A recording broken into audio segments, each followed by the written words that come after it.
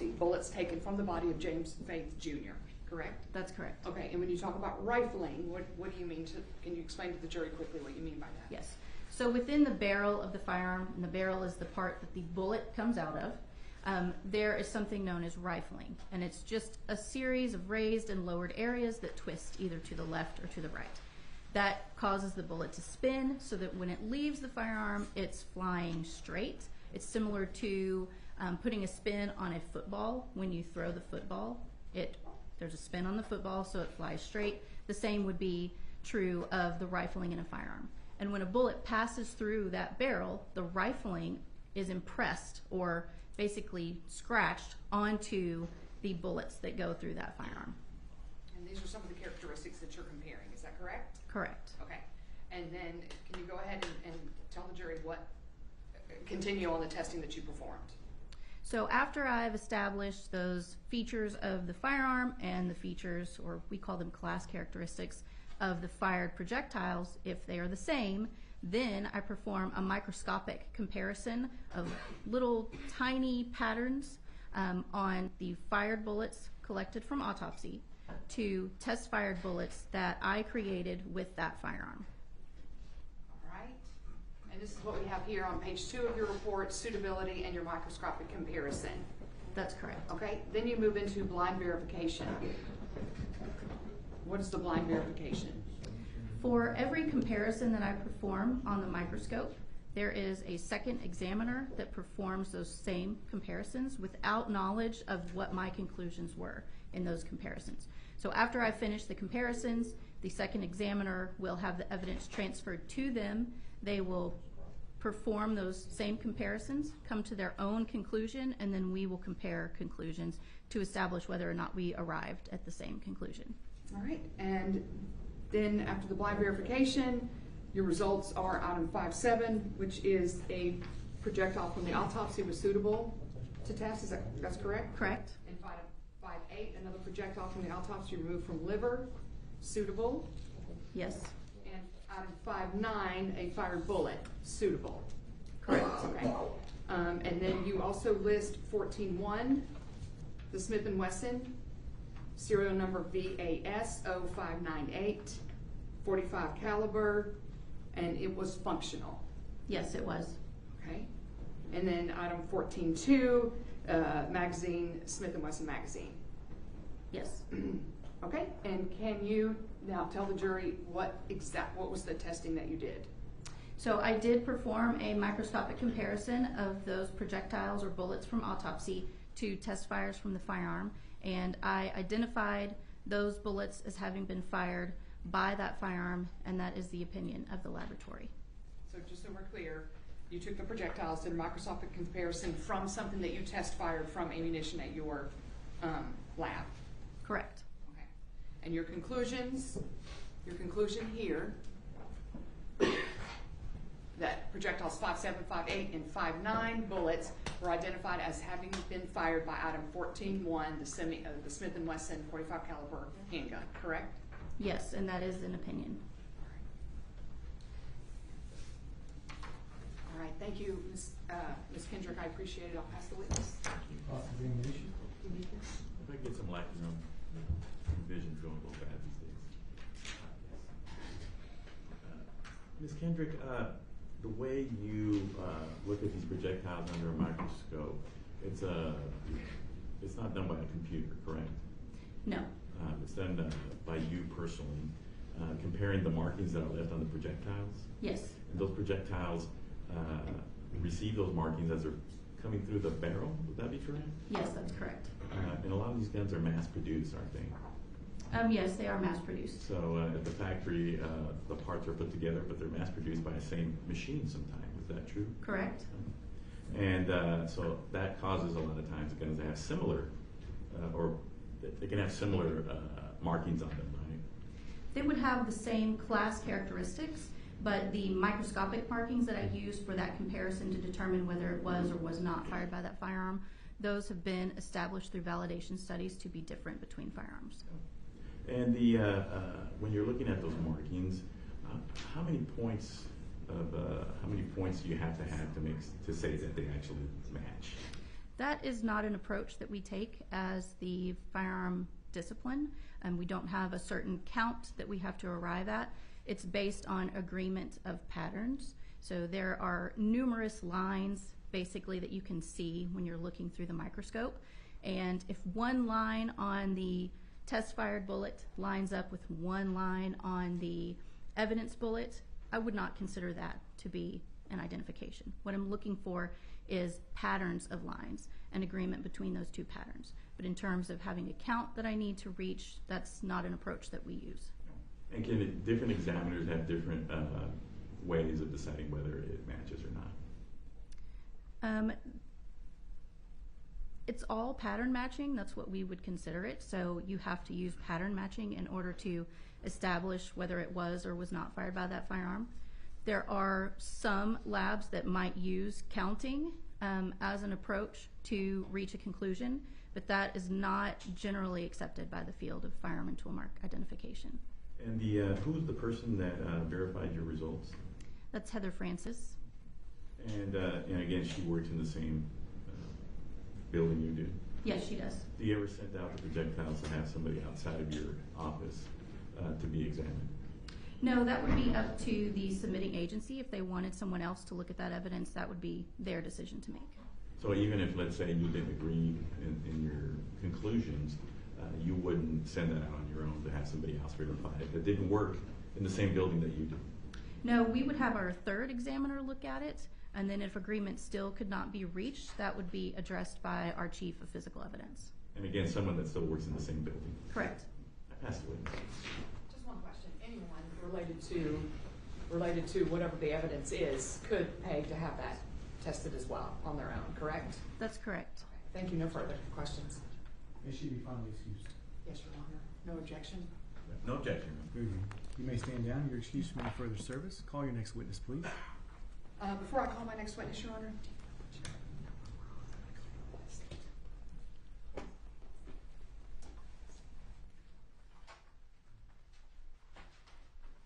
At this time, Your Honor, I'm going to offer it into evidence by agreement, a stipulation of evidence, which would be State's Exhibit 187 for all purposes. Okay. And 187 is admitted. Sorry. And pursuant to this stipulation, I would like to offer into evidence the serology report, also conducted by Southwestern Institute of Forensic Science, which is 168. I'd like to offer in the report. No objection, Your Honor. It's admitted. You may publish. All right, thank you. At this time, the State calls Amanda Webb.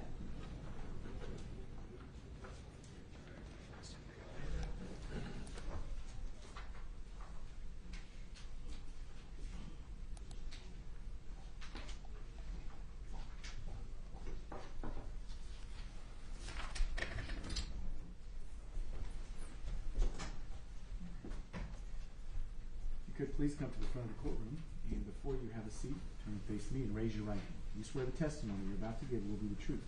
I do. Please have a seat. You're responding to questions from Ms. Mitchell, perhaps also Mr. Sanchez to your left. You may proceed whenever you're ready. Good morning. Good morning. How are you? Good, thank you. Good. Can you please state and spell your name for the record?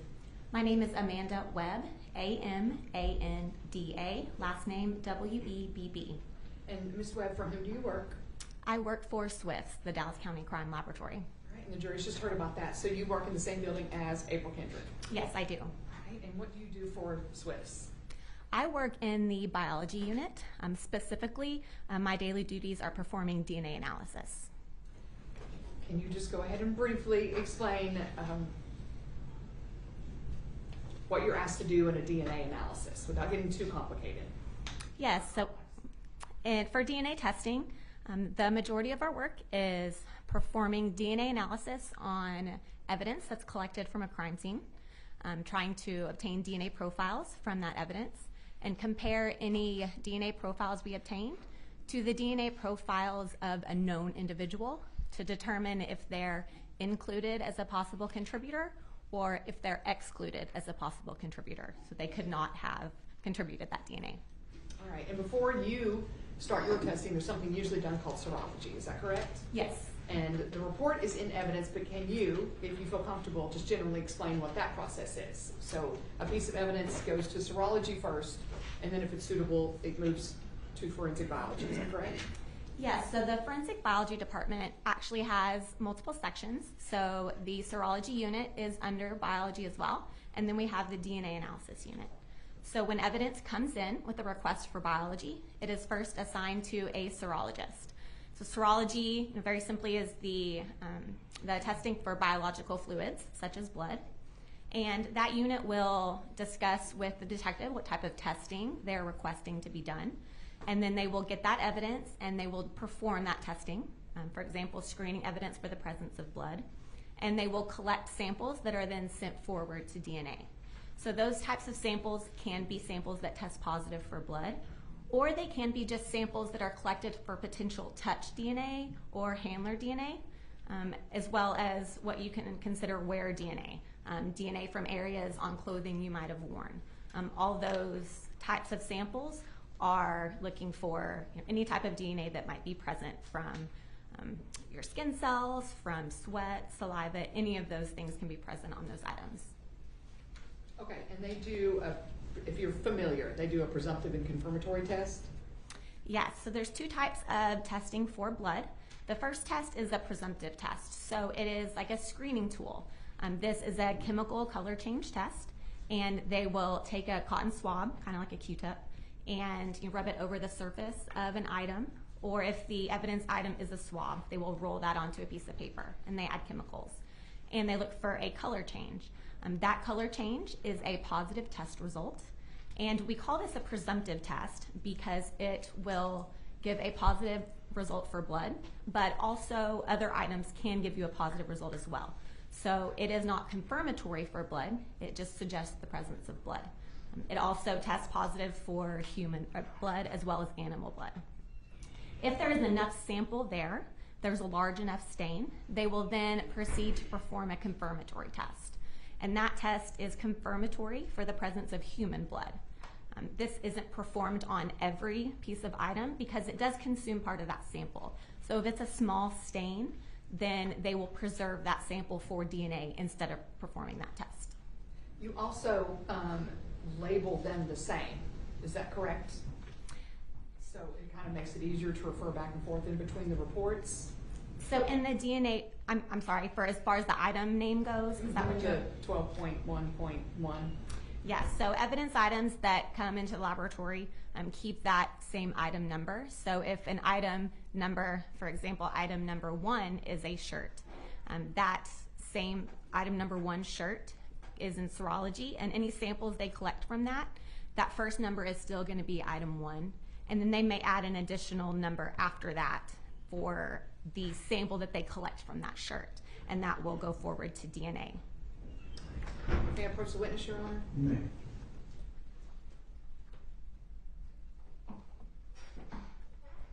I just want to show you what's marked as State's Exhibit 169.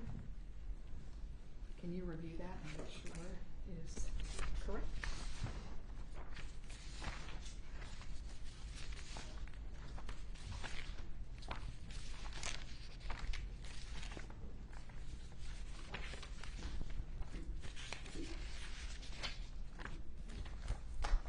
Yes, this is a copy of a DNA report that I issued in this case. All right, and you did this report at or near the time of the testing, is that correct? Yes. All right. At this time, Your Honor, I'd like to offer the evidence, States 169. No objection, we've seen it. For all purposes. It's admitted for all purposes. You may publish. Thank you. Okay.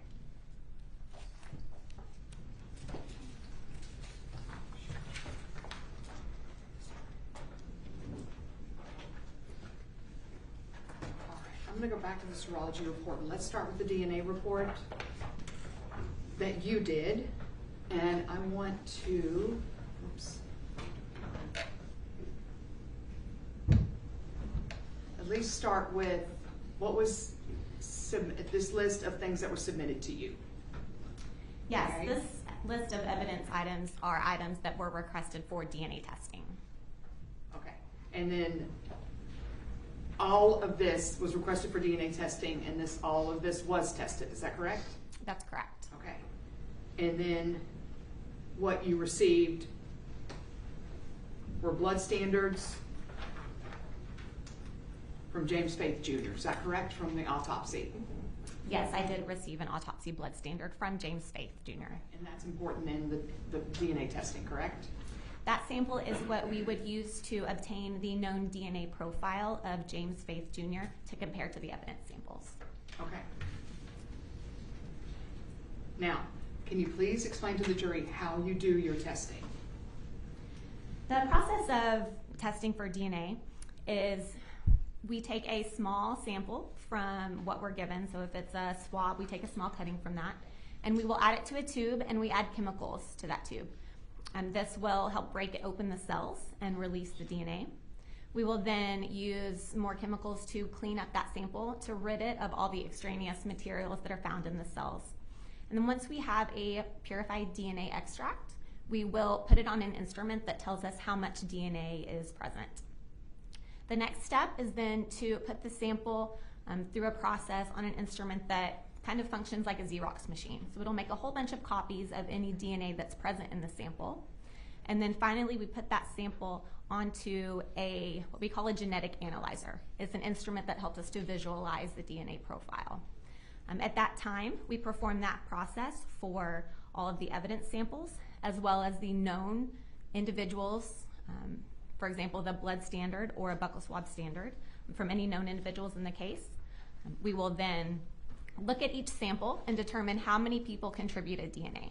Is it from a single source, a single person's DNA profile? Or is it a mixture of DNA from 2, 3, or more contributors? And then once we have looked at all of those evidence DNA profiles, we will then compare the known DNA profiles to see if they're included or excluded. Okay, so this is what we have on your second page is exactly what you were talking about, whether it's a complete profile, incomplete profile, and a single source. Yes, this table will tell you the number of contributors, the profile category, what that means on that very right. A single source is from one person. If it is a mixture of DNA, there's different ways we can look at that mixture. If we look at that mixture and determine that one person contributed more DNA than a second person, and we're able to separate out those DNA profiles, then we call that a major minor. So a major contributor, somebody contributed more DNA, and a minor contributor for the person that contributed a lower amount.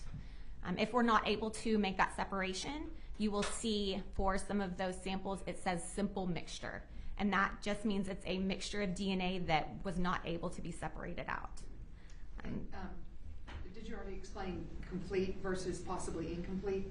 I have not yet. So for that description of profile column, you have 3 options that you'll see here: complete, incomplete, or possibly incomplete. So a complete DNA profile means that we are seeing all of the genetic information that we would expect to see for that number of contributors that is in that next column. Incomplete means we know that there's genetic information that's missing. We do not have a complete DNA profile. And possibly incomplete means that we are not able to tell there is potentially genetic information missing. So it's possibly incomplete. Okay, but you can still test. Yes, if it's possibly incomplete, that does not mean we can't interpret that DNA profile. It's just a way of describing the profile. And then on your third, 4 of 8, it says 4 of 8. These are basically your conclusions. And what I want to focus on is, well, just generally you have 2 columns up top, correct? You have the samples with the numbers, and then you have the name James Faith Jr. and then the name Darrin Lopez, correct? Yes. You've got excluded, Yes. and included, and then a certain number. Can you explain before we get into it what that means? Yes, so for the individuals tab, those are the people that we were given known DNA standards for to compare to the evidence. As you go down the column for each person, that will tell you if they are excluded as being a possible contributor, so they could not have contributed DNA to that sample, or if they are included. And you will see that anytime somebody is included as a possible contributor, we give a statistic. And what that statistic here tells you is that if you were to randomly select an individual and compare them to this DNA profile, what is the number of people that would potentially be included as a contributor in that same way? Those statistics can range from You see here there's a number less than 1 in 10 trillion. So that is the strongest statistic that our laboratory reports out. What that means is that if you were to randomly select an individual and compare them to this DNA profile, you would have to have more than 10 trillion people before you'd expect another person to also match that DNA profile in the same way. So to put that into a little bit of perspective, we have just under 8 billion people on the earth right now. So you would have to have more than 1,200 of the earth's populations before you'd expect another person to match in that same way. The statistics can go all the way down to something such as, here you see a 1 in 2 statistic. And what that 1 in 2 means is that, again, if you were to randomly select an individual and compare them to that profile, 1 out of every 2 people would be included in that same way. So, for example, half of this courtroom for a 1 in 2 statistic would potentially be included as a possible contributor. All right, and what I want to focus on is at the bottom we have 11.7.1. And we have stain swab, and you have quotes, ... slide stop, close quote. Right? Yes. Okay, and that slide stop is actually from a swab from a gun, correct? That sample was submitted to us as a swab. So as we talked about, kind of like the Q-tip that you can picture in your head. It was submitted to the laboratory as a swab that was labeled as slide stop. And the conclusions on this one is under James Faith Jr., that swab from the slide stop is the one in more than 1 in 10 trillion. Is that right? That sample, the results for that sample are that the DNA profile obtained from that sample was from a single male and matched the DNA profile of James Faith Jr. And yes, that statistic for including him in that sample is less than 1 in 10 trillion. So you would have to have more than 10 trillion people before you'd expect another person to also match that DNA profile in the same way. And it's also just what you said before, the highest possible figure that you report out. Is that correct? That is the strongest statistic that our laboratory reports out. Okay. And then under the same 11.7.1 on Darrin Lopez, we have excluded. So his genetic profile was not found at all. He was excluded as being a contributor to that sample. Okay, and then the same for 12.1.1. We have stained swabs right under 11.7.1, quote, slide/trigger guard. And in that one, we have the same. Under James Faith, we have less than 1 in 10 trillion, the strongest statistic that you report out. And under Darrin Lopez, we have excluded, correct? Yes, that DNA profile, again, was from a single male that matched the DNA profile of James Faith Jr. with that less than 1 in 10 trillion statistic, and Darrin Lopez was excluded. Okay.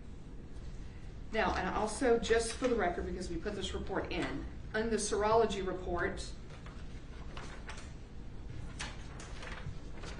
on page 4 of 7, and again, this is not your report, but it is in evidence, and she did. Under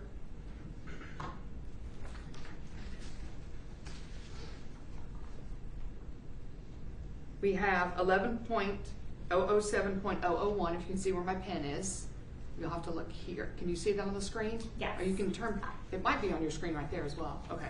Yes, and I have that report in front of me as well. Okay. And so we have that. If you go over, sorry.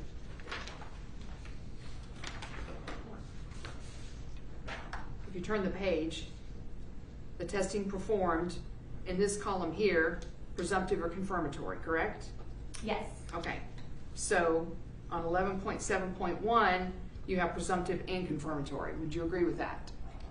What those results indicate is that that sample tested positive with the presumptive test for blood. In the confirmatory column, you see a Q, and what that means is quantity not sufficient. So that confirmatory test was not performed because it was determined that there was not enough sample to perform that test. They preserved the sample for DNA. Okay, and the same thing with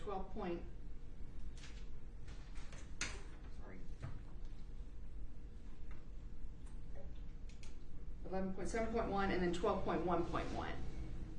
We have the same thing under 12.1.1, swabs, slide trigger guard. Yes, the serology results for sample 12.1.1 are the same as just discussed. That presumptive test was positive, but not enough quantity to perform the confirmatory test. Okay, but you can still perform a genetic testing on those swabs. Yes, we are still able to perform DNA analysis. Okay, and you were able to get a genetic profile and reach conclusions off those swabs, correct? Yes, I was. All right, thank you, Mrs. Webb. I'll pass the witness. Thank you. Officer's examinations. Ms. Webb, did you do anything else other than what you testified to here today? No, I did not perform any additional testing on other items in this case. I issued this one DNA report. That's all I have. You should be finally excused. No objection, Your Honor. No objection, Your Honor. May I approach before you? Sure. Hang on one second.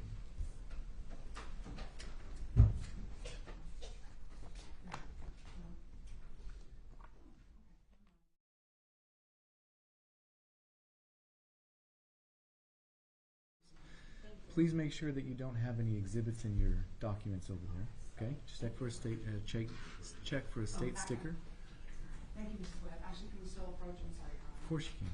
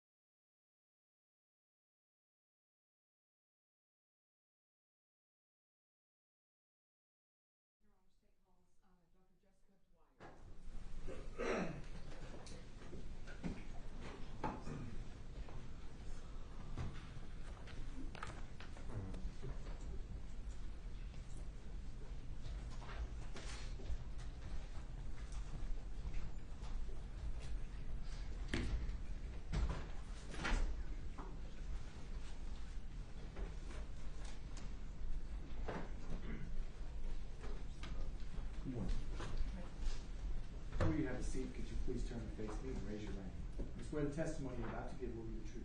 Yes, sir. Please have a seat. To respond to questions from Ms. Mitchell and perhaps also Mr. Sanchez or Mr. Duke to your left, you may proceed whenever you're ready. Thank you, Your Honor. Good morning. Good morning. Good to see you again. You too. Can you please introduce yourself and state your state and spell your name for the record? Yes, good morning. My name is Dr. Jessica Dwyer. That's Jessica, D as in dog, Wyer. And Dr. Dwyer, for whom do you work?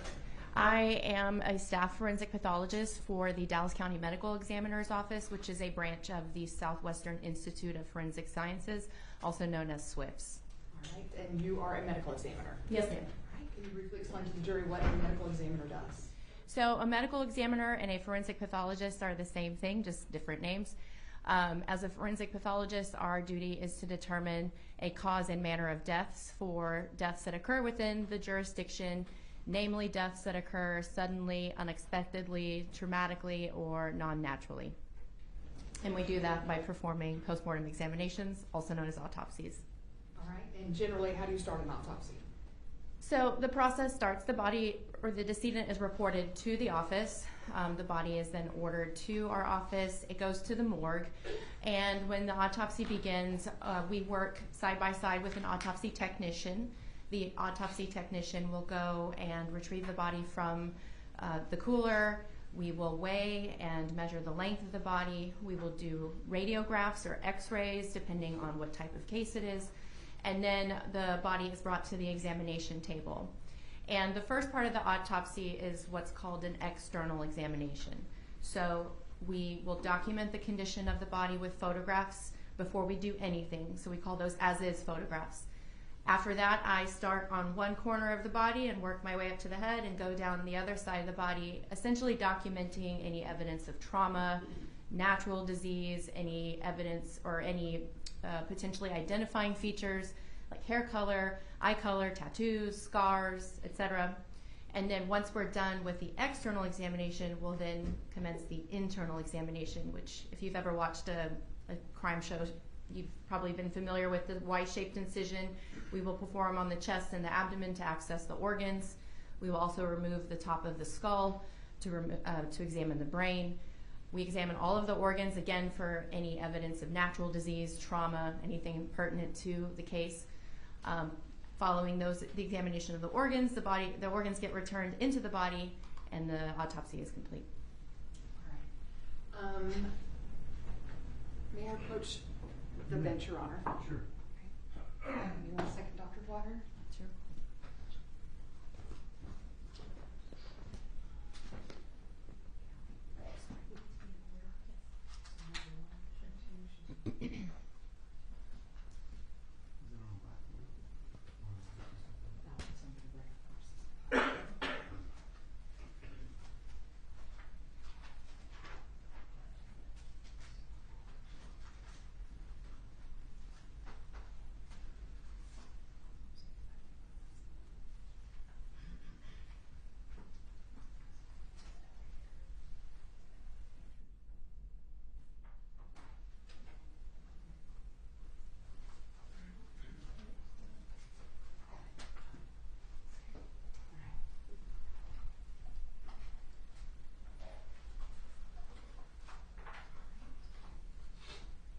May I approach the witness, Your Honor? You may. All right.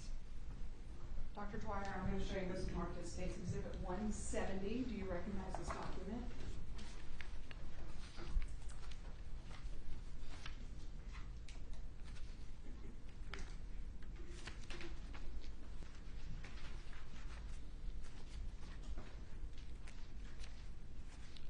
Yes, ma'am. All right. And did you create this document? I did, yes. All right. And you did an autopsy under this IFS number, which I haven't gotten out yet, but IFS 2018867. Is that correct? Yes, ma'am. Okay. And that IFS number follows all the testing throughout SWIFT's. Yes, it's the unique identifying number for this decedent.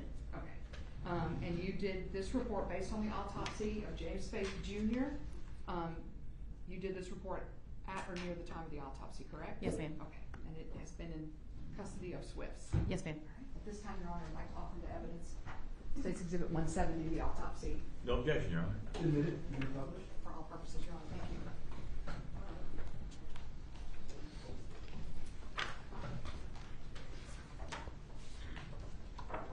All right.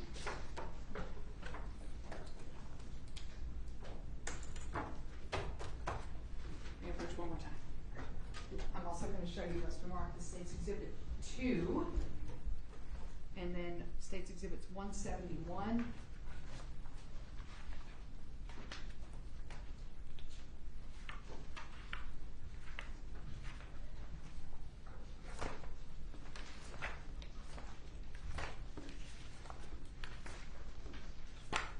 Through 186. Can you look through those and see if you recognize those photos?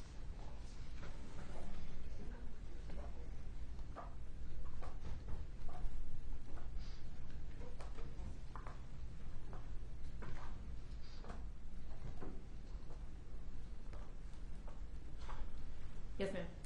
Those are photos taken during the autopsy, correct? Yes, ma'am. All right. At this time, Your Honor, I'd like to offer into evidence State's Exhibit 2 for all purposes, as well as State's Exhibits 171 through 186 for all purposes.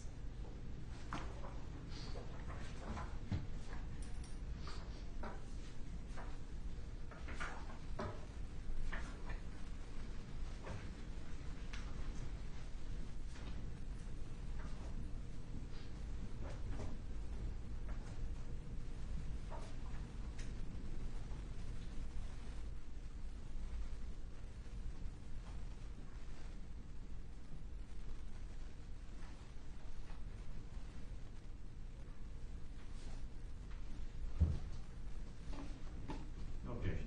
You're admitted, you may publish. Thank you.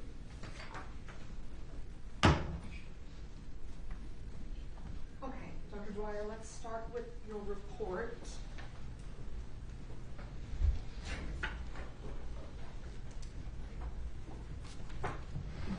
Okay, and again, we have the first page of your report with the IFS number on here, the decedent being James Spade Jr., correct? Yes, ma'am. Okay, you start with an external examination, Correct. okay? And you've already talked to the jury about that. Yes, ma'am. Okay, you get the weight and you get the length. Yes, ma'am. We move to page 2, and again, you're doing the external examination, Yes, ma'am. and then you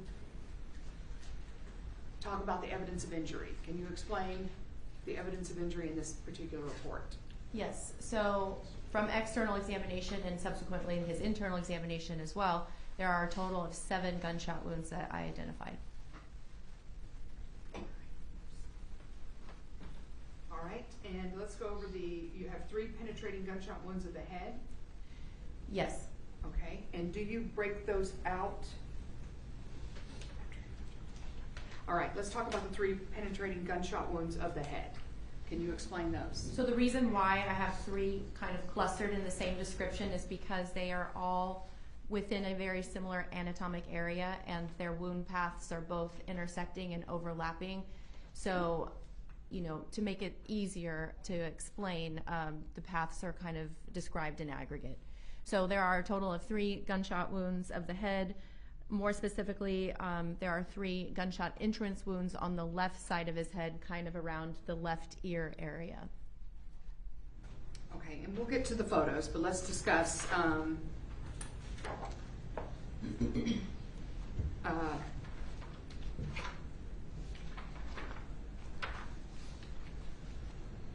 in aggregate, if you want to talk about that.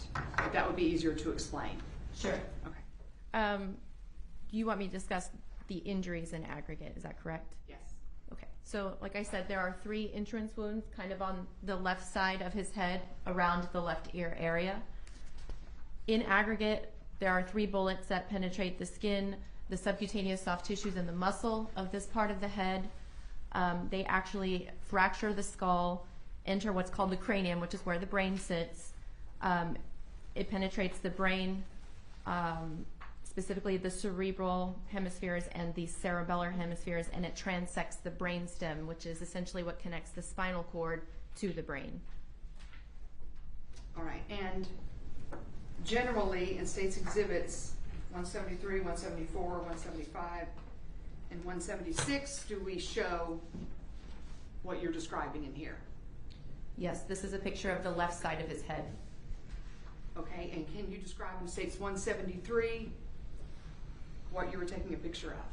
So there's 3 gunshot wounds. You can't really see the one just above his ear because it's covered by hair, but there is another photo where that has been shaved. But he has a gunshot entrance wound just above his ear. He has one centered on his left external ear, and then he has another one just below the left ear. Okay, so this is what you're saying, they're very clustered together. Yes. And so they're sort of taking the same routes. Yes. The bullet goes in. Yes. Okay. Here we have States Exhibit 174. And here we can see better with the head shaved. Actually, if you turn it to where that large sticker is, yep, that's anatomically correct. Uh-huh. So this is a photograph of the gunshot wound that's just above his ear that was previously covered by hair in the picture just before it. And now I have shaved the hair around that entrance wound just so you can see it better. Okay, and States Exhibit 175, we get a closer of the one that actually went into the external left ear. That's correct, yes. And then 176, this is going to be the one below the ear. Yes, ma'am. So if we go back to 173, it makes a little bit more sense now. Yes, ma'am. The gunshot wound up here, the one here, and the one down here. Yes, ma'am. Okay. All right. Can you just generally talk about, well, do you recover fragments at that point during the autopsy? Yes. From this area? Bullet fragments were recovered from the brain, yes. All right. And can you generally talk about the paths of the bullet, or predominantly rightward? The paths of all 3 bullets are essentially rightward, so from left to right. Okay. And the injury associated with that? Yeah, so in addition to the injuries directly caused by the bullets, there are other injuries that are associated, including there's hemorrhage underneath the scalp, there is hemorrhage on the surface of the brain, within the brain, there are fractures of the skull and the base of the skull, and essentially there are also bruises on the brain, or we call contusions of the brain. Okay. Would these 3 gunshots alone likely have killed him instantly? Yes. I'm going to show you States Exhibit 2. And can you describe what this photo is? So this is what we call an as-is, I'm sorry, that's not correct. This is an identification photo. So every decedent that we examine will have a photograph of just their face with the unique identifying number assigned to them by our facility. And in the purposes of, they need to be identified visually. Okay, so this number IFS 218867 is going to correlate with the IFS number on the report. Yes, ma'am. Okay, and the IFS number means Institute of Forensic Science. Yes, ma'am. Okay, let's go to State's Exhibit 171. Can you describe that picture? So this is an as-is photograph. Essentially, when we open the body bag, before we do anything with the body, we will photograph the condition of the body. This is the upper half of his body from the head to the trunk, essentially, again, with the unique identifying number for the decedent. And 172 would just be the bottom half. Yes, yes, ma'am. Okay. Now, back to the report. We then move, and you separate it out a little more, the gunshot wounds to the trunk. Yes, ma'am. Okay, can you go ahead and talk about the gunshot wound, the first gunshot wound to his trunk, where it was? Yes. So in addition to the 3 gunshot wounds of the head, there are then additional gunshot wounds of the trunk, which is the anatomic area comprising the chest and the abdomen. So I arbitrarily number them for organizational purposes, and the first one that I numbered as penetrating gunshot wound number 1 is on the right side of the upper chest. That's where the entrance wound is. Okay, is this going to be in States 179? Yes, ma'am. Okay. And can you describe just exactly what we described before? Path, what you recovered from it, and the injury caused. Yes, ma'am. So the bullet enters the right side of the chest, goes through the skin, subcutaneous soft tissues, and muscle of the right side of the chest. It then enters the right chest cavity where the lung sits, and it does penetrate a part of the lung, the right hemidiaphragm, which is a sheet of muscle that sits between the lung, or the chest, and the abdomen, and also penetrates parts of the liver. And we did recover a jacketed bullet from the liver. So the path would be backward, downward, and slightly rightward. Okay, and the injuries associated with this? Yes. So there is a contusion of the right lung, and there's also blood within the right chest and blood within the abdominal cavity. Okay. Now let's move to penetrating gunshot wound of the trunk number 2. So where it was? the entrance wound is on the kind of the posterolateral aspect of the left side of the chest. That's where the entrance wound is. The bullet penetrates the skin, subcutaneous soft tissues, and muscles of the left side of the chest. It also enters the left chest cavity where the left lung sits. Hang on, Dr. Dwyer. I'm just going to show you State's Exhibit number 181. Would this be this one? Yes, ma'am. This one up here? No, the one where the sticker The is. bottom? Yes. Okay, all right. So that's the gunshot wound that we're talking about on the body? Yes, The ma'am. trunk, okay? Sorry, I got lost in my. That was my fault. I This apologize. is the so this is penetrating gunshot wound number 1. The bullet penetrates the skin, subcutaneous soft tissues, muscles of the left side of the chest, enters the left chest cavity. It then penetrates the heart and the descending thoracic aorta, which the aorta is the largest artery in the body. And we recovered a jacketed bullet from these soft tissues kind of around the heart. And so the path of this bullet is rightward, upward, and forward. And injuries associated with this gunshot wound include contusions of the left lung. There is blood within the sac that sits around the heart. And there is hemorrhage within the soft tissues, essentially around the heart and the aorta. Okay, and the path of this one is rightward, upward, and forward? Yes, ma'am. Okay. Now, you have in here that there are approximately 220 cc's of blood remaining within the pericardial sac. Why do you make a notation of that? So there's blood within the pericardial sac. So the pericardial sac is what the heart, it surrounds the heart. When it fills with blood, it can sometimes impede the heart from pumping correctly. And I said remaining within the sac because there are holes in the pericardium, so blood is also coming out. So that's all that's remaining, and there is potentially more at one point. Let's move to penetrating gunshot wound of the trunk number 3. And this is going to be on State's Exhibit 182, where the sticker is that correct? Correct. Okay. Can you do the same as the other ones described? Yes, ma'am. So this gunshot wound, the entrance is on the lateral aspect of the left side of the chest. This bullet also penetrates the skin, subcutaneous soft tissues, and muscles of the left side of the chest. It actually enters the abdominal cavity, not the left chest cavity, where it then penetrates the left hemidiaphragm, which again is the muscle that sits between the chest and the abdomen, the spleen, the stomach, the omentum, part of the colon, which is the large intestines, the liver, the right hemidiaphragm, and essentially goes out the right side of the chest. And we recovered a jacketed bullet within the right chest cavity. It was just freely floating in the cavity. Okay, and injuries associated? Oh, sorry, yes. Again, there's blood within the abdomen. There's about 100 cc's, and there is blood within the right chest cavity.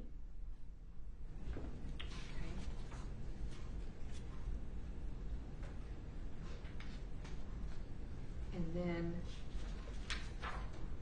okay, I'm sorry. And then you have gunshot wound to the right thigh. Yes, ma'am. Okay. You called it perforating gunshot wound to the right thigh. Yes, ma'am. Okay, and this is what we're going to see in State's Exhibit 185?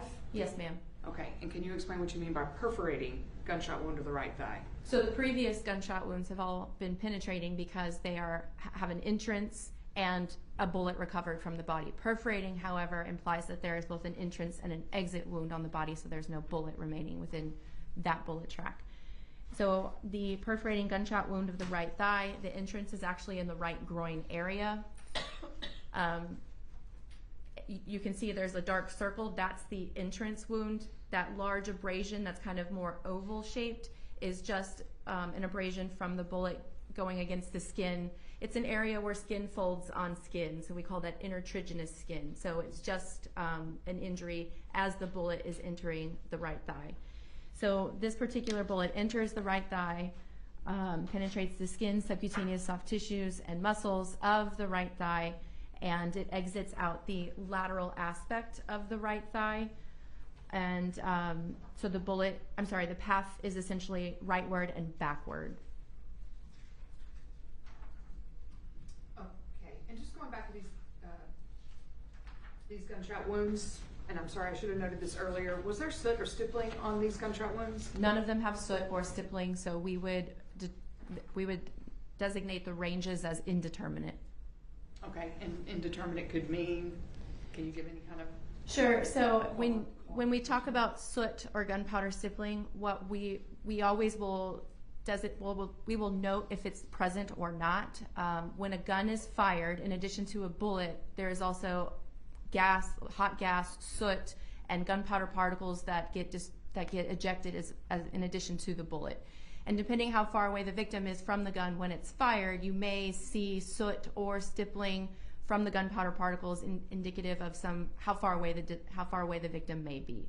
In this instance, there is no soot, there is no stippling, so it's either the victim is too far away for there to be, so we would say that it's a distant range, or that there is some sort of intermediary target. Okay. And let's go to State's Exhibit. I believe you talk about this as additional injuries.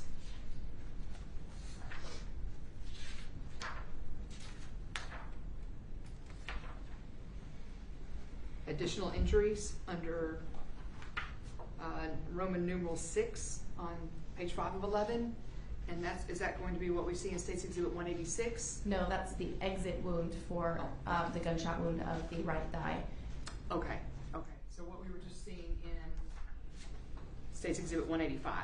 Yes, ma'am. Okay, and this is going to be the exit wound 186. Yes, ma'am. All right, and then can you just discuss any additional injuries? So these are injuries in addition to the 7 gunshot wounds.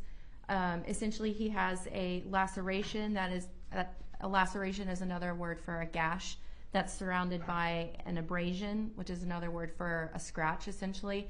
It's on the right side of his scalp. So it's a laceration that is surrounded by abrasion. He has a couple of small abrasions on his right thigh, an abrasion on his right knee, and a couple of abrasions on his left shin. Okay. Otherwise, doing the internal examination, otherwise he was a healthy male for his age. Yes, I mean, he has some underlying cardiovascular disease, but other than that, I did not see anything unusual. In toxicology, you see none detected. No substances detected. And then on page 8 of 11, this is when you do your findings. Yes. Okay, with the ranges are indeterminate. You do entrance and exit, direction, and associated injuries on that part, correct? Yes, ma'am. Okay. Before we finish up with that, on State's Exhibit 184, 185,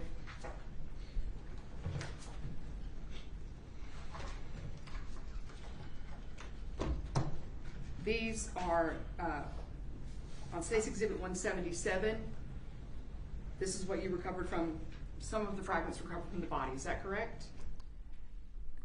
Could you lower it also so I can see what's written? No, the other way. So these are fragments of a jacketed bullet that are recovered from the right side of the brain. Okay, and State's Exhibit 178. These are also numerous fragments of a jacketed bullet that are recovered from the brain. State's Exhibit 180. This is the bullet that's recovered from the liver. 184. This is the bullet recovered from the right chest cavity that was freely floating within the cavity. And 183. This is the bullet recovered from the soft tissues surrounding the heart that we mentioned previously. All right, and going back to your report, you finish up with your findings. I'm sorry. Whose phone is that? Please mute it. Thank you. In your conclusions, Dr. Dwyer, the cause of death? Multiple gunshot wounds of the head and trunk. And manner of death. Homicide.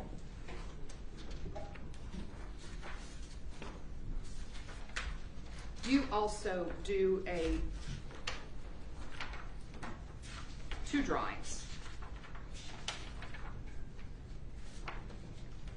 in this report, correct? There are 2 body diagrams. 2 body diagrams. I'm not that good at drawing. Yeah.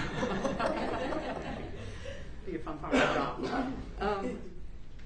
Okay, so on this particular page, what are you showing, not to scale? So this particular diagram shows 4 views of the face, the front, the back, the left, and the right side. And if you look on the top left diagram, that would be the left side of the head. And there are 3 entrance wounds, gunshot entrance wounds that I've designated based on the anatomic area. Okay, and no exit ones. Correct. Okay. Hence where you find all the projectiles in the brain. Yes, ma'am. Okay, and then this last page, another body diagram. Yes.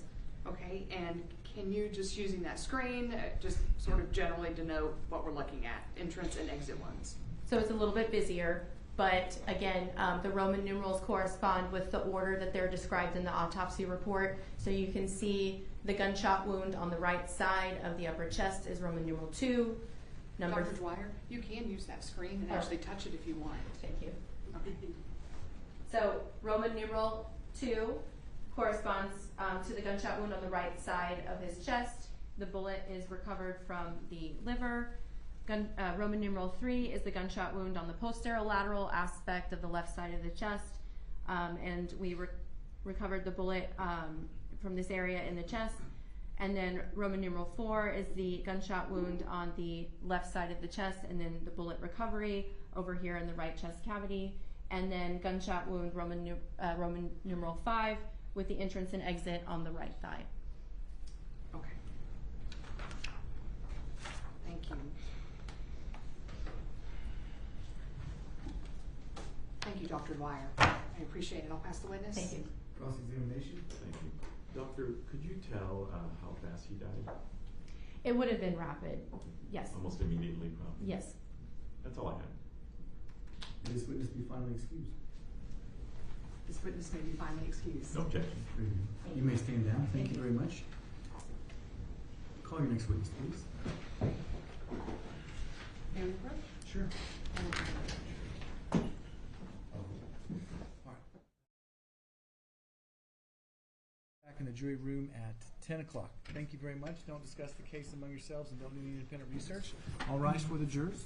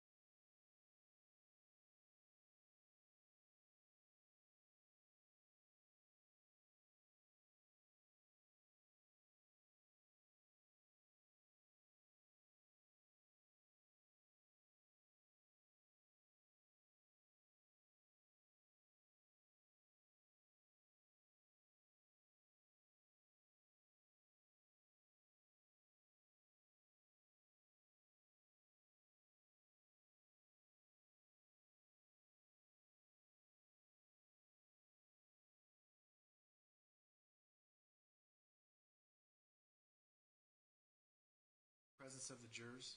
The state had a motion in limine. Hang on one second. State had a motion in limine. I'm sorry, the defense had a motion in limine. Go ahead, Mr. Duke. The floor is yours. Judge, the state has tendered some discovery, which includes some text or some chat room messages that occurred on or about April 13th between parties that are not involved in the case. March 13th. Or excuse me, March 13th of 2020. March 14th. And March 14th, I think on or about. That the defense would object to the entry of those under Texas Rules of Evidence 401, 403, 404, as well as Article 1, Section 10 of the Texas Constitution, and the 5th, 6th, and 14th Amendment of the United States Constitution. We do not believe they are relevant. They are more prejudicial than probative. They would give it inappropriate character. And we would object to them coming in and ask that specifically, if the court's not willing to exclude them at this time, that at least the state approach before they get into any of those. All right. And your reply? If you have Well, one. the state believes it's highly relevant. However, the state agrees with the court's ruling and will approach before we decide to get into that. All right. The record should reflect that we had a discussion off the record before the court informed the parties at the time that I would reserve my ruling until I heard some of the testimony that might be related to or shed some light on what these messages might be. And we're going to call these the chat room messages.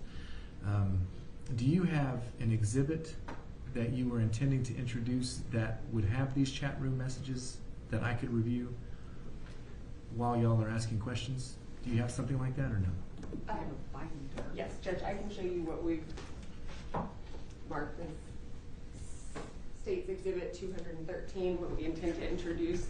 These are emails between the parties. You intend to introduce this binder? Yes, Judge. And the chat room messages are, it's the second page in the binder, Okay. and there are 3 chat room messages there. Okay, so 3 chat room messages is what we're talking about. They're lengthy. Yes, it's 3 chat room related emails, I should say, but they've copied and pasted the entire conversation, or Darrin Lopez has copied and pasted the entire conversation chat room into 2 emails. All right, and would you have any objection to me reviewing States 213? No, Judge, we All right. anticipate to that coming in. So I'm going to admit 213 for record purposes at this time. You need to lay the predicate in front of the jury and all that for all the other stuff in here, but I'll look for these chat room conversations. Is that pretty much what I'm looking for? Yes, it's more of a play, I suppose. Our Did story. you say a and play? A play. A yes. script. Okay. That's how it's written, so you'll recognize it. Donna, Emma, Eric. Correct. Okay.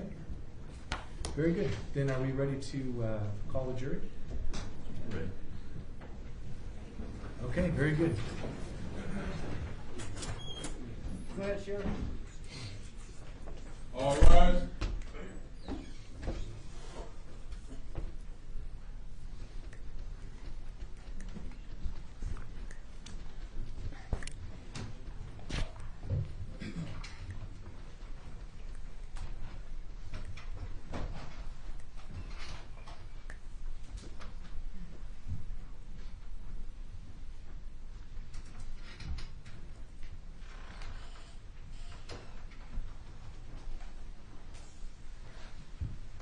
Thank you, Sheriff. Y'all may be seated. Sir, if you would please raise your right hand. Do you swear the testimony you're about to give will be the truth? Yes, I do. Go ahead, please have a seat. Let me see the lawyers very, very quickly.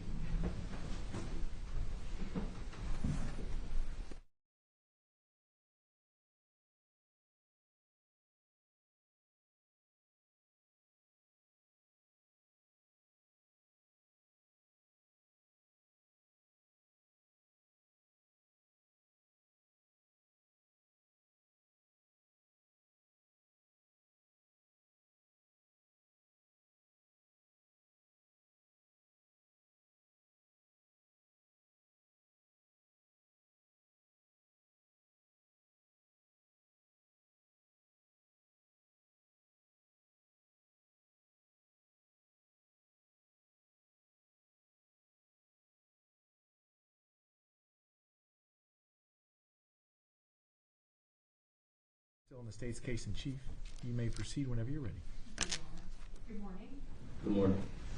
Can you please state and and spell your name for the record.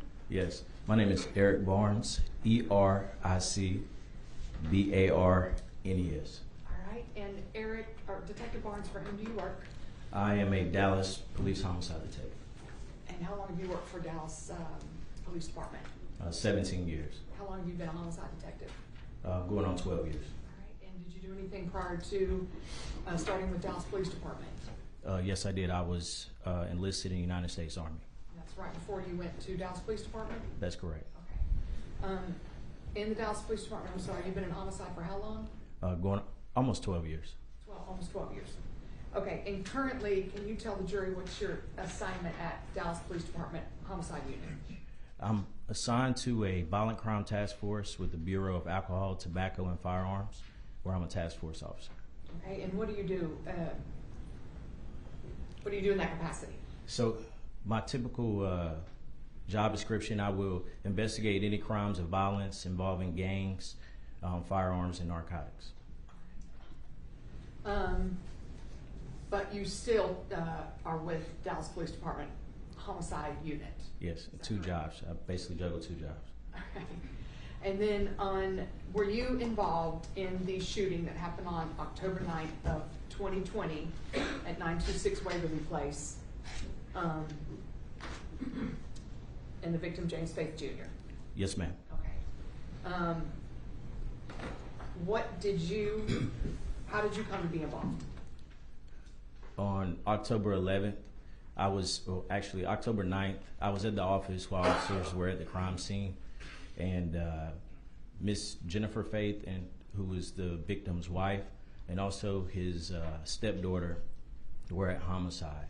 I was at the office at my desk just doing my normal stuff, and Miss Faith had a medical episode.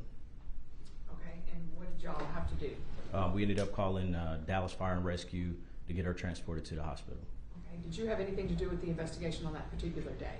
No. All right, when does your involvement begin? October 11th, I helped Detective Walton. We did a neighborhood canvass around the house where the murder occurred, looking for witnesses and also video footage. All right, do you also go to the home of Jennifer Faith on October 12th? Yes. With Detective Walton and look for and review her camera? Yes, that's correct. Okay, and just continue on, Detective Barnes, if you can remember, like, how did you continue with your involvement? So, in speaking with Detective Walton, there was some difficulties in this investigation, being that a person of interest, Mr. Lopez, lived in a different state. And just based on the laws in Texas, the authority of a peace officer kind of extends to the state boundaries. And by being a part of a federal task force, one of the things, we have jurisdiction over the whole United States. So I was able to offer resources to Detective Walton in terms of prosecution or any assistance on the federal side. All right, and what was the first thing that you recall doing? So on November 4th, I spoke with several people, primarily people that I work with here in the Dallas area. I spoke with AUSA Rick Calvert. We came up with a game plan on any assistance that could be provided here in Dallas and also in Nashville. We put together a team of individuals, law enforcement and state, to work a joint investigation on this case because, like I said, it crossed so many state boundaries. We also enlisted the help of several analysts here in Dallas, also in Nashville with the Nashville Field Division, and we worked a financial investigation as well, just supporting the overall homicide investigation. Okay. And this is because the focus is on Tennessee, because by this point, the person of interest, Darrin Lopez, you guys had figured out lived in Cumberland Furnace, Tennessee, correct? That's correct. Okay, and that had been pretty well verified. Yes. All right, but at some point you want to actually put eyes on him, is that correct? That's correct. Okay, and now they've heard a little bit about the federal side of the investigation, but did Walton try to get local law enforcement agencies involved to see if they could see him or his vehicle that you have now at this point in the investigation come to know as a black Nissan Titan with the T sticker on the back? That's correct. But they could not because his acreage was too large, is that correct? That's correct. The outside of his property, there was a gate, a personal privacy gate, and I believe it was approximately 20 acres, so the house was a good distance away from the road, so he was unable to determine if the truck was parked there. All right, and before I go on, if Darrin Lopez was in the courtroom today, could you identify him? Yes, he's a gentleman sitting right here with the yellow button-up shirt. All right, may the record reflect the witness has identified the defendant in open court. Record shall so. Thank you. Okay, so you reach out to the ATF in order to do what, as far as putting some surveillance on the home in Cumberland Furnace? While we were working the investigation, we believe it'd be a good idea to try to keep tabs on him, to make sure that just get a daily pattern of life for him, and also to catch someone driving the vehicle. So go ahead. So we decided that we would put up pole cameras to remotely watch his travel on two points inside his neighborhood. Okay, did you also do what's called a flyover? Yes. Okay, was that prior to the pole? Flyover before we put up the pole cameras. We wanted to actually see if we could get confirmation that a vehicle was still parked at on his property without notifying him that we were looking for it. All right, and was this flyover actually done? Yes, it was. Okay, and what agency was involved with that flyover? It was coordinated through ATF, but it was the Tennessee Bureau of Investigation that actually did the flyover. May I approach the witness? You may.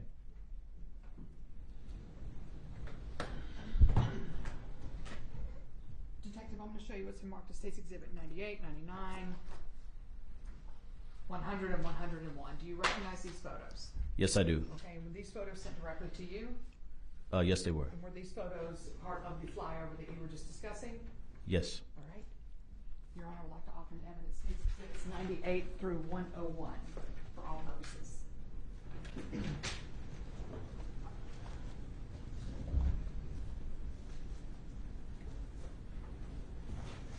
No objection. You're admitted, you may publish.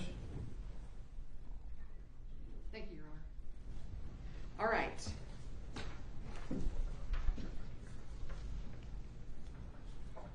Detective Barnes, I'm showing you what's been marked as State's Exhibit 98. Can you show what's relevant in that photo? And I know it's kind of hard to see. At the bottom right-hand corner of the photograph is a black 2004 Nissan Titan that was used in the murder of James Faith. Okay, at this point, were you aware that he had the gray Scion? No, I wasn't. Okay. In State's Exhibit 99, and you can look at your screen and touch it. I know it's hard to see, but in the what is significant about this photo?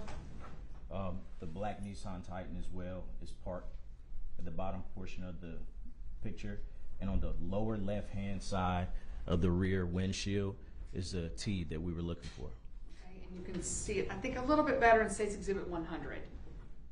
That's correct. Okay. And State's Exhibit 101. Okay, just an overview. Yes. Okay, so once you get confirmation from this flyover that that is his truck and at that house, you guys then, or you and the ATF, then put up the pole cameras, is that correct? That's correct. Okay, and do they take photos of that truck exiting or the residence?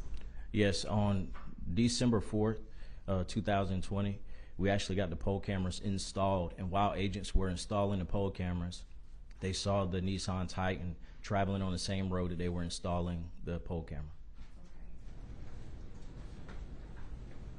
Okay. Did they also take photos of the truck that they saw from another car? Yes, they did. Okay, I'm going to show you what's been marked as State's Exhibit 102. May I? Okay. Both sides can have permission to approach that the entire duration of this trial. We're not asking them. There's going to be a lot of explanations. State's Exhibit 102. Do you recognize this photo? Yes, I do. Okay, and this photo was taken by one of the agents from, it looks like, the inside of their car? Yes, Okay, so in a road in Cumberland Furnace, Tennessee? that's correct. Okay. Offering to evidence State's Exhibit 102, and I apologize for this. No objection. It's admitted, you may publish. Thank you.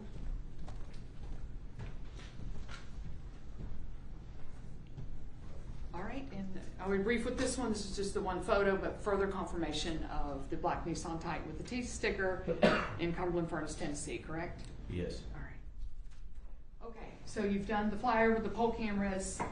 keeping eyes on him. What else is going on? On that last picture as well, we noticed that the vehicle had been modified from the time that it was used in the offense. There's a white bumper sticker placed on the tailgate of the vehicle that was not present during the murder. Okay. Do you recall what the bumper sticker was? No, I don't. All right. All right, can you continue? What do you guys do now? And we're moving into December at this point, right? Yes. Okay. On December 8th, during review of the footage from the poll cameras that were installed, agents noticed that there was a significant removal of the T from the rear windshield of the vehicle. And I'm sorry, how did you get that information? It was from the poll camera footage. Okay. That he was removing the T sticker, or the T sticker had been removed? Yes, the T sticker had been removed. Okay. And when you finally do the arrest and you see the black Nissan Titan, it is clear that the T sticker was removed, correct? That's correct. Okay. And when we get there, I'll okay. Also, Detective Barnes, while you mentioned also using analysts. Yes. One of the analysts was Jessica Mast. That's correct. Okay. And this was early on, more in late October. But a lot's going on, so we're going to kind of be going back and forth from the months from October until the arrest in January 11th. But you guys sent a set of records to Jessica Mast for call detail records. And can you just explain to the jury, they got a little bit of it, but just what you were looking for and specifically why that is important to you as a detective? The call detail records allow us to, the initial thing we were looking for is to see who our person of interest was. On this case, happens to be Mr. Lopez, what he was doing during the time of the offense. On this particular case, once we looked at the call detail records, there was a huge void in his call timeline. Based on the patterns of the days leading up to the murder, there was hundreds of calls and contacts made between him and Jennifer Faith.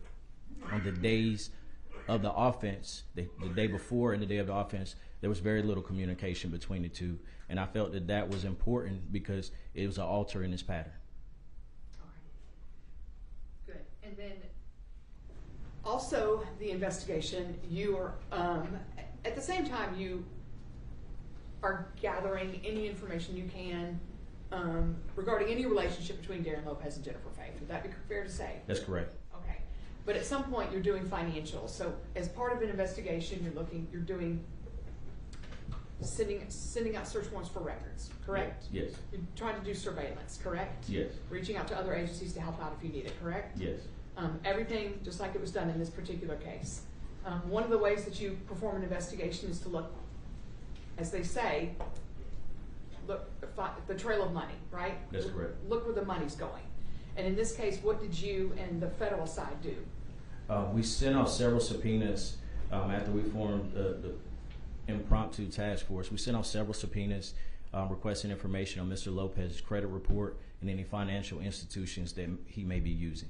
Okay, and you found one financial institution that he used often was USAA, is that correct? That's correct. Okay, and a subpoena went out to USAA, and can you explain to the jury what kind of happens from that point? Once the subpoena is sent over to USAA, we had a financial advisor or financial examiner that was able to make contact with USAA, let them know that we were, first make sure they received the subpoena. Secondly, once they confirmed they received it, we were working an active murder investigation and we were looking to kind of expedite some information from those records. So he was able to verify, make a phone call that there were records linked to the USAA debit card of Mr. Lopez on the days that we were doing the murder investigation. Ma'am, where's witness, Your Honor? Oh, I'm sorry. You think I would say please and thank you, like I said, ma'am, where's the witness? All right, I'm going to show you what's been marked as State's Exhibit 103, 104, 105, 106, 107, and 108. Do you recognize those photos? Yes, I do. Okay, and just generally, without getting into it, what are they photos of? Still photos from surveillance footage at a Pilot gas station. Okay, and were these photos emailed you directly from the people who work at the Pilot gas station? Yes, they were. All right. This time, Your Honor, I'd like to offer into evidence States 103 through 108.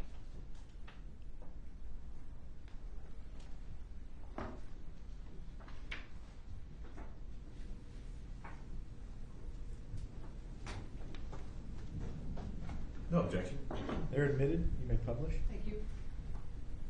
Okay, Detective Barnes. Looks like on State's Exhibit 103. What do you see in this picture? We see the defendant, Darrin Lopez, getting ready to pump gas into the suspect vehicle. Okay, so we have the suspect vehicle, the Nissan Titan. We also have the black shirt and blue jeans, correct? That's correct. Okay, and the in State's Exhibit 104, same thing, but it appears you can see a mask, a blue mask on his chin. That's correct. Okay, State's Exhibit 105, you see him entering the store. Correct. 106, with the mask on, the black t-shirt, or the black polo, whatever it is, and the mask on, correct? Correct. Okay, and then we have a receipt from the pilot. This first one, State's Exhibit 107, we see is just for the gas that was pumped. That's correct. 1945, and we see the date, which is important, 10/8 of 2020 at 4:48 p.m. Sorry, right there. That's correct. State's Exhibit 108, we see the date. I'm sorry, this is the food, what he bought, and we see 10/8 at 5:09 p.m. So minutes after he does his pumping of the gas and presumably puts his card in, correct? That's correct. Okay. And relevant to this, Detective Barnes, and the jury has already heard from Mark Sedgwick, and you're familiar with who Mark Sedgwick is, correct? An analyst at the FBI? Yes, ma'am. On that CAST team? Yes. And part of his record is that he says the device moves, but you can't say that the human has the phone, right? It's the device that's moving. But one of the ways is, how do you corroborate? The surveillance footage actually allowed us to put Mr. Lopez in the same location as the device. Okay. In this instance, the pilot was important in this in his analysis, correct? That's correct. The phone was at the pilot, and so was Mr. Lopez. We were actually able to physically verify that he was there in the vicinity of the device. Okay. And that was another search warrant that you and Walton were doing at the same time, was the mapping for Sedgwick was using the Google records, correct? That's correct. Okay. So during all this time, you're doing the search warrants, you're working at the financial angle, and you're part of the team with agents in Nashville. That's correct. You mentioned there was a team. Who was on this team? On the Dallas side, we had AUSA Rick Calvert. We had analyst Jessica Mast, also Cecil Manuel, who's an analyst as well. We also had fraud examiner or financial expert Brad Bates. On the Tennessee side, we had analyst Michelle Morgan. We had a technical guy that was responsible for the poll cameras named Jim Nestor, and also Special Agent Ben Kochmeyer, who was the cold case agent out in Nashville. Okay. Now, at this point, and by December 4th, when you're seeing the car with a sticker, and then there's some talk about the sticker being removed, Yes. or a photo coming out about the sticker being removed. At what point do you decide, okay, there's enough for an arrest warrant? It was, I think we filed for the arrest warrant early January of 2021. Okay, because at this point you have the original text from Jennifer Faith linking her to Darrin Lopez. Darrin Lopez being in Tennessee with the same suspect vehicle. That's correct. That's found in Dallas, Texas. He is living there. You see that same truck going in and out. And then by this point, you have the Verizon records linking them up. Yes. And also October 8th and 9th where they stopped communicating. Right. And then you're getting, and one of the biggest things I think for you, Detective Barnes, is you are sending out for these Google returns. Yes. And the mapping is part of that Google returns, as we've talked about.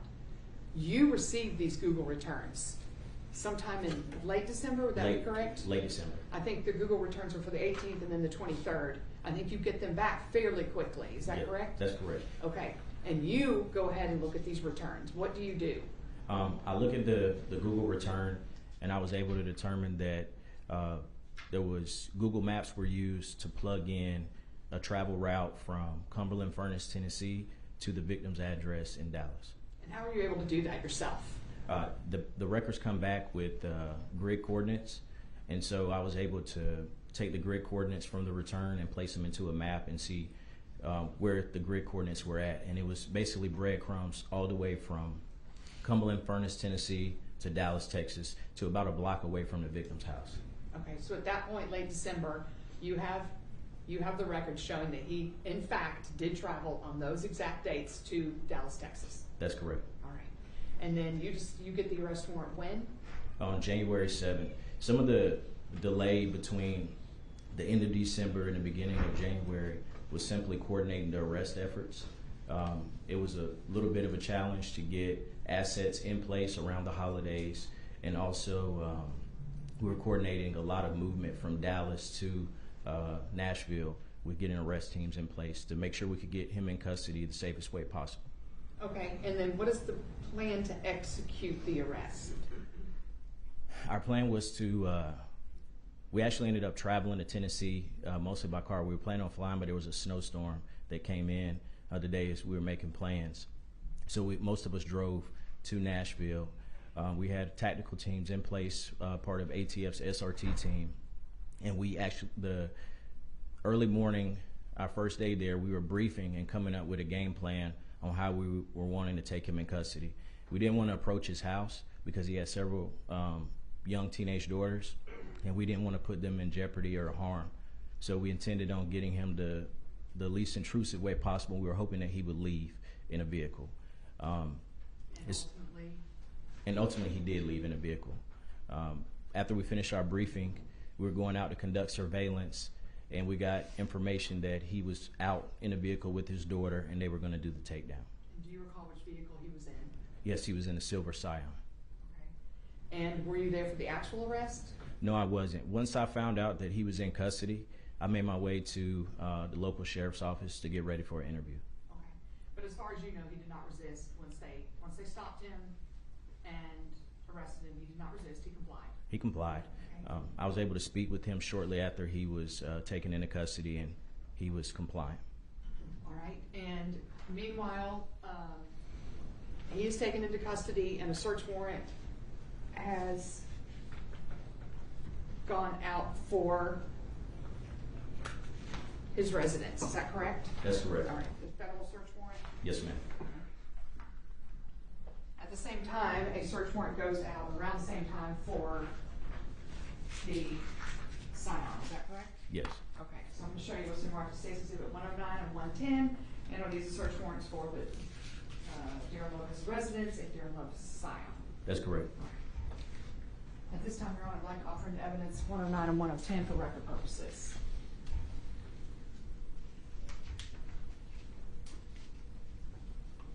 No objection. They're admitted for record purposes only. Okay.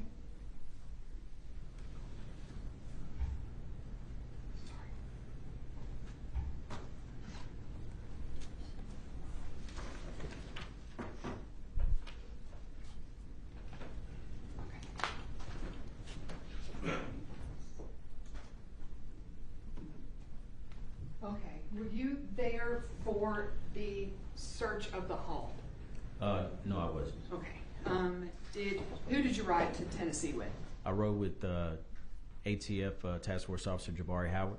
Okay. And he also works for Dallas Police Department. Is that correct? That's correct. He's a gang detective. Okay. So he was with you on this drive.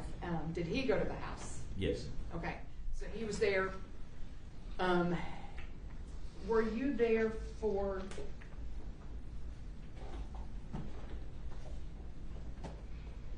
Okay. Ma'am? Okay. Detective Barnes, I'm going to show you what's marked. States Exhibit 117 through 130. Can you take a look at these? Yes. Okay.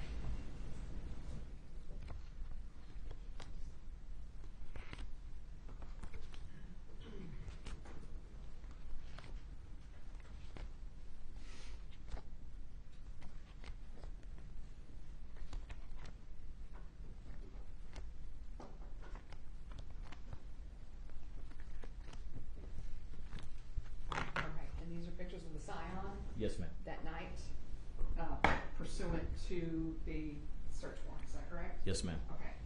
At this time, I'd like to offer to evidence State's Exhibit 117 through 130.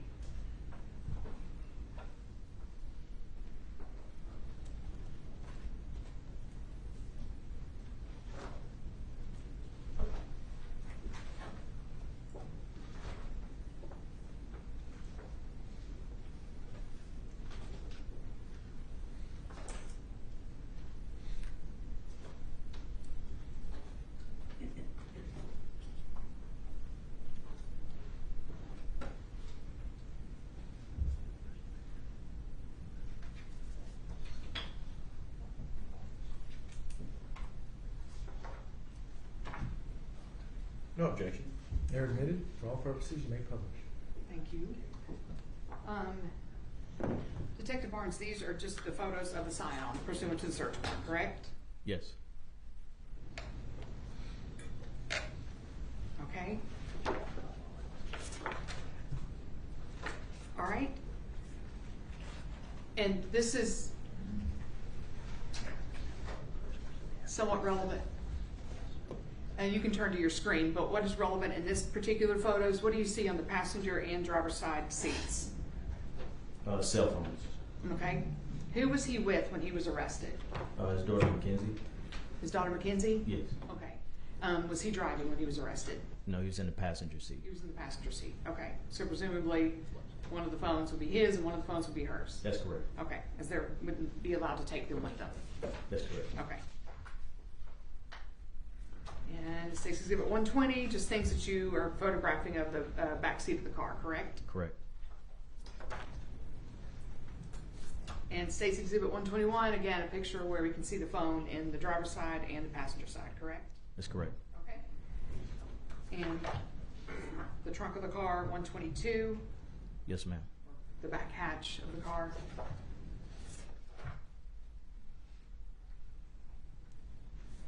And 124, presumably this picture was taken, but also there's a roll of duct tape in there. That's correct.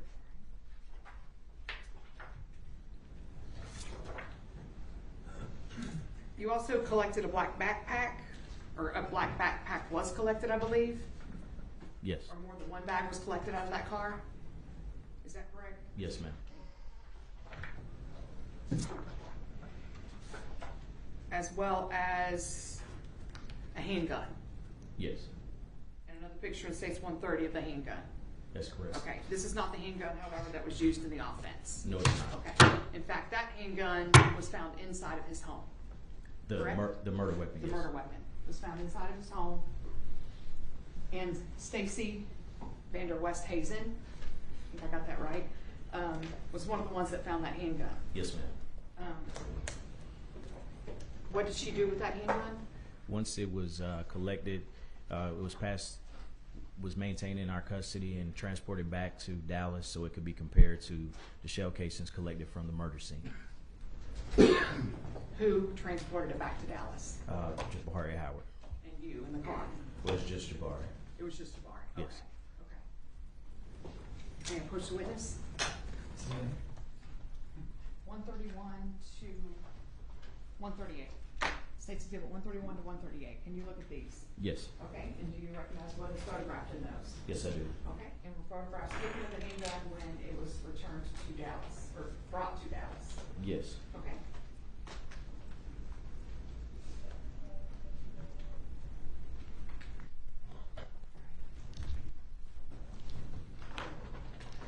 At this time, Your Honor, I'd like to offer the evidence States 131 through 138.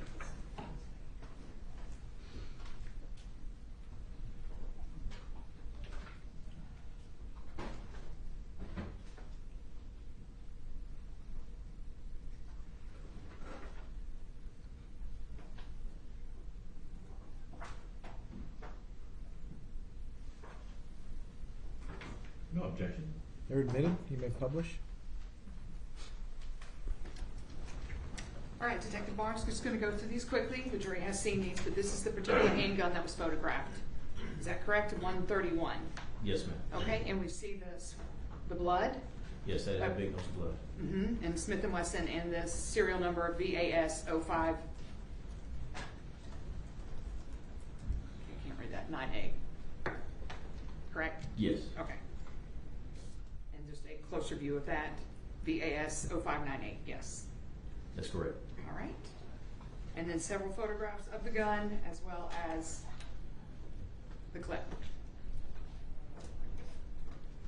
And in states 137. Sorry, the clip's 136, states 137, another photo of that.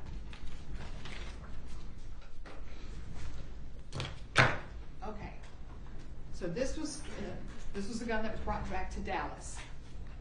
As part of your ongoing investigation in Tennessee, do you also find out where his black Nissan Titan truck is? Yes, you do. Okay. Do you recall where it was? It was parked at a local high school that one of his daughters attended. Okay. And were there photographs taken of the truck? Yes. All right. I'm going to show you what's marked in states 111 through 116. Can you flip through those and do you recognize? I do recognize him. Okay. These photographs were taken by Detective Gross, is that correct? Yes, and also there was the Tennessee Bureau of Investigation, I believe, also took photographs, but I think these were taken by Gross. By Gross, okay. Yes. And this time I'd like to offer to evidence states 111 through 116.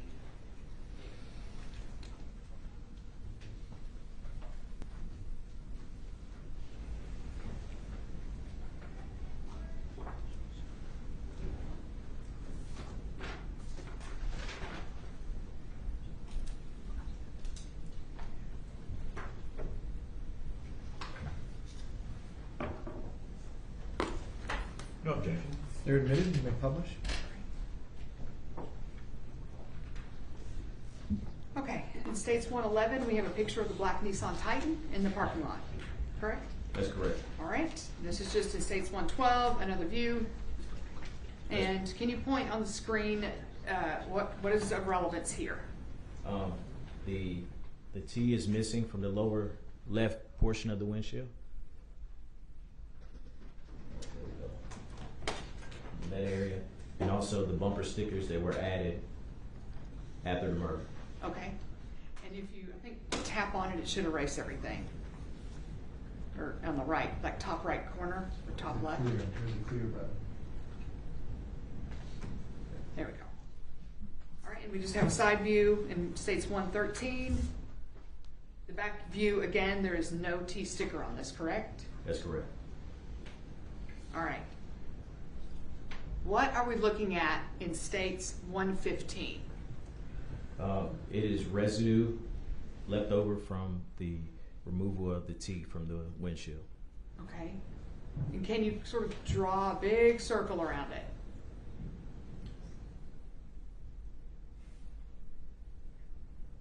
Okay. And then, if you'll clear that, in states 116, what are we seeing here? It's an outside view of the residue left behind from the sticker. Okay. Okay. At this time, you also do a search warrant for Darrin Lopez's phone, correct? That's correct. Once his phone was seized from the vehicle, we traveled back to Texas, and that was one of the first things we did once we got back in Texas. Okay. And that has already been admitted as State's Exhibit 91 for record purposes. Okay.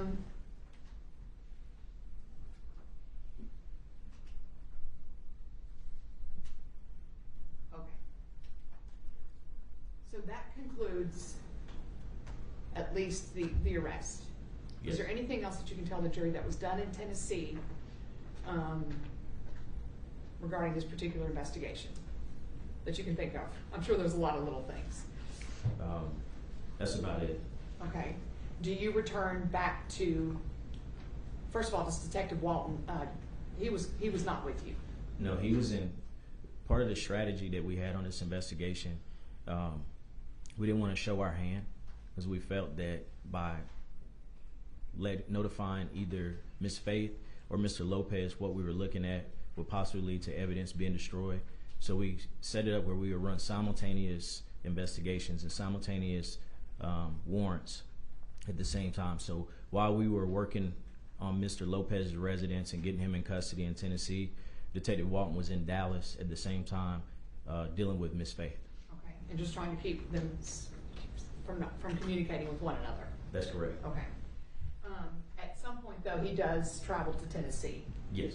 The next day, maybe? The next day. Okay. And then you and he go back to Dallas, Texas. Yes. Okay.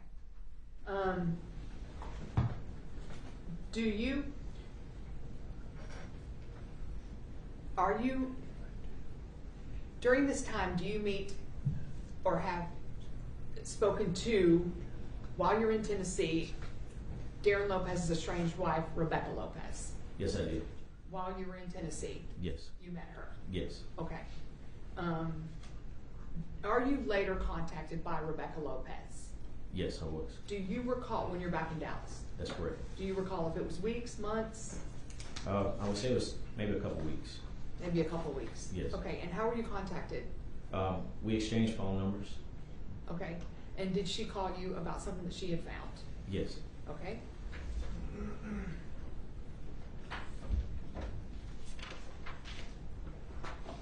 Okay, and what had she found? Rebecca told me that she was taking care of several of financial matters for Darrin while he was in custody. He gave her access to his email account, and she found several emails between Darrin and Jennifer that she thought would be helpful to our investigation.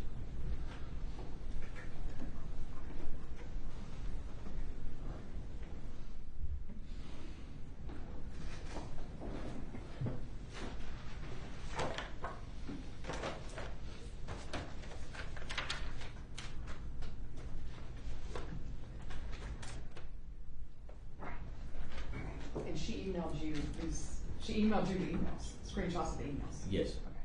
I'm going to show you what's in Marshall States 188 through 203. Can you look through that and see if that's what she emailed you?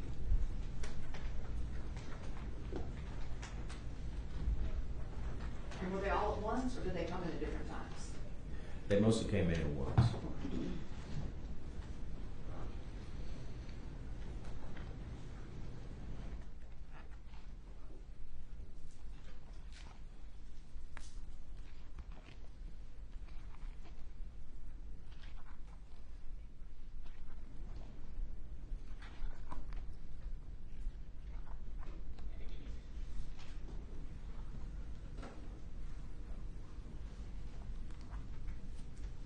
Can you recognize those? What she sent, the screenshots of what she sent to you? Yes. And what do you do with this information?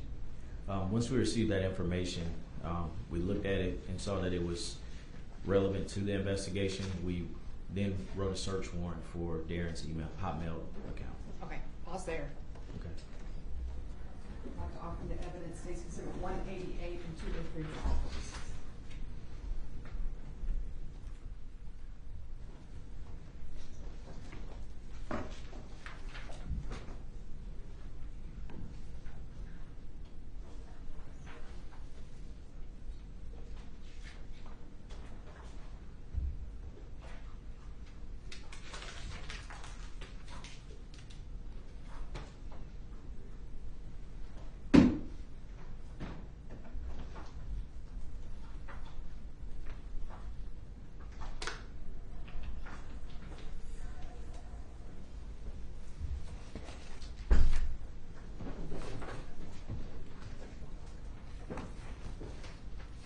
We have no objection. Those exhibits are admitted as offered, you may publish. Okay. And we're going to get into this later. I'm just going to go through these briefly right now. What we see in States 188, for instance, is from Jennifer Faith to Darrin Lopez on 4/6 of 2020. I can tell he's texting you sorry, and then she's saying, I love you, this has become a mess. That's correct. All right? This is just the same, just screenshotted. Now, on this screenshot is from Darrin Lopez to Jennifer Faith, where he's calling her Angel, and the email that he wrote out for Jamie. That's correct. Okay. He talks about going to the police. The rest is enough for me to go to Dallas PD. They'll open an investigation to him and Jeremy. But he's asking Jennifer in this one to send just one picture showing injuries, so he can then forward that on to Jamie that he has it, presumably, correct? Yes. Okay. And then it just goes on, and again, we'll get into these emails more in depth, but this goes on. This is another one that looks like was sent. Looks like what was sent to Jamie. Yes. Okay. No date on this one, just a screenshot. Okay, and then we have some, looks like just injury photos of just a neck in State's Exhibit 196. That was emailed to you as well, right? Yes. And then we have a few other injuries, like one State's 197. That's correct. All right. Okay, and now we have, it looks like an email from someone named Robert Schmidt to Darrin Lopez regarding Jen on July 26th on State's Exhibit 202 on July 26th. He talked to Jen and he's been burning her among other things. That's correct. And then with that, then we have Jennifer Faith forwarding it to an email address called schmidt225@gmail.com, sending a pic of what she claims is a burn. It says again, please do not tell Darrin about this. Correct? Yes, ma'am. Okay. So based off these emails, because this sort of came out of the blue, right? Right.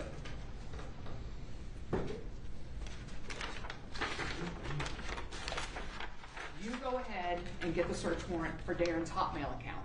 That's correct.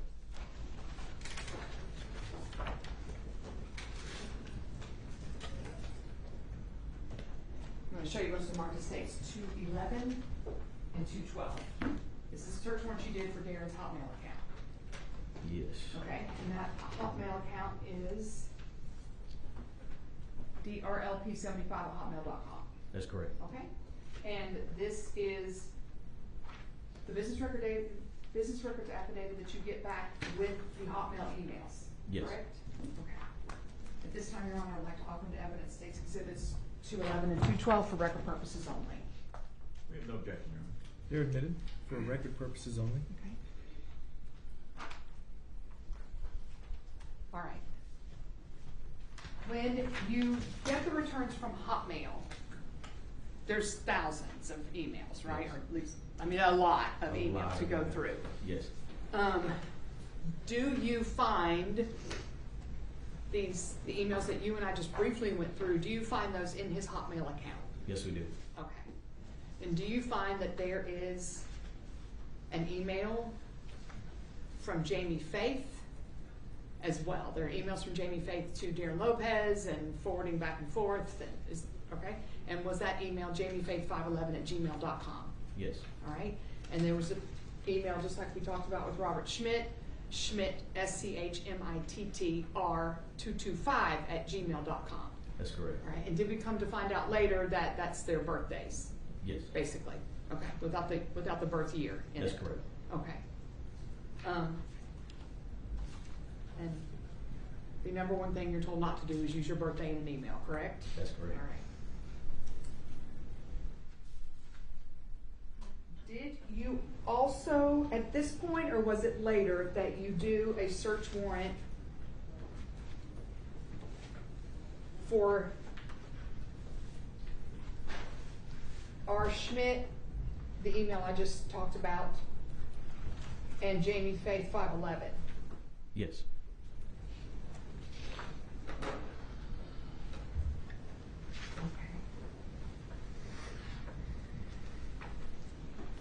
May I approach the bench, Your Honor?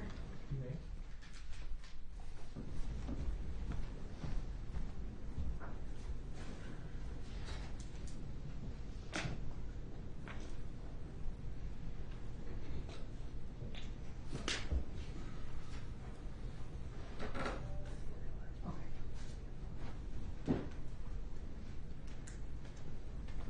All right, I've got a lot of paperwork in here, so I'm just going to bring the whole file. So it appears the search warrant that's in evidence for record purposes was signed around July of 2021. Okay, so when you get these records back and you do find that there are people, the emails that you and I just talked about from the jury, then you and your team subsequently do more search warrants for those particular emails, is that correct? Yes, ma'am. So, a search warrant to Google for the email Schmidt, SCHMITTR 225@gmail.com. Yes. That states Exhibit 204. And then to Google, a search warrant for user account Jamie, JAMIE, Faith, FAITH 511@gmail.com. It states Exhibit 205. Yes, ma'am. Okay. We also have states Exhibit 206, which is the Google email for Jennifer Faith, in this case spelled JENNIFER, Urlaub, URLAUB @gmail.com. Yes, ma'am. Urlaub presumably is an ex-husband or a former marriage. That's correct. Okay. And in states 207, 208, we have the returns from Google regarding Jamie Faith and R. Schmidt with Yes. the return staple. Is that correct? That's correct. In 207 and 208. Okay, and I'll save that.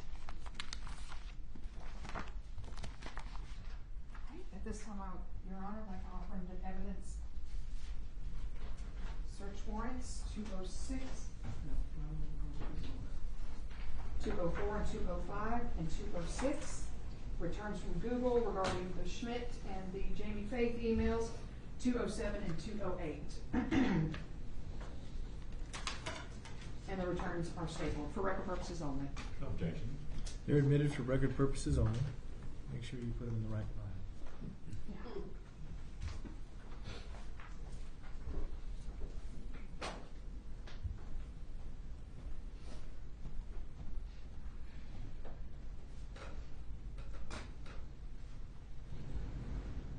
Okay.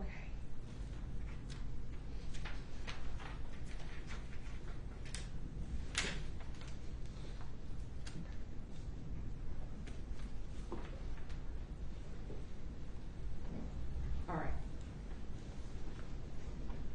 And as I said before, from his Hotmail account, do you come to find emails between Darrin, Jennifer, this James Faith 511, and R. Schmidt 225? Yes, ma'am. Okay.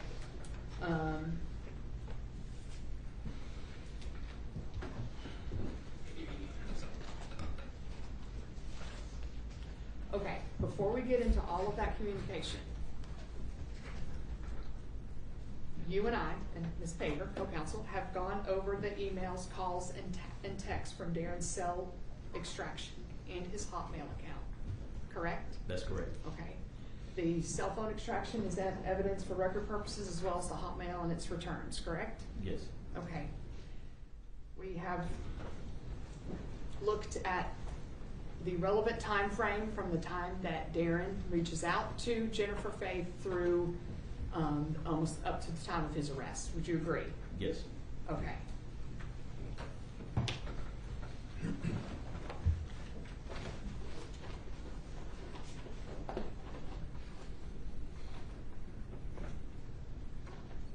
Just give me a second to get these in order, Your Honor.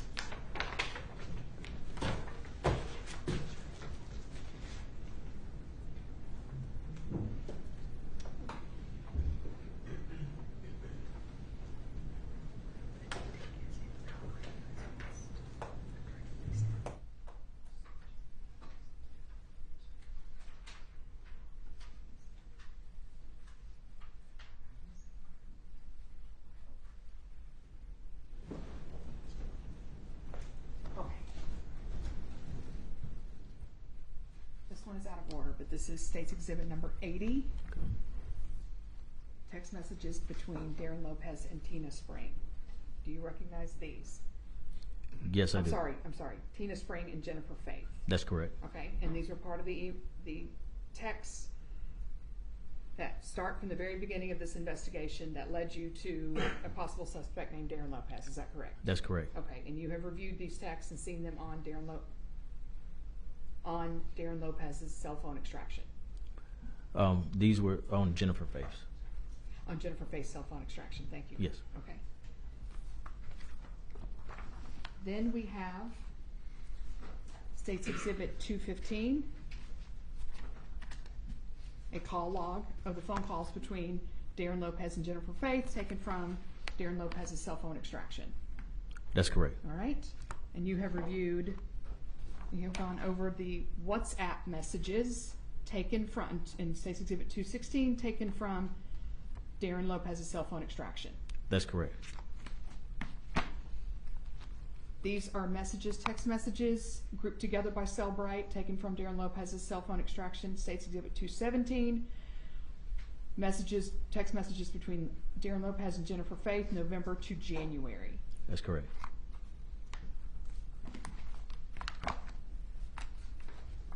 These are State's Exhibit, well, this is State's Exhibit 218, and these denote the deleted texts That's that correct. show up, okay? Yes. Taken from Darrin Lopez's cell phone extraction. Yes, ma'am. This is 219, another page of the deleted text that we can see from Darrin Lopez's cell phone extraction. Yes, ma'am. 220, we have more text messages grouped together by Cellbrite, taken from Darrin Lopez's cell phone extraction, Darrin Lopez to Jennifer Faith, and back September texts. That's correct. And the Friends and Family group text, taken from Darrin Lopez's cell phone extraction, State's Exhibit 221, including him after the murder with all of her and her friends. That's correct. All right, at this time, Your Honor, I'd like to offer into evidence States 80, as well as States 215, the call log, States 216, the WhatsApp messages, States 217, text messages, 218, 219, 20, and 21, for all purposes.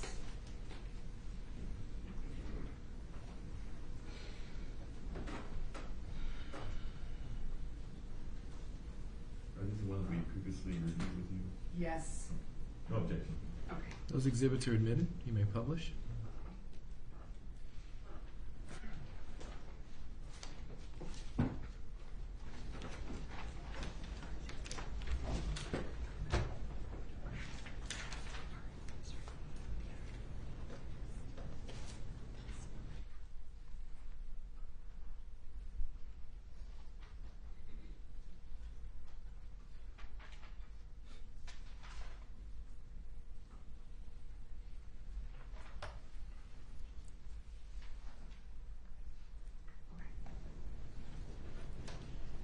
And again, Detective Barnes, you, me, and Peyton Kramer have gone through his entire cell phone extraction. In State's Exhibit 2, well, actually, Your Honor, at this time, I just want to offer into evidence State's Exhibit, is that a 9 or a 4? A 4. State's Exhibit 214, which is the entire conversations for record purposes. No objection. All right, submitted for record purposes only. And then, Your Honor, I believe I'm going to need the binder. I remove certain portions that we discussed earlier. Yes.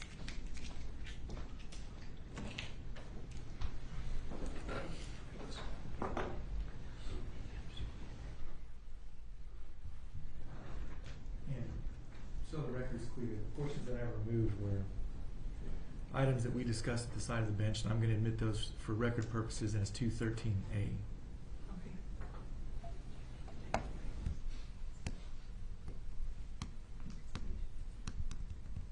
right, I'm sorry, y'all, but maybe approach. Sure.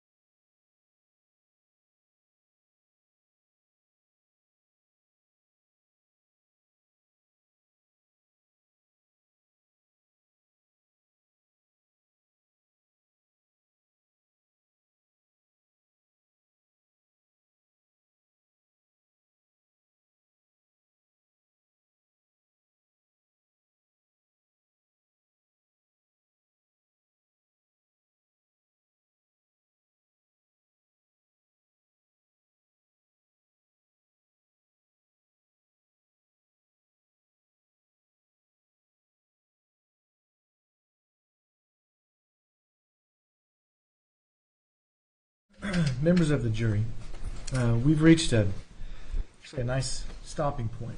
We're going to take an early lunch, and we're going to have you all come back at noon because we've reached a point where the rest of the next segment of testimony is going to be best done all at once. So come back at noon, please. Please don't discuss the case among yourselves. And please don't do any independent research. I'll see you all at noon. All rise for the jurors.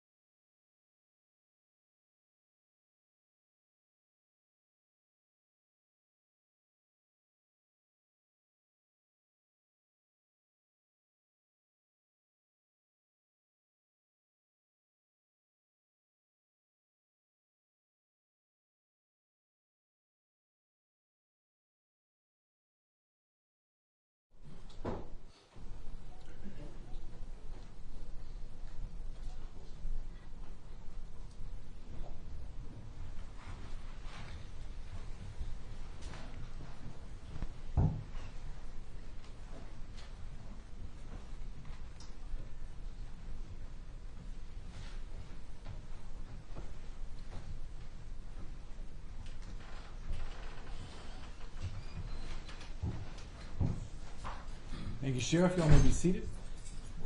I'll remind you as you have a seat that you're still under the oath that I gave to you previously. Ms. Mitchell, you may proceed with your direct examination whenever you're ready. Thank you, Your Honor. Detective Barnes, you're the same witness that was on the stand prior to the break, is that correct? Yes. Okay. And just getting one thing out of the way, is a firearm a deadly weapon? Yes, it is. All right. I'm going to show you a few exhibits.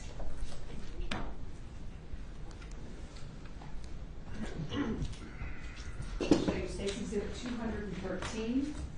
That would be email communications taken off Darrin Lopez's cell extraction. And you and I and Caitlin and Ms. Paver have been through every single one of these. Is that correct? That's correct. Okay. I want to show you State's Exhibit 225, which is a video. Well, no.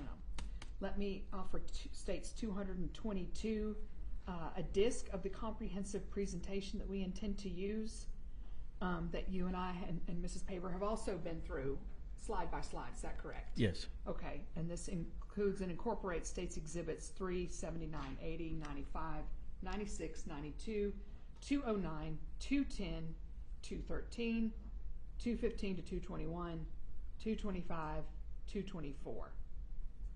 Okay? And then also State's Exhibit 225, a video included in the presentation that we have gone over. We Yes. labeled it Easter video. Yes. Okay. At this time, Your Honor, I'd like to offer into evidence 213, 222, and 225 for all purposes. No objection. It's admitted. All right.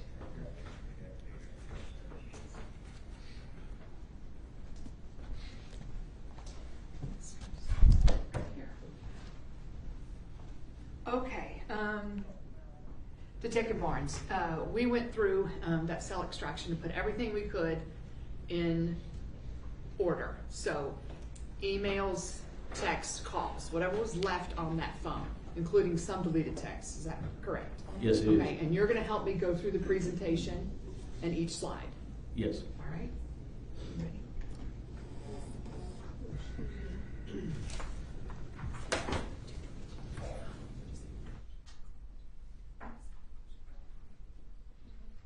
Okay, and at this time, Your Honor, we are publishing State's Exhibits 222.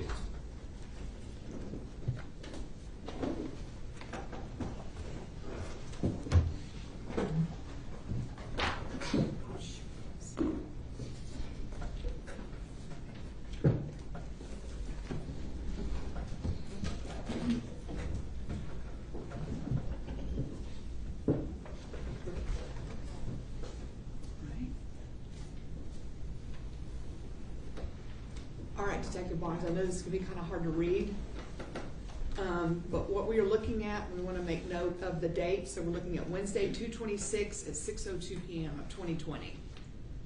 And the subject line, Your Honor, is there any way to do like maybe one backlight? Or I can just use this. Is that? I can use the phone.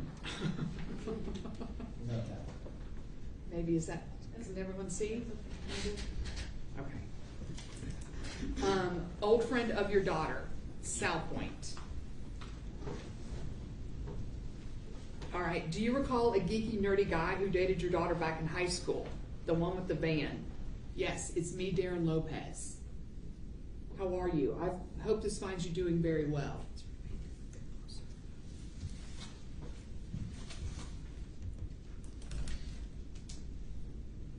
I hope this finds you doing very well. I am trying to find a good email for Jennifer so I can say hi.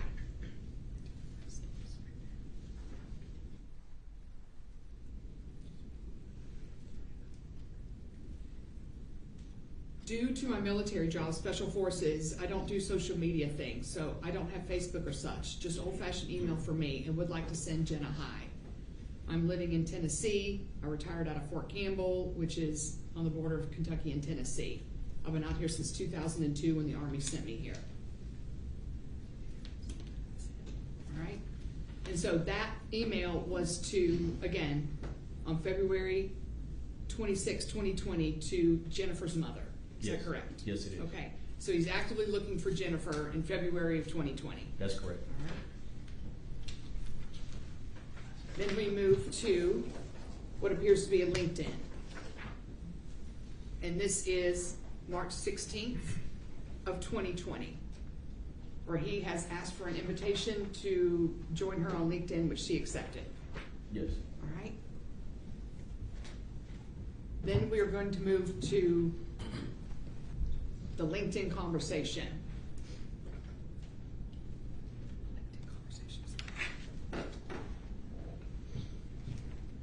And the LinkedIn conversation is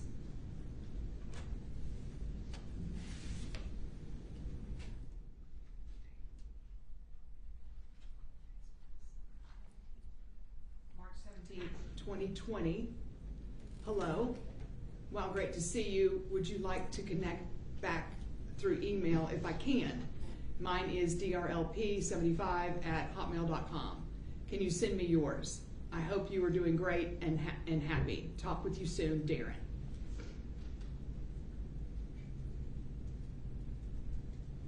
It continues from Jen on 3/17/2020, 3:57 a.m. Hi, Darrin. Wow, I was surprised to hear from you. I hope you understand if I'm a bit skittish in responding, but my email is jennifererlob@gmail.com. How do I know this is really you? But I also hope you are doing great and are happy, Jen. And this continues from Darrin and Eric. Why don't you read this part so I'm not reading all of it? Yes. On March 17th, 2020 at 3:59 a.m., Darrin responds, would it help if I called you Angel? As you wish, Darrin. And she responds at 4:23 a.m. Yep, that did it. Ha ha ha. Send me an email and let me know how you are. Excited to talk to you. All right, then we jump to the next thing in the chronological is an email. Hello from your long lost friend.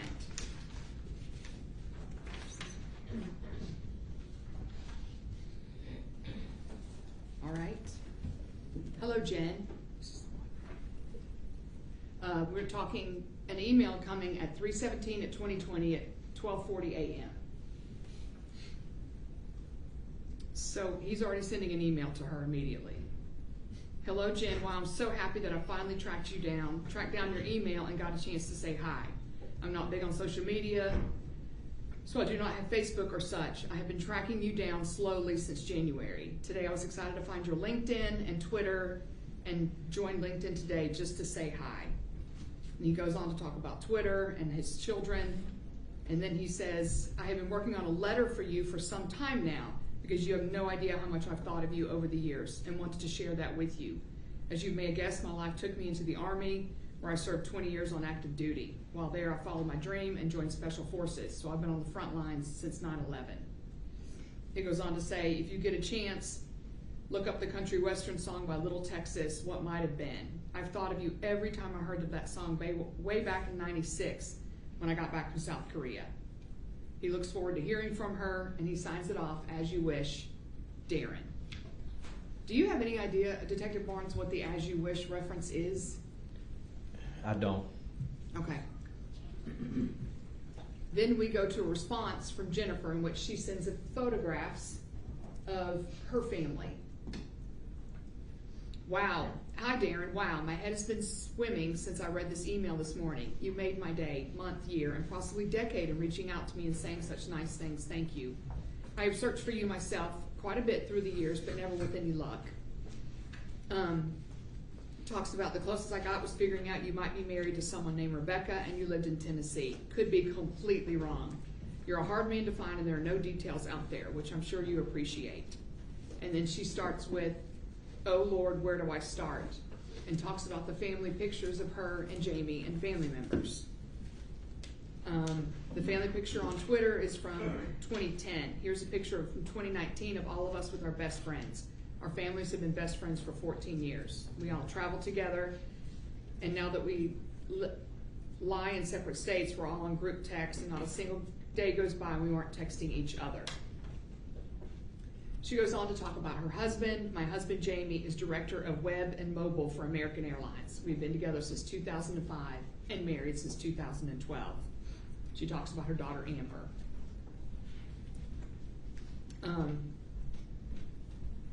She talks about Jamie moving to Dallas and then moving to Dallas for American Airlines. And that she was certain that he wasn't expecting a response back to you, but once I started typing, I couldn't stop.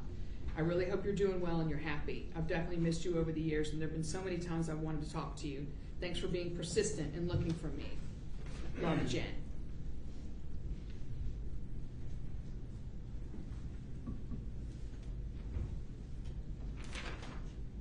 Okay. This next one is from Darrin Lopez. Note the date, March 17th. 4:22 p.m.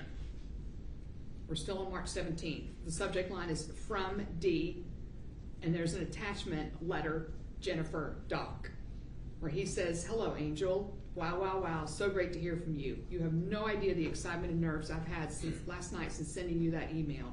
You've been in my head since I got to say hi. It felt so good calling you Angel and telling you as you wish. And with those simple words, you knew it was me. Attached is a letter I have been working on writing you for these past weeks." He goes on, "I would love to hear about all of our high school friends. I have not kept in touch with any of them. My head is still spinning. So happy to hear from you and looking forward to becoming a good friend to you. I have missed you. I've missed you. I hope the letter can show you what you have meant to me over the years." I had not really heard about a song that she mentions, but I just listened to it and I can see that it is being us. I look forward to sharing in your stories and rekindling our friendship. As you wish, Darrin. Sends a picture of his daughter and then moves into a very long letter.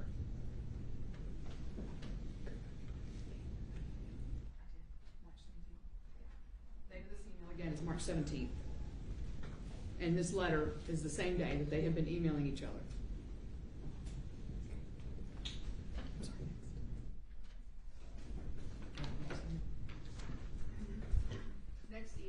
Jennifer Faith to Darrin Lopez.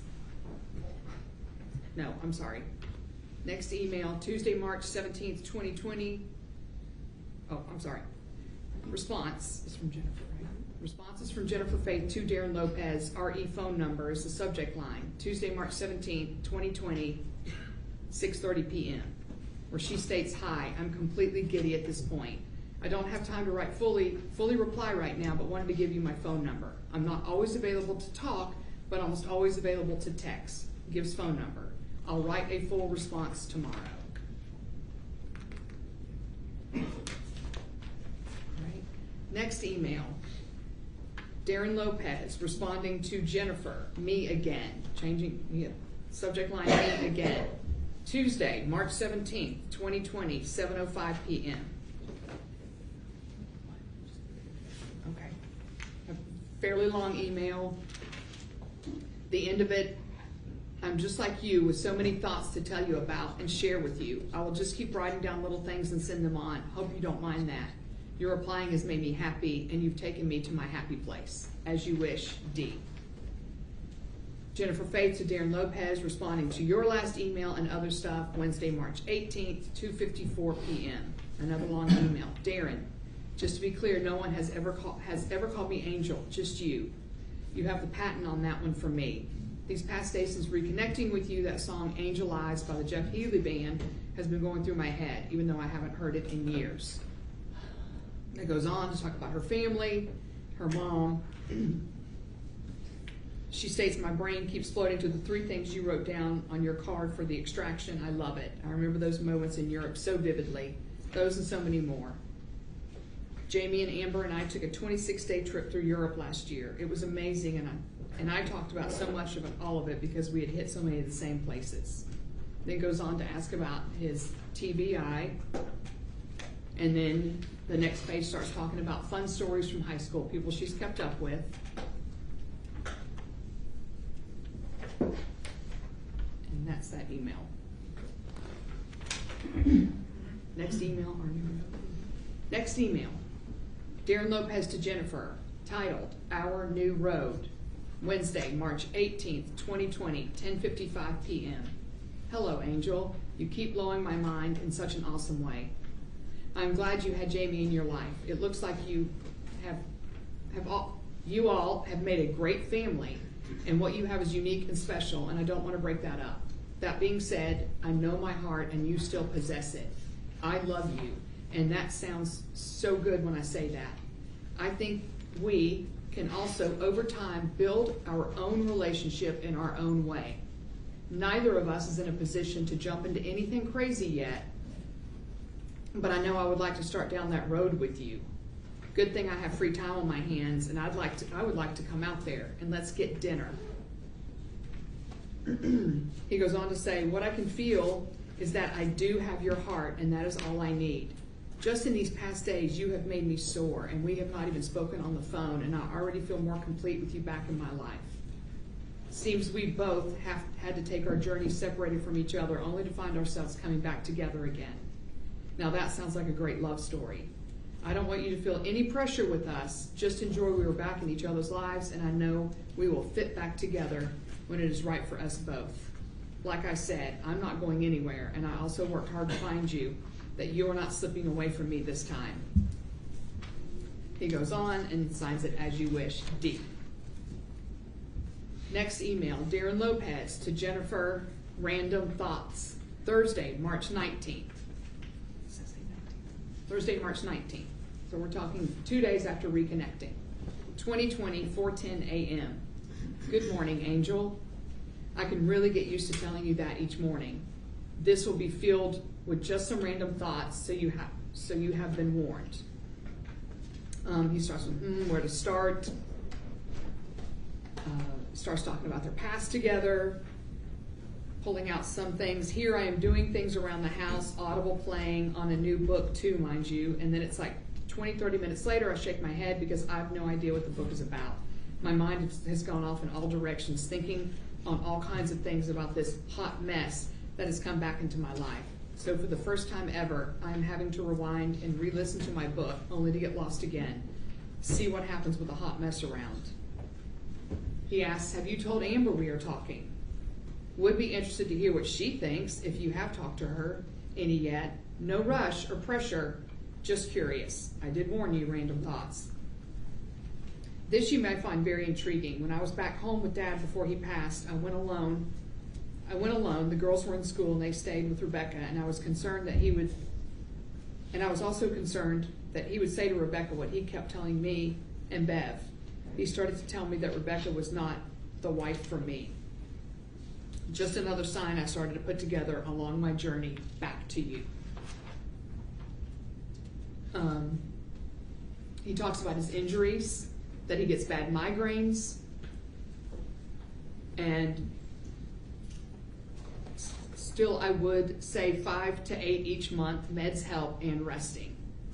I can tell when I get stressed out they come on more. He has tinnitus and that annoying buzz I drown out with background noise like an Audible playing. He talks about being a bit broken down, but I stay active, and since January I have been getting back into exercise, and I'm seeing and feeling the difference. I feel confident I will stay put together in another good 40 to 50 years. Just so you know, you were getting a banged up used car, but I still move and get plenty of horses under the hood. And got plenty of horses under the hood. Signed off as you wish, D. Is this? Okay. In this, Darrin Lopez to Jennifer, subject deployment video. It's a sentimental video. He sends her Thursday, March 18th, 2020, 12:56 p.m.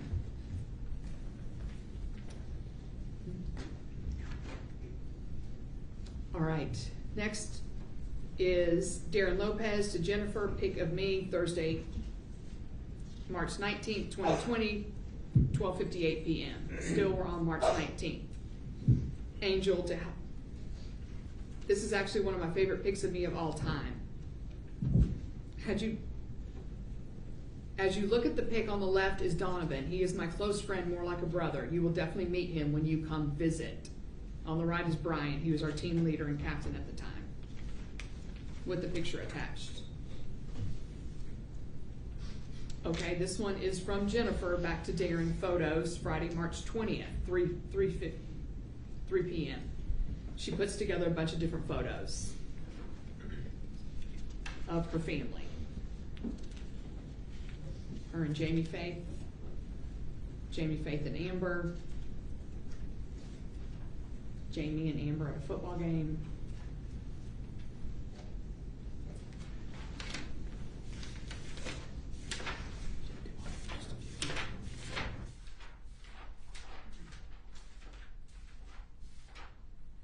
Okay, Darrin Lopez to Jennifer, thoughts on us. Friday, March 20th, 2020, 4:31 p.m. Hello, Angel. Boy, I am tired today, didn't sleep well. I should sleep well. I should more say couldn't sleep, but at least I know the reason. Never a bad thing being kept up by having my body ravaged by a very sexy lady. I love you and it keeps growing. The excitement you bring with each text, I would not trade for anything. But I was worried that I started pushing too fast last night, asking you to Disney. Please know I was caught up in the moment. Having met you during the trip, I can say I was already running through my head before I had even contacted you. It was already running through my head before I had even contacted you. One of the thoughts I had before saying hi was, wow, if things work out, maybe Jen could come to Disney with us. So even before I had any idea how you would receive me walking back into your life, I was thinking of you. You will come to learn, though, I'm a very practical and realistic person who likes to plan out things and set a routine. That is just how my mind works, along with all my training. Along with that, I'm a very intuitive person, a skill I seem to have developed over the years. So I can feel your emotions, even being away from you.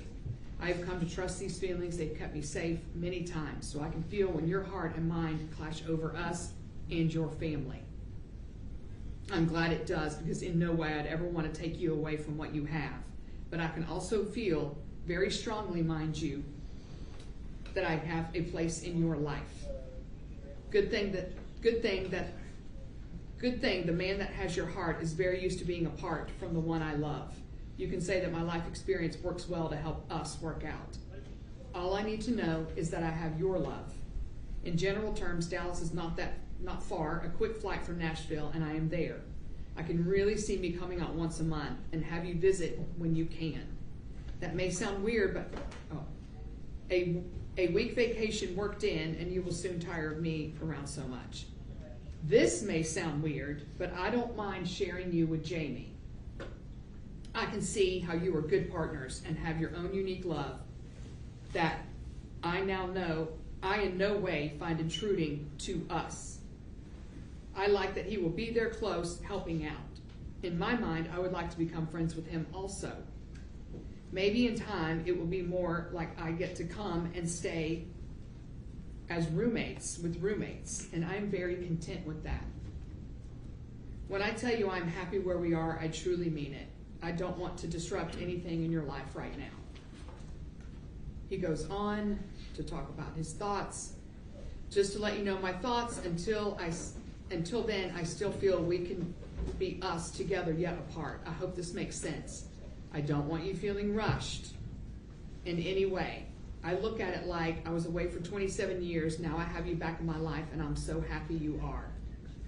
Just knowing I still mean so much to you is more than I thought would happen so fast when I reached out to you. I am here solid in who I am and solid in how I feel about you, and want to make us work for all of us. Jamie, Amber, Mackenzie, Justice, and Hope. As you wish, Darrin. Next email, Darrin Lopez to Jennifer. Sleep on Saturday, March 21st, 2020, 3:29 p.m. Hello, Angel. I love you. You make me so happy. I so enjoy getting to be with you at night. Nighttime works great for me. I'm always free, and I look forward to being yours, all yours then, our special time. Another meant to be thing, because I was writing to talk to you about sleep. Sometimes I have issues sleeping, and he talks about that. Talks about waking up quickly. I don't mean to startle you when I tell you this, but I wanted you to know what to expect when you come to visit. Again, if this happens, just a calm touch helps, and let me look around and gather myself. This morning I was in a bit of panic, looking around, seeing the time at 10 a.m. Some of my not so fun things are being messed up. Now on a more happy note, what kind of bed do you sleep on? Let me explain where that comes from, LOL. I know it might be terrible, but Monday night, yes, just after you responded on LinkedIn, the thought popped in my head, quote, I need to ask Jen what kind of bed she might like, to have her help me pick one out, close quote. I knew it was wishful thinking that first night, but for some reason I knew already that you would be coming up to visit, and that meant you, of course, staying with me. I don't know how all this will play out, but I do know that you will be here some days, and I already want to make my place yours too, a place where you can feel comfortable and relaxed and your own escape. So plan on giving me input in how we set up our place here. It's already yours, not to rush or be pushy, but it feels so right to me bringing you into my life. Can't wait till tonight, our time. Have a great day till then. Say hi to Jamie and Amber. As you wish, Darrin. Darrin Lopez to Jennifer. Time apart, ... so far into me. Saturday, March 21st, 11:33 p.m. Also, Detective Barnes, before I get into this, I want to note that a couple of emails ago, he talks about cherishing their time texting, correct? Yes. Okay, but as of yet, and we have done this entire thing chronologically, there is no text that have popped up. No. Just the LinkedIn message at the beginning, correct? That's correct. Okay. Saturday, March 21st, so we are 4 days post reaching out to Jennifer. Yes. Correct? This is at 11:33 p.m. Hello, Angel. Still wrapping my head around your question of, quote, if I need time away from you, close quote. That concept is so foreign to me, I can't even compute that way of acting. I'm trying to let you know the best way I can, but us, the way we are right now, is how I'm used to living. All this is going to be new to you and very strange for you to handle, but for me, this is a piece of cake. We have so much going on for us that you can't understand. Like, number one, we're on the same continent. Not that we are even in the same time zone. And not only that, but we are in the same time zone. So awesome. Number two, we both have access to cell phones, texting, and emails. I'm used to getting a 20-minute phone call once a week over 8 months. Not being able to see you for 8 months. Once we start our visits, I don't see us staying apart for that long. So all of that is cake and easy for me. I get to talk to you every day now. In my head, I'm planning on you only being able to visit Friday night through Sunday evening, and when I have to get you back on your plane so you can go to work Monday through Friday. If you get to stay for more days, that's just a pure bonus. On these times, we will have to run the girls around for their stuff, but I'm already planning on having you with me when they do. Next May, the twins will be graduating. That will be in May, and that will be during the week. So if you get a day off work, I would love for you to come here for that.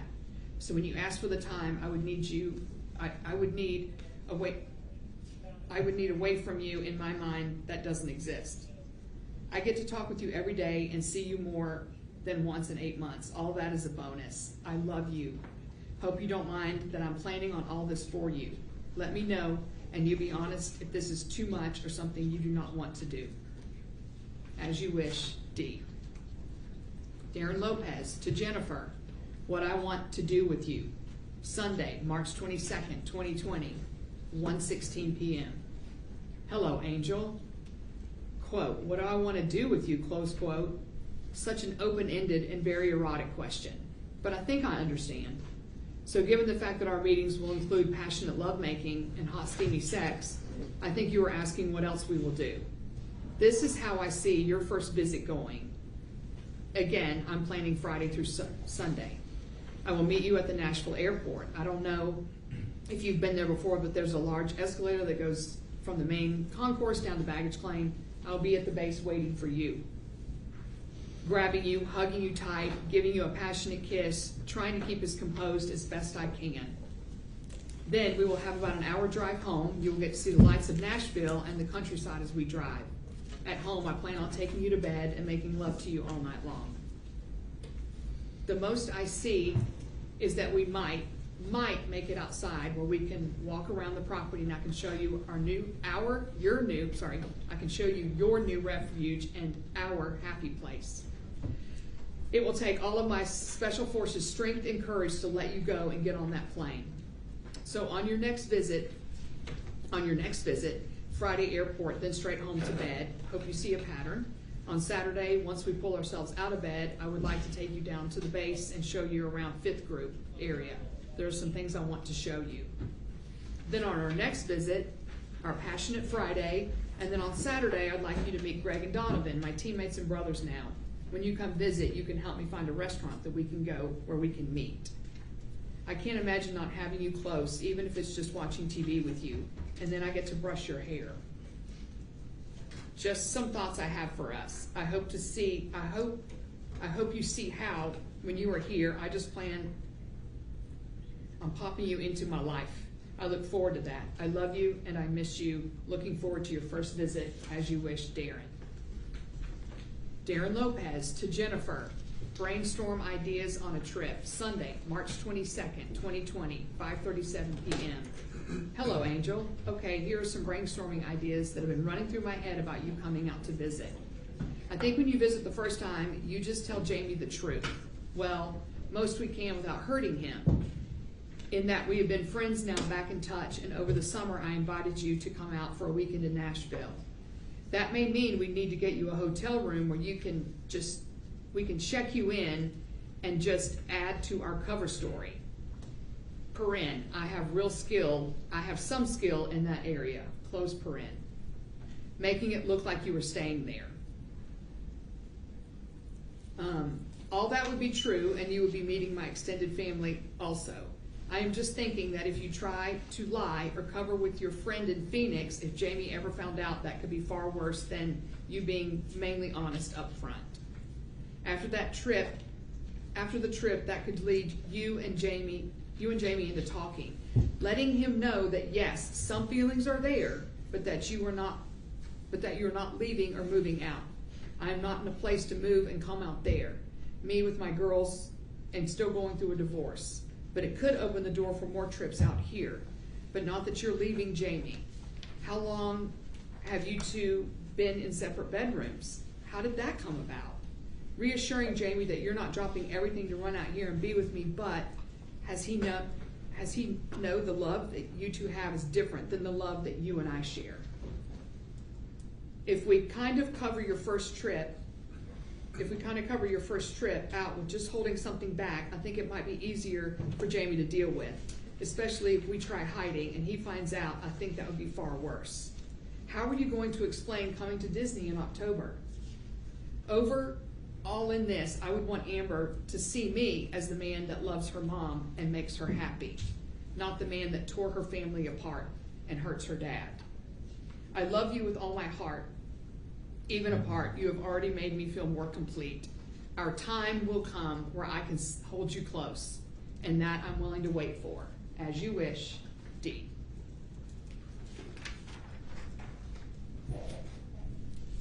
Darrin Lopez to Jennifer. Serious input needed about the Army, Thursday, March 26, 2020 at 4:58 p.m.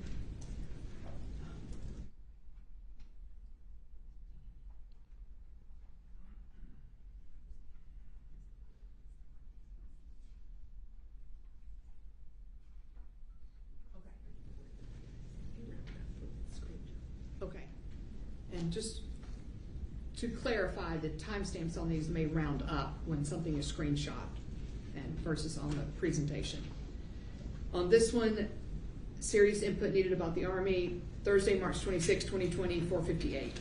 Hello, Angel, I love you. I need serious input on this input in this matter. I know it's been fast for us, but I'm already planning my life with you. I know it will be some time before we can live with each other every day, but in the end, I see that that is where we will be. Last night I was contacted by the Army via blanket email asking for retired service members with medical training to contact them if we would be interested in coming back to work with the military during COVID-19. I've not responded yet, want to hear what you think.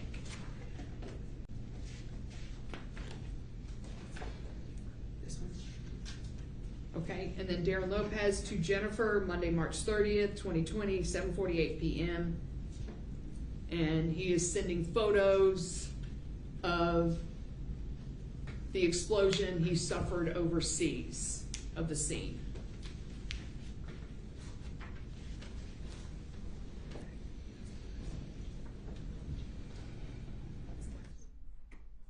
Okay. Now we have Jennifer Faith to Darrin Lopez, an email, sorry. Monday, we've now jumped to Monday, April 6th, 2020, 9:17 a.m. I can tell he is texting you, sorry. This is the first time we see any mention of what will become James Faith.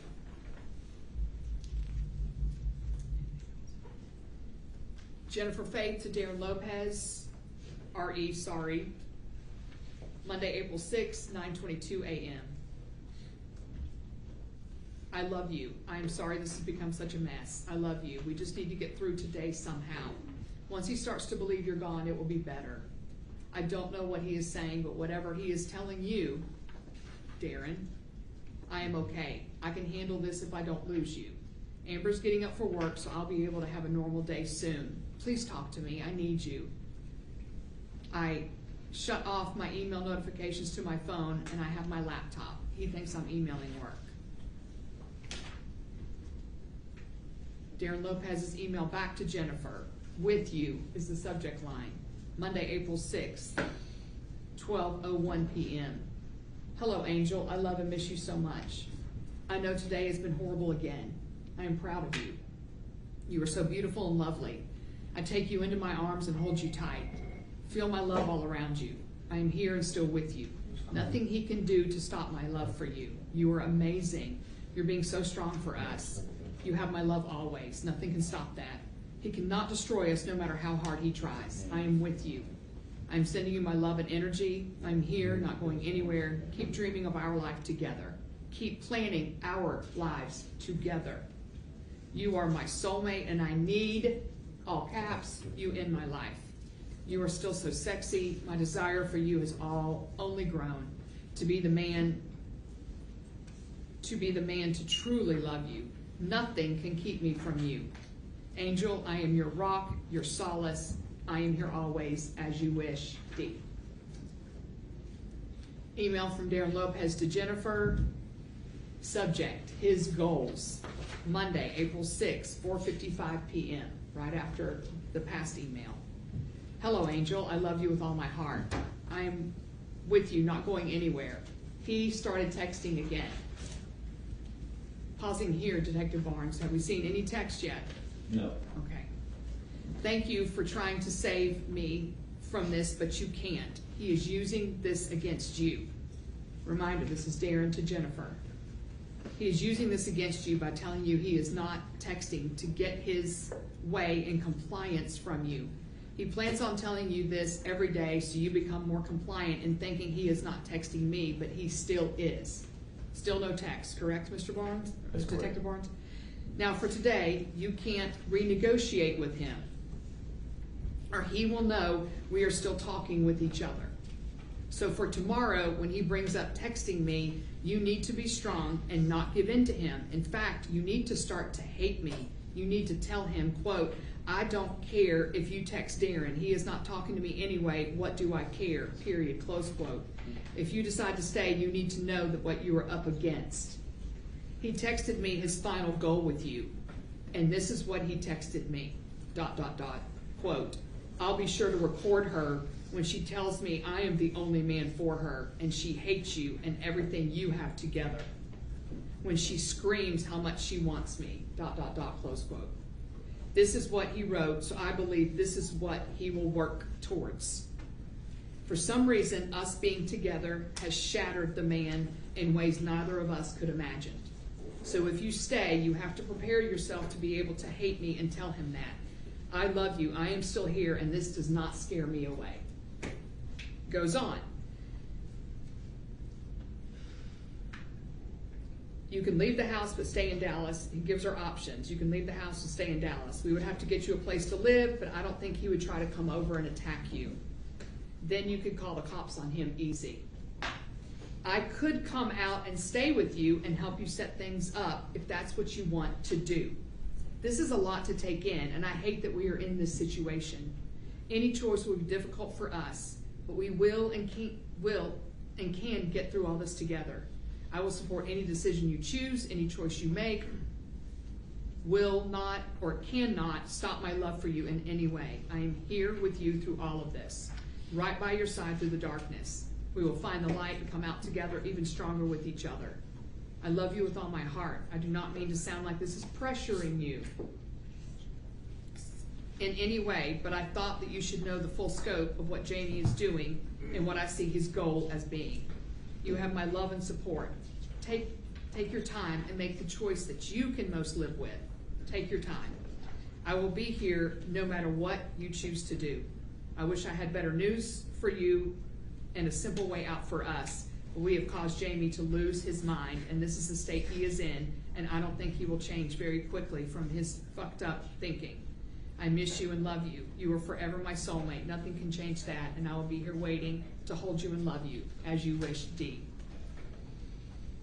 Darrin Lopez to Jennifer, love you, subject, Monday, April 6th, 7:43 p.m., same day.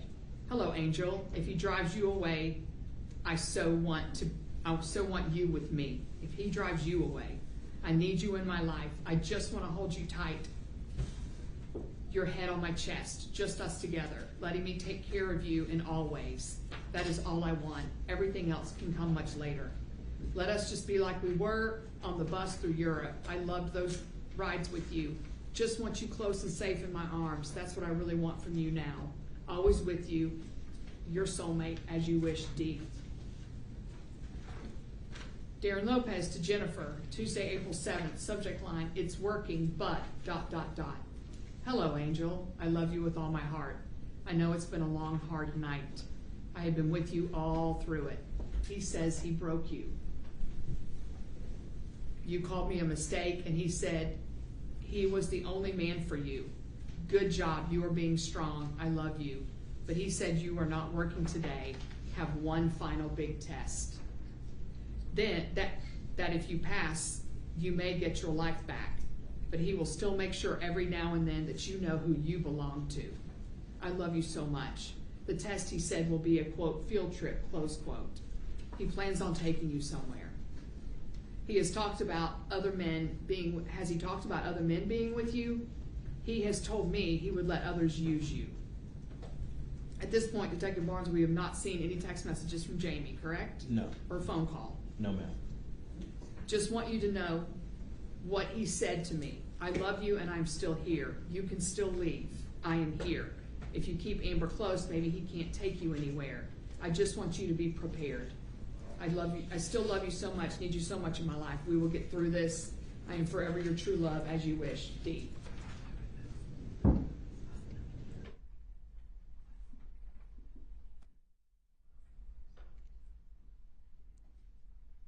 far as you know, Detective Barnes was any calls for service in and around this time about a potential check on Jennifer Faith? No, there wasn't. Darrin Lopez to Jennifer, you did it, so proud of you.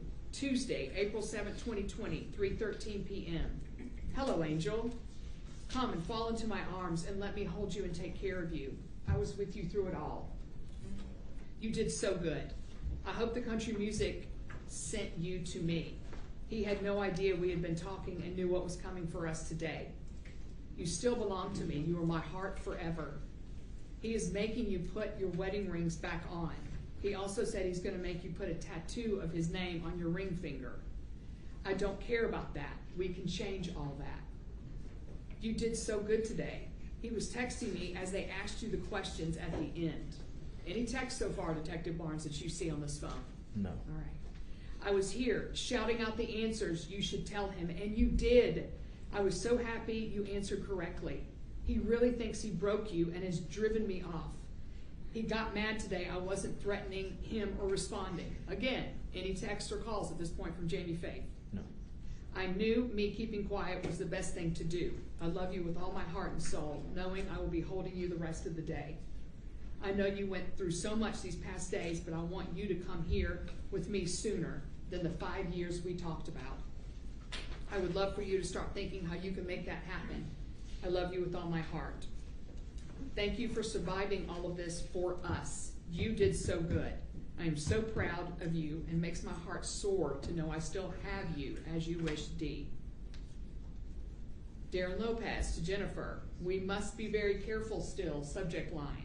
Tuesday, April 7th, 3:25 p.m. Hello, Angel. Just thinking we still must be very careful, and he will be watching you close. Big thing, big in all caps. All caps. No, no, no country music. ... He knows you started listening to country music with me. That is why he played country in your headphones. He wanted you to start to hate it. So you cannot, all caps, play country at home. That will set him off. He wants to make sure you know that. We will be super careful in our texting still. Keep using 575 and make sure you erase everything. I know he will keep checking your phone and maybe even keep it still for a few more days. As you wish, D. Darrin Lopez to Jennifer. Subject, you did not betray us. Tuesday, April 7th, 3:49 p.m. Hello, Angel. I'm so proud of you. Thank you for keeping up the fight, but you still had to take those vows again and say his name. I love you so much, all caps. I hope you heard me telling you, quote, all caps, say his name. You are not betraying us. I kept sending that to you when he told me you were still fighting. Again, any calls or texts that show up on this phone, the cell extraction from Jamie Faith at this point. No. He has not beaten us. You belong to me. You are mine to love and hold and keep. I'm so proud of you. You did what you had to do. All caps, you did not betray me. Know that in your heart, I am your soulmate. We are still together through all of this. I love you so much. We are stronger together through this. I am here always as you wish, D. Did you go to the next one? Yeah. Darrin Lopez to Jennifer. Subject, I messed up. Wednesday, April 8th, 12:53 a.m. Angel, he got me. Oh, fuck me. I am so sorry I blew it for us. All caps, oh my God. It's all my fault. So sorry. So sorry. As you wish, D. Any calls for service up to this point that you know of to 926 Waverly Place? No, ma'am. Darrin Lopez to Jennifer. Subject line, so sorry I ruined it all. Wednesday, April 8th, 2020, 1:01 a.m. Angel, I am praying for you. All caps, I let him trick me. I don't know what happened. Fuck, I ruined it. All blame me. All my fault.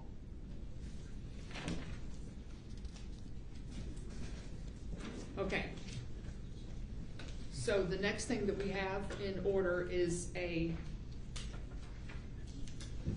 email from Jennifer Faith to Darrin Lopez forwarding a USPS tracking in which she is sending something to Justice Lopez. So after an email where on April 8th, where he is saying he ruined it all, she can blame him. On April 9th, she is sending his daughter a package from the United States Postal Service.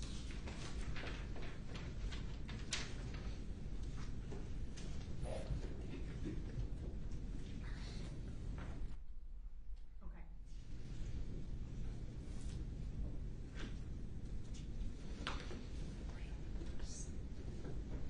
All right, Detective Barnes, break this up just for a moment. At this point, we start getting emails from the Jamie Faith 511 gmail.com. That's correct. All right. I should have done this earlier, but I'm going to show you what's marked as states 2009 and 210. And this goes with the email accounts. Do you recognize this? Yes, I do. Okay, and these are Google subscriber information for both the Jamie Faith account 511 and the R. Schmidt account 225. Is that correct? That's correct. Okay, and it shows creation of the account and deletion of the account. Is that correct? Yes, it is. All right. At this point, I would like to offer the states 209 and 210 for all purposes. It matches the timestamps, the dates. Objection. They're admitted. You may. Thank you. So what we have up on the screen, the Google subscriber information. Do you think we could keep the lights on as long as we could see it? Is that? You don't see the screen? Oh, it is. Okay, that's all right. The Google subscriber information, we see that the James Faith email was created on 4/9 of 2020. That's correct.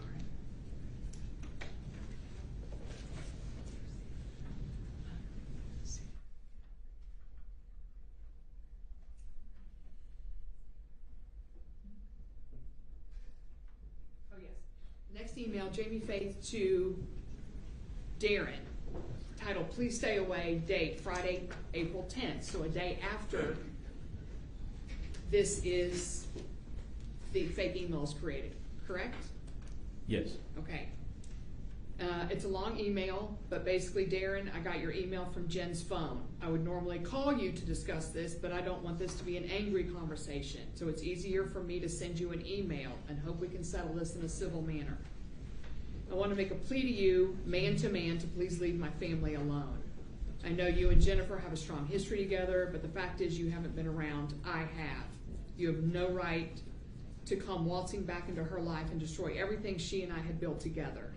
If someone had done that to your family, you would not have stood for it. The fact is, I don't work without her. And it goes on, fairly polite. I know you don't like some of the things I've done since you've come into my world and started to destroy it. And for that, I am sorry, but I don't need your approval. That's between Jen and I, and just like everything else, all caps, is my relationship with her. It's cute you think you need to protect her, but where have you been for the past 22 years? I know right now you think everything is going to be perfect if the two of you start a life together, but you and I both know the newness wears off in a relationship, and when you need to start dealing with the day-to-day details of life, you lose interest, and then you'll hurt her. You don't believe that now, but it will come. So man to man, I'm telling you to stay away from my family. It's obvious that you and Jen can't keep your communication to a friendship, so I'm asking that you stop communicating with Jen.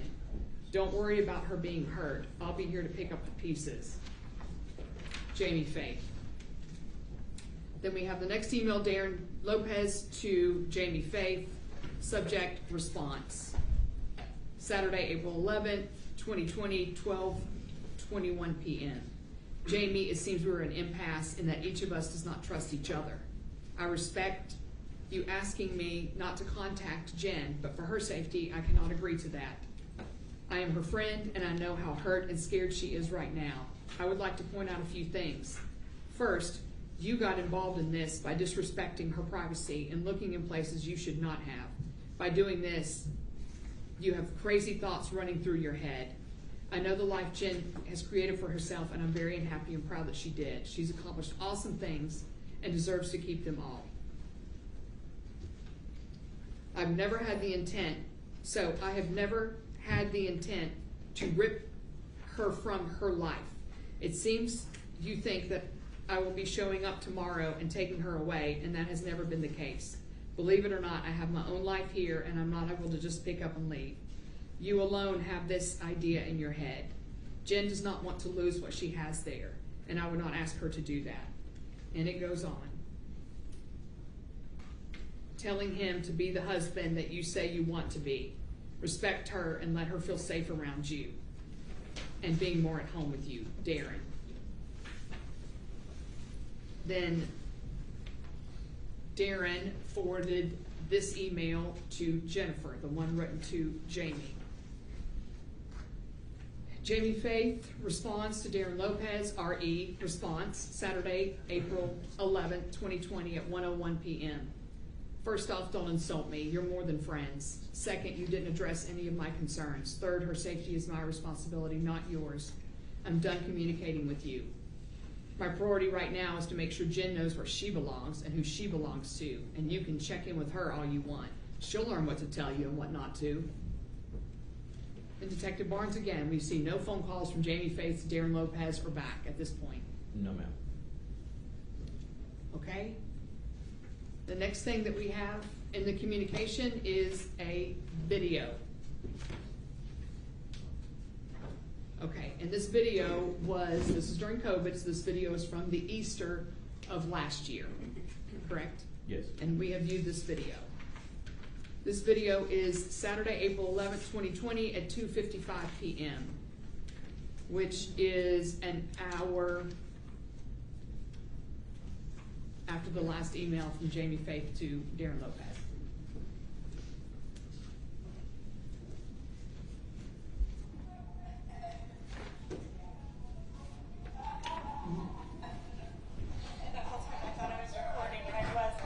Do you recognize whose house this is? Yes, that's inside the Faith residence on 926 Waverly. Okay. And do you recognize who's holding the video? I believe it's Jennifer Faith. Okay. And it appears she's having some sort of Easter egg hunt, correct? That's correct.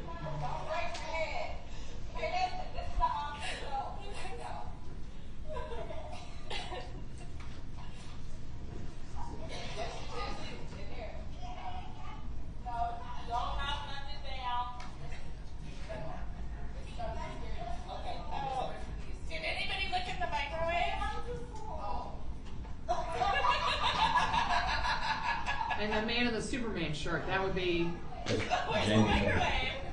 I'm sorry? James Faith.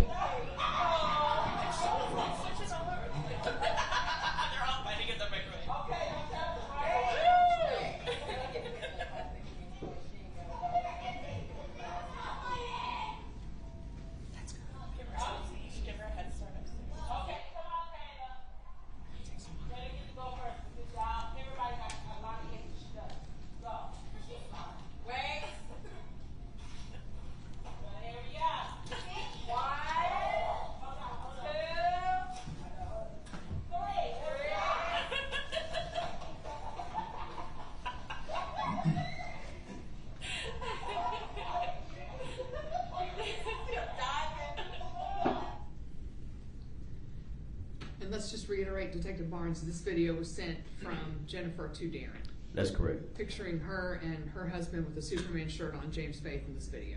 That's correct. Okay. All right, next email, Jennifer Faith, on Saturday, April 11, 2020, 7:26 p.m. to Darrin Lopez, in which she forwarded an email from Jamie Faith at the Jamie Faith 511 account, where he sends an eating well article, and she forwards it on to Darrin. All right. Now we start to see some text messages between Jennifer Faith and Darrin Lopez. You can, if Detective Barnes, if you'll read. Okay, it's just one. I'll go ahead and read it. On 4/15/2020, 2:50 a.m. Listen to mine, ... calm, ... feel my warmth, from Darrin Lopez. Do you have any idea what that X means on the text bubble? It indicates that that text message was deleted. Okay, so it was attempted to be deleted, but wasn't fully deleted. That's correct. It's still showing up. Yes. Okay. And then we start the next communication during this time, not just in Darrin's cell phone, but communication that is chronological, would be the text that Jennifer Faith starts to have with Tina Spring, correct? Yes, ma'am. And that's the Tina Spring that you remember speaking to, is that correct? Yes.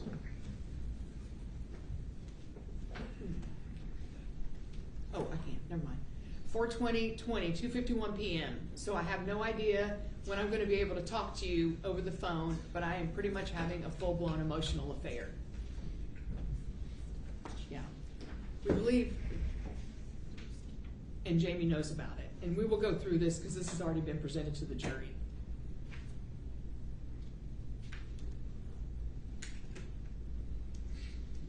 He was in Special Forces.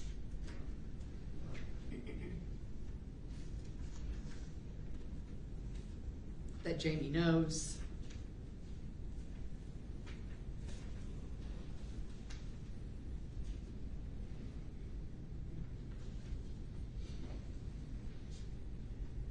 Where he lives, the jury's already heard this.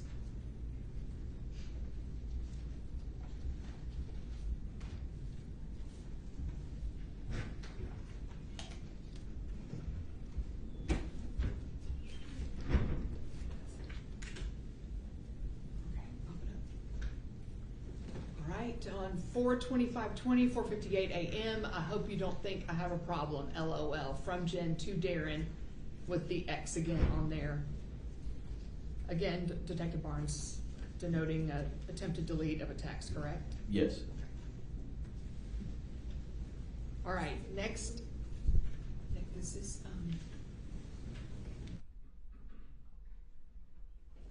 okay.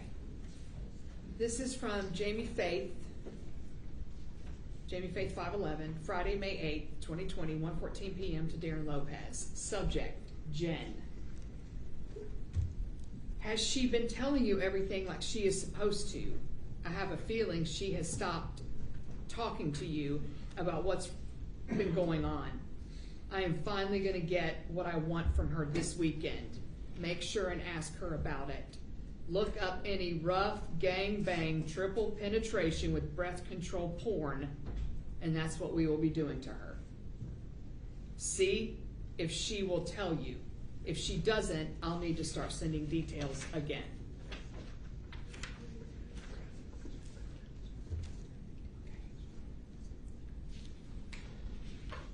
Is it on the screen? Okay. Jamie Faith to Darrin Lopez, subject, all caps, nice. This is Saturday, May 9th, 2020, 10:52 p.m. He sends a photo. We split her like a peach, or should I say an Oreo. It was great. I hope she tells you the details. You will need to email me some keywords tomorrow. It's a requirement to get her out of Monday. At this point, Detective Barnes, are there any calls for service to 926 Waverly Place? No, ma'am. Okay. Anything having to do with Jennifer Faith? No. Okay. And any calls or no calls or texts that we have seen between Jamie Faith and Darrin Lopez at this point? No. Next email, James Faith sends to Darrin Lopez, Saturday, May 9th, 2020, 11:21 p.m. Good stuff. Enjoy knowing you can't do a fucking thing about it. And sends these photos.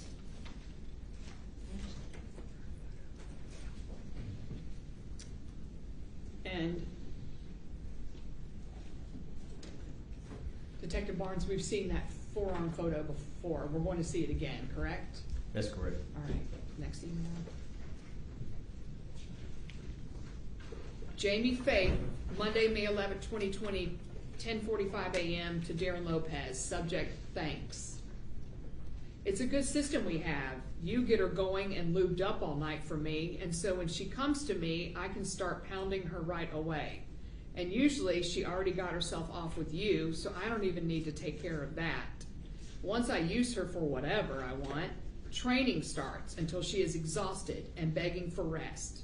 Too bad you will never know the sweet tone of her begging me to let her go. Sometimes she even pays me to be released. It has been a good birthday so far. Jen is required to hold all the jizz that's already inside her until I tell her she can let it start to drip down her legs. I have you to thank for the activity today, but I was surprised I didn't get any keywords. Don't worry, we're letting her get some work done in between sessions. I'm sure she will text you.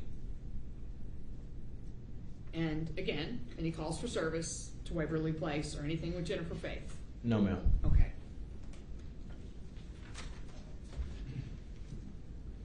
Okay, we do show that this email from Darrin, or to Darrin forwarded back to Jen.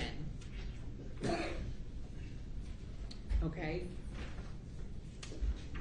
In this particular, we see Darrin is sending to Jen a letter or an email that he's going to send to Jamie.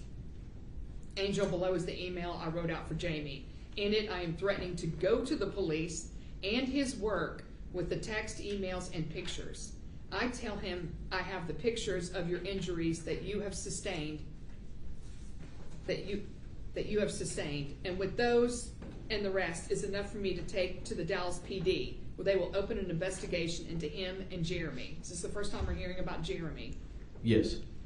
When you read this, know it is just a threat, but I would need you to send me just one picture showing your injuries. I went this route because it seems that when I threaten the cops, he seems to listen and back off some. So telling him I have all the pics and his texts and emails, I think will scare him straight. Up to this point, I know he does not think I have any of that. Which, pause here. We just saw an email where Jamie was sending Darrin pics, correct? That's correct. All right. The downside to this email is that he could just ignore it and still continue on with you. But I think this could give him pause. But you would need to be willing to probably answer some questions asked by him. Simply, if you took pics, which you did, so that is not a lie. As to the police, you can say you will not file charges, but if the police come asking you direct questions, you will not lie to them. In that aspect, I think that would put him on guard. He knows you don't lie, and when asked direct questions, you will tell the truth. So in that respect, I think this email carries great weight to scare him away. Back to acting in a more appropriate way with you. Read it, think about it. No, I will not do anything you're against, but I would need your help in them. First, I need one pic, and then second, you would have to be able to answer the questions from Jamie, which could be a 50-50 possibility because we know he doesn't bring things up much. The other thing he could ask would be, will I do it? And you can simply tell him that I'm a man of my word and will follow through with anything I have told Jamie. In that way, he will know that I will send emails and also that I will keep silent if his behavior improves. If you are against this in any way, I will understand. And then he proceeds to send the letter to, oh, that's right, okay? Jennifer Faith then, on Monday, May 11th at 11:05 a.m., about 10 minutes after the email from Darrin to her, replies with one photo. The forearm pic, correct? Yes. The picture that had been previously sent from Jamie to Darrin. Now, Jennifer is sending it to Darrin, and Darrin is going to send in the next email, in his letter to Jamie, the very photo that Jamie has already sent him. Jamie, the words I have for you are these. You are so fucked. You are sitting there thinking I can do nothing to stop you from abusing Jen, and I'm going to show you that I have plenty to ruin and destroy your life. What you don't know, and I'm not sure if Jen even recalls this, but you had her so fucked up after you started abusing her and having her raped. It was easy for me to convince her to take pictures of her injury and send them to me. So I have graphic photographic evidence of all the abuse that she has sustained from you. I have enclosed one pic to prove to you that I have them, and I have many more to send along to the authorities. Putting these pics alongside the very graphic texts and emails you sent shows a very clear picture of domestic abuse and rape she has sustained. Pausing there, Detective Barnes, on a common sense level, this is a man, Jamie Faith, who works at American Airlines, correct? That's correct. And is an IT director, correct? Yes. Okay, but everything that we're seeing here is being sent via email, correct? Yes. All right.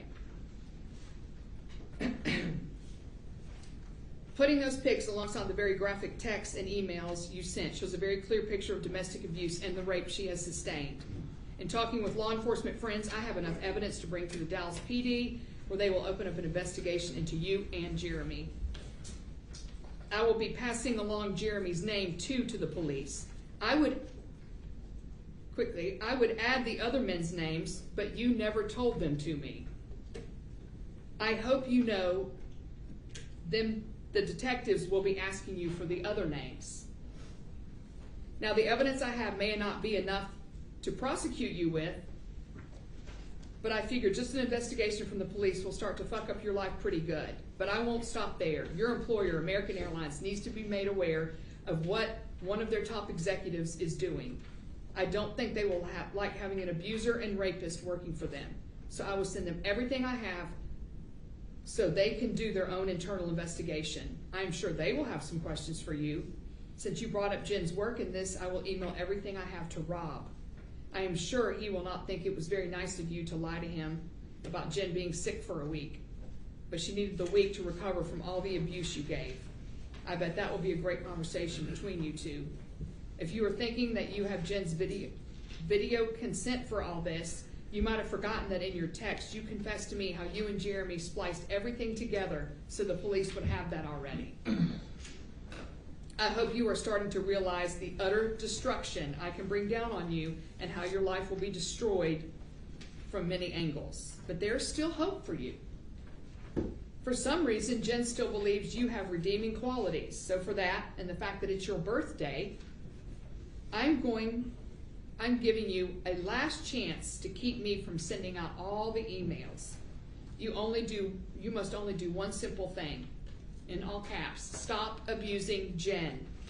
What does that mean specifically? 1, you will never take Jen away from the house to be used and raped by other men. 2, no Jeremy ever again.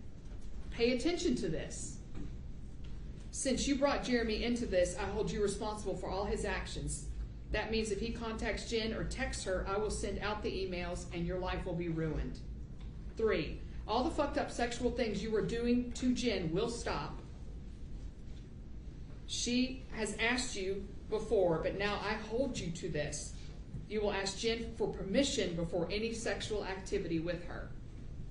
If I find out that you are hurting her in any way, I will send the emails. This is your one and only chance to keep my silence in all of this. I am a man of my word, so if you fail in any aspect, I will destroy your life. I also will keep silent in this if you stop abusing Jen. For your information, the statute of limitations for rape in Texas is 10 years. So I will keep all the evidence safe and secure for the next 10 years, ready to use against you if you ever go back on your word and start abusing Jen again. Jen thinks you can be saved, and I hope to prove her correct. Do the right thing, or you will suffer the consequences that your actions have brought. Darrin, P.S. I just got your email. Your sick birthday shit stops now, or the emails will go out this afternoon and your life will begin to crumble.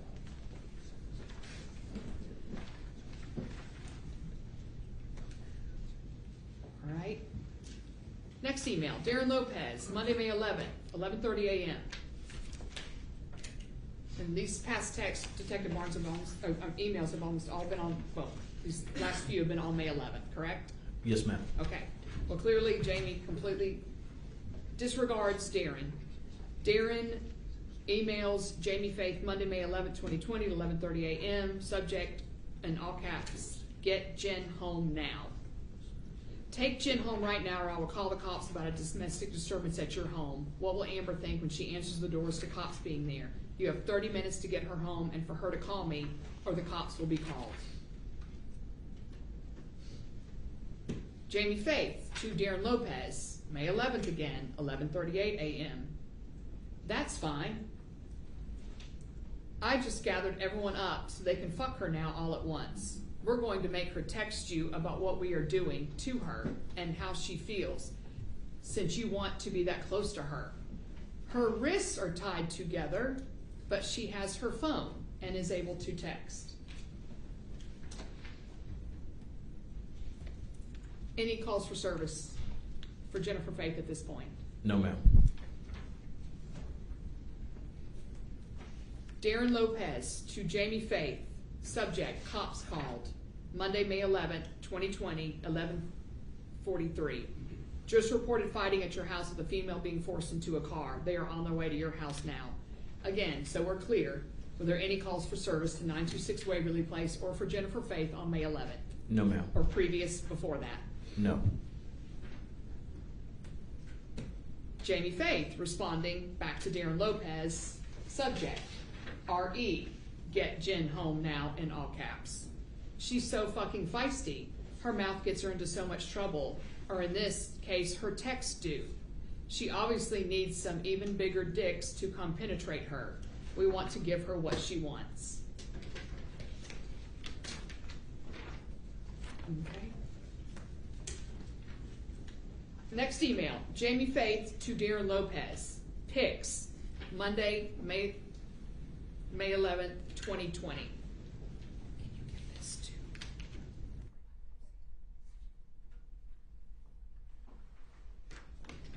due to the graphic nature of these pictures, I'm just gonna show them to the jury, if that's okay? Okay, go ahead. All right, and then turn the lights on. And again, this is an email, pics, sent to Darrin Lopez. Presumably, that's Jennifer Bale.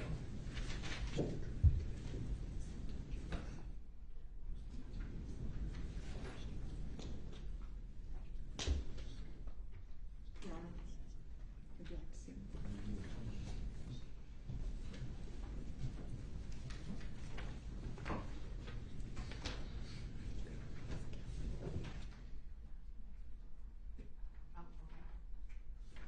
Okay, and the next email we have is the Google subscriber information. Now, this is for Rob Schmidt, correct? Yes, ma'am. Detective Barnes, can you just read when the creation of the account was?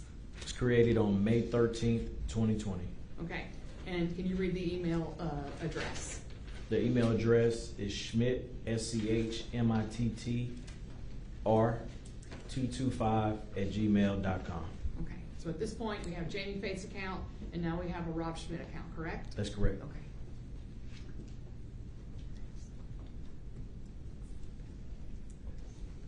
Okay, the next email we have is from Jennifer to Darrin, Tuesday, May 12th, 2020, 11:52 p.m. Its subject is injury pics. Interestingly, she is sending the very same pics, correct, Detective Barnes, except for one, That's correct. which is the one that is new. The injury to a lip at the bottom right corner of the email. Okay, is there anything of note about that particular photo? The lip is bleeding and the teeth appear to be children-sized teeth. Okay. The next email we have, it appears to be, and if you can see at the top, and I know this is no subject. So it appears to be a draft. This is off Darrin's email of a hand choking a woman or a neck. Oh, and I'm sorry, let me do the date and time. This is Wednesday, May 13th, 2020 at 2:19 a.m. Okay. And then this is an example where it may have rounded up to 220, is what you see on the screen. All right, no subject on this one. And this is a picture, and the date on this. What's the date on that? At 2:20 a.m., he sends this picture to himself. And then again, at 2:20 a.m., he sends the picture to himself. And then Wednesday, 5/13, 2:20 at 9:49 a.m., he sends the picture with an attachment, and now he has a subject line, pick.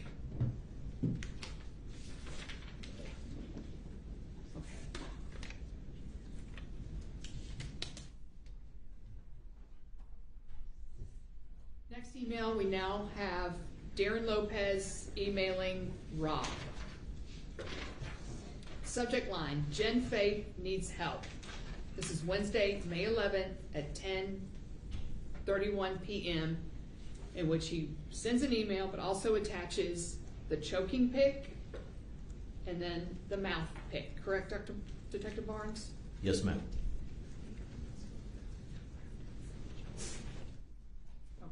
So we're talking about 10:31 a.m., which would be about an hour after he sent the choking pic to himself. Hello, Rob. I am Darrin Lopez. I am an old friend of Jen Faith. I reconnected with her in mid-March. I was the one putting the smile on her face. I think she mentioned me to you. Not positive, though. I'm writing to ask you for your help. Jamie, Jen's husband, is physically and sexually abusing her. This started at the end of March, when Jamie broke into Jen's phone and read the text messages between the two of us. Jamie started to physically abuse her at home, and then he started to take her to his friend's house, Jeremy, where he was having Jen gang raped for her talking to me. Do you recall the week at the end of March when Jamie called you to say that Jen was sick and needed the week off? Jen was not sick, but needed that time to recover from the abuse that she received from him and the other men. Jamie is getting pleasure from hurting her in extreme ways and sexually abusing her. When he does this, he takes Jen's phone and he texts me the graphic details of what he is doing to Jen and even sends the pictures. Do we have any texts between Jamie and Darrin at this point? No, we don't. This past weekend was his birthday, and he took great pleasure in hurting Jen. His birthday is May 11th, is that correct? Yes. Jamie Faith, which explains the email. Jamie Faith 511, correct? That's correct. Okay. This time he sent me emails directly from him. I am asking if you are willing to get involved and help Jen get out of this situation. First, you can check in with Jen. I told her last night I wanted to contact you, and she gave me your email. She's finally at the point where she is done being abused.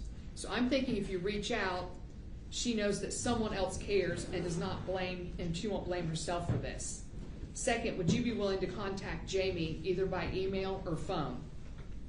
If he knows someone other than me, he might back into a proper mindset. Jamie does not think I am able to do anything to stop him. I have emailed Jamie with no positive response from him, only more sick things he sends back. Also at this point, I mean, again, we have no calls from Darrin trying to contact Jamie that we see, correct? In That's his phone. correct.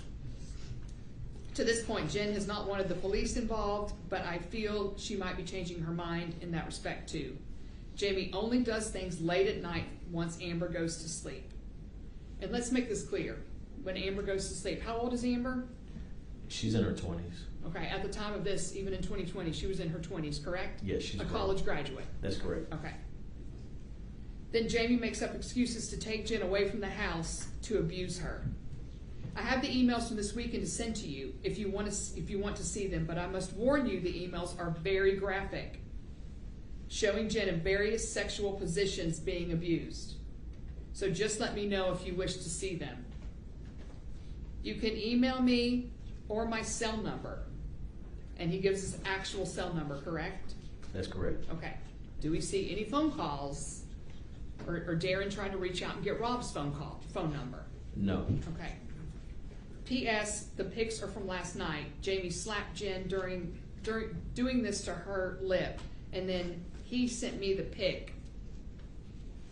And then Jamie Faith, sent me the pic of him choking her. We do not have an email from Jamie Faith sending that pic, do we?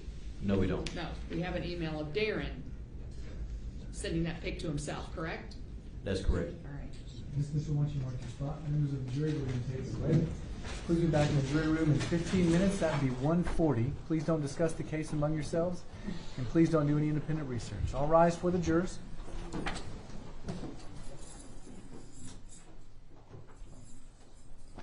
Can I see the lawyers real quick?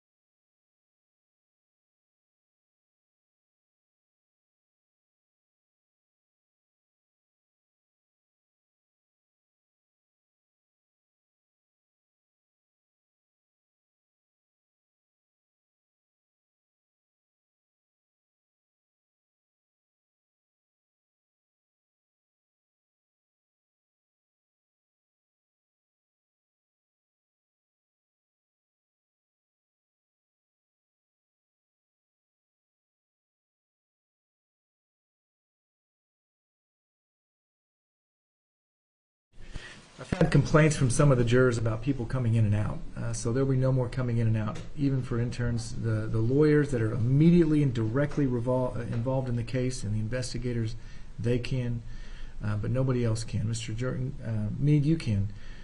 You had asked me before for that. But other than that, nobody else coming in and out. Understood?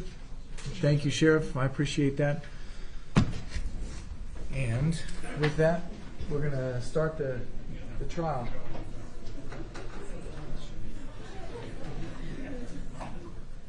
This is your chance to get out of here.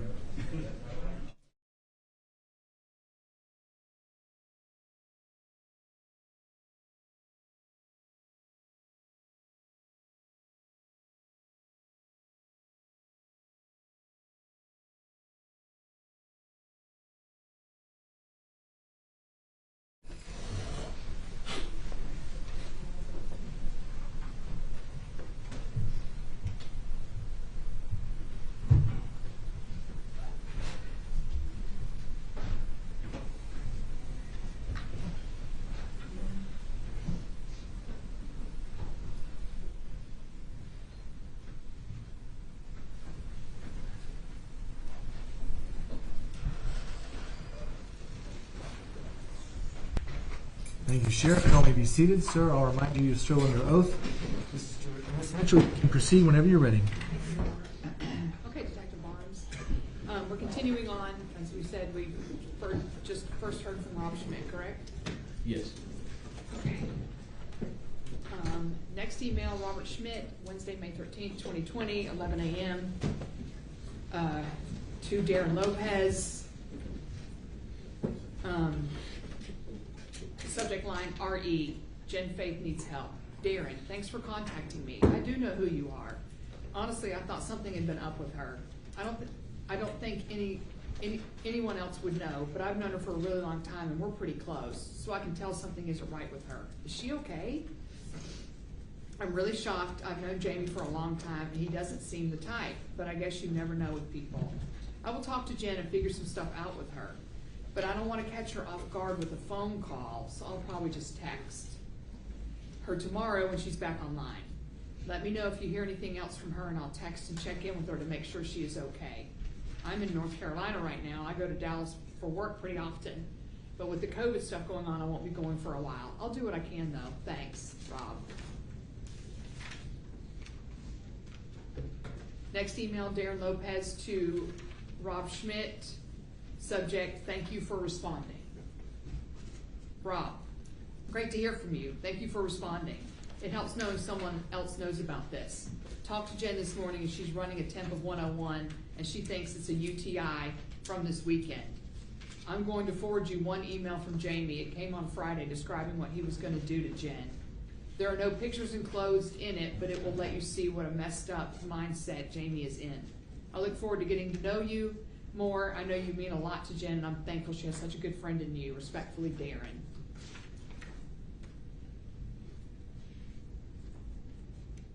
Rob Schmidt, back to Darrin, Wednesday, May 13th, 2020, 11:29 a.m. RE, thank you for responding. Darrin, I hope I'm not bothering you with constant emails, but I'm really shocked and have some questions. Not that it matters, but how many guys are we talking about with these gang rapes? How many times has this happened? When did it start? I know he sent you pictures and I don't think I want to see them, but how bad does this seem? Is her life in danger?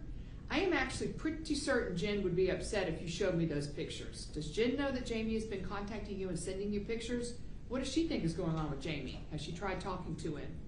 Sorry for the interrogation. I'm really shocked, and the more I think about it, the more questions I have, and I don't want to bother Jen today.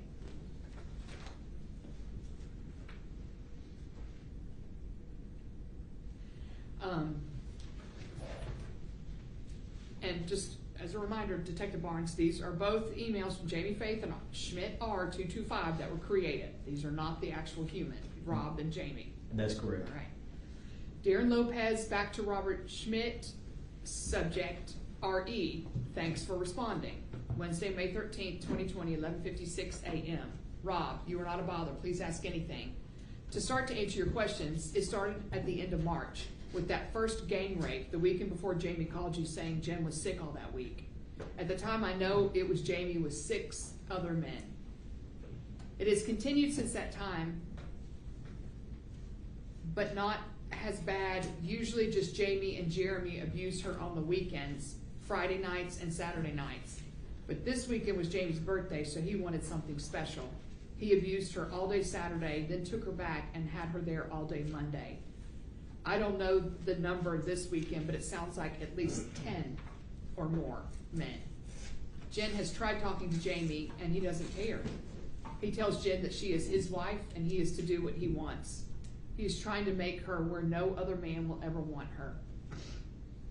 Yes, Jen knows he sends me pics and texts me. Again, do we have any text between Darrin and Jamie up to this point? No, we don't. I just don't tell Jen what the pictures show. I just tell her I know what is going on. Jamie is trying to hurt me through Jen. I don't think he means to kill Jen, but he uses a stun gun on her to make her comply and make her get in the car to take her places. I emailed him this weekend telling him I was ready to go to the police, and I also mentioned I would be telling you. So if you email Jamie saying you got disturbing emails about Jen, he might get scared straight. Not sure.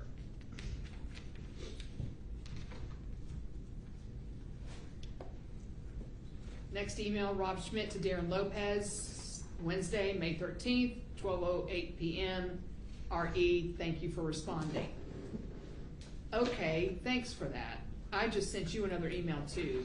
I'm also in a small town in North Carolina, ironically called Nashville. I'll definitely email Jamie. I'll do it tonight. I'm surprised Jen doesn't go to the authorities, but I know her and her sense of loyalty.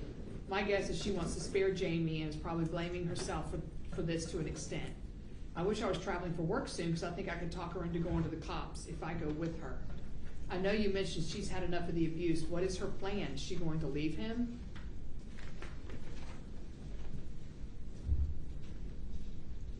And then next email, Rob Schmidt to Darrin Lopez. Another quick thought. Wednesday, May 13th, 2020, 11:59 a.m. I don't think Jen is going to want to share details with me the more I think about it. She really doesn't like being vulnerable or looking vulnerable. She and I are really close and have been for a long time. But even with that, I'm not someone she would ever cry to anything about. And she would never want it to seem like she needs help with anything. I'm telling you this because I think the more details you can give me versus her would be better for her. That way I can help without making it awkward for her because I need permission. I hope that makes sense, Rob.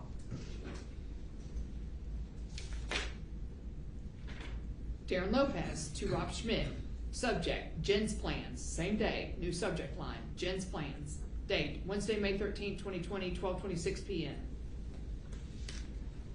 Rob, you are correct in that Jen does want to spare Jamie, but even more than that, she wants to spare Amber. It goes on. Jen contacted a lawyer yesterday. Yes, she is planning on leaving Jamie. Jen has not said anything yet to Jamie or Amber. She wants them to get things worked out. It may seem a bit odd, but Jen's and I's relationship, even through all of this, has been growing. So her plan is to leave Dallas and come to Tennessee. Then he talks about leaving the Army, his divorce, and then the odd thing is when we started talking again, we had not planned on anything happening so fast with either of us.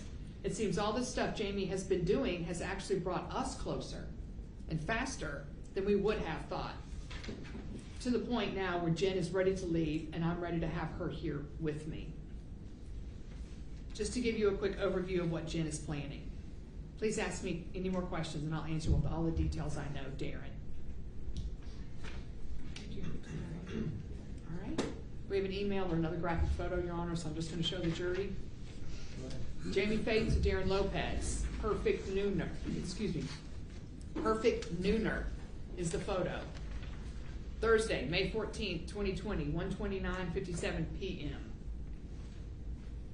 Her ass is still amazing, but that perfectly good pussy is out of commission. What a shame. All she did was cry the whole time.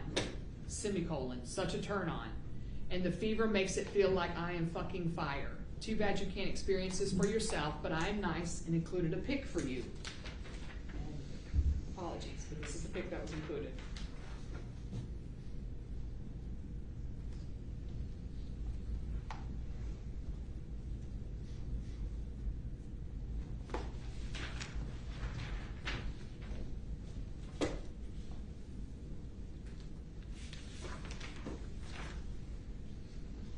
Darrin Lopez to Rob Schmidt, Jamie abusing Jen is the subject line. Subject line, Jamie abusing Jen. Date, Thursday, May 14, 2020, 1:35 p.m. About 6 minutes after that email came in to Darrin from Jamie, Darrin is telling Rob about the email. By email. Rob, Jamie is abusing Jen today. I'm forwarding the email to you so you can see how fucked up Jamie is. Any ideas how we can help her? Darrin. And then he forwards the photo.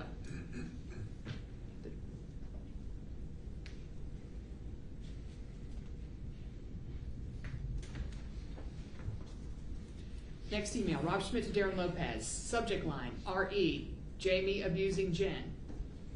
Date, Thursday, May 14, 2020, 2:45 p.m.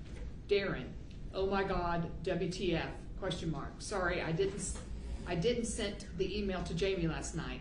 I'm going to call him right now, and I'll call Jen. I can't believe he is doing this. He has snapped or something. Rob. Darrin Lopez to Robert Schmidt, next email. Subject, Jamie. Darrin Lopez, same date, Darrin Lopez has changed the subject line again. Now it is Jamie. Thursday, May 14th, 2020, 2:50 p.m. Rob, yes, I believe he has snapped. I've been trying to convince Jen of that for weeks now. Thank you for trying to help. If Jen knows she has more people on her side, then it might help her out. Let me know if I can do anything more from here. I will keep you updated when I find things out, Darrin. At this point, Detective Barnes, do we see any phone calls in between Darrin and Rob? No, we don't. Okay. Robert Schmidt to Darrin Lopez, email. R.E. Jamie, Thursday, May 14th, 2020, 2:57 p.m. Jen didn't pick up her phone. Have you talked to her since you got that email? Do we know she's okay? I'm calling Jamie now. Darrin Lopez to Robert Schmidt, R.E. Jamie, subject line, date, Thursday, May 14th, 2020, 3 p.m. Rob, yes, I'm texting Jen right now. She is okay, feels horrible from the infection. She told me she asked Jamie not to do anything today and he just laughed at her and didn't care.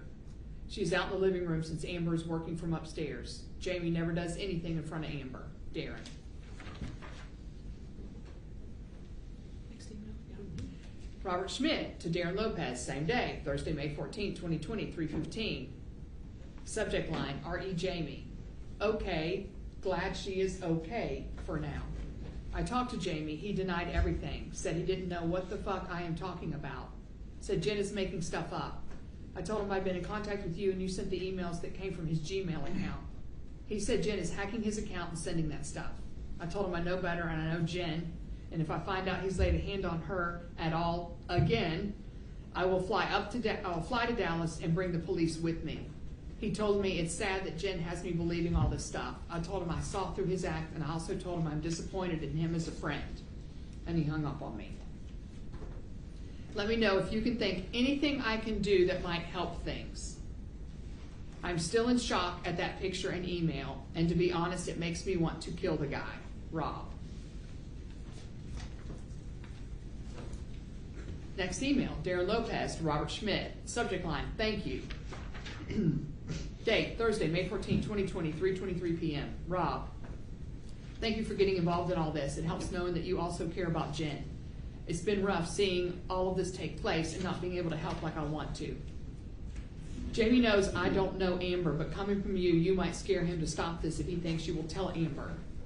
The other thing I was thinking of was telling American Airlines about his actions. Do you know anyone at American Airlines that we can contact? Thank you for your help in this mess. Darrin. Robert Schmidt to Darrin Lopez, same day, Thursday, May 14, 2020, 3:31 p.m. Subject line, R.E., thank you.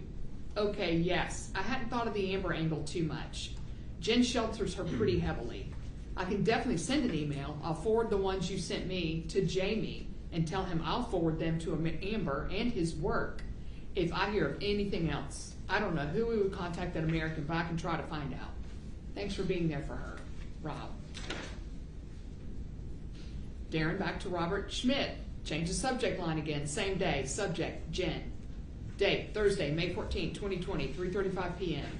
Rob, If you forward the emails I sent you to Jamie, let him know you also have the more graphic ones with all the pictures he sent to me. He will know what you're alluding to. Or do you want me to send those to you now? But they do have the very graphic pics in them. Not sure if you want to see them or not. Thank you for your help with this. Robert Schmidt to Darrin Lopez. Subject line, R.E. Jen. Thursday, May 14th, 3:48 p.m. Darrin, I guess go ahead and send them to me so I have them. And I'll deal with one. And I'll deal with wanting to fucking beat the shit out of him more than I already do now. Do you know one of Jen's friends, Jason Snyder? If so, do you know if he knows? I'm good friends with Jason, and I think I can use him to find out who Jamie reports to at American. I have some calls to finish up, but I'll work on this more tonight. She has a really good friend who works with us, Tina. Do you know if Tina knows anything? Rob. Darrin Lopez to Robert Smith. Subject line, Jen. Thursday, May 14th at 3:53 p.m. Rob, you were the first person other than me that knows about this. Jen has been wanting to keep it all to herself, but this weekend broke her, and she finally let me tell you. I know who Jason and Tina are, but she has not said anything to them about the abuse from Jamie. Coming from you, if you talk with Jen, she might let you tell them also. I will send you the emails that I have. And then Darrin Lopez forwards to Robert Schmidt, forward nice photo. And the other graphic photos.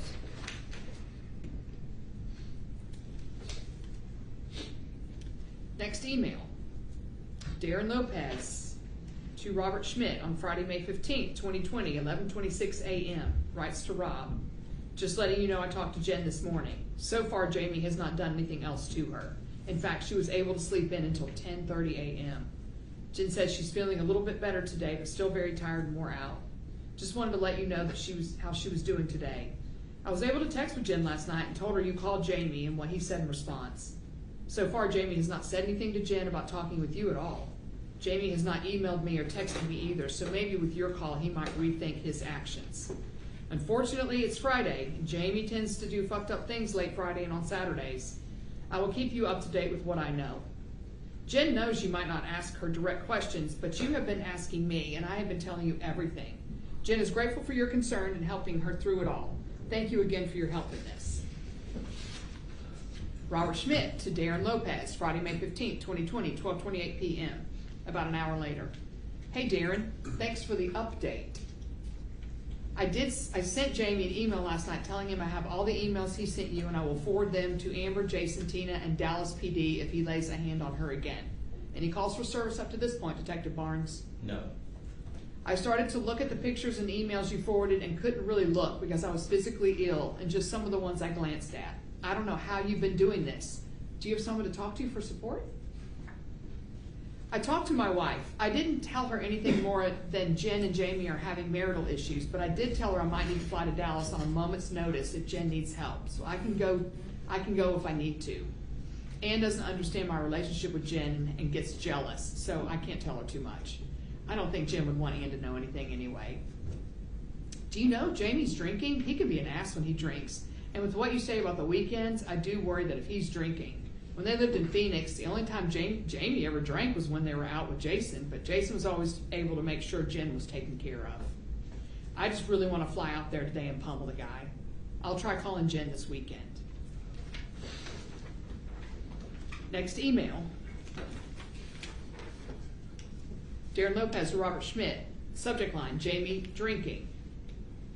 Friday, May 15th, 2020.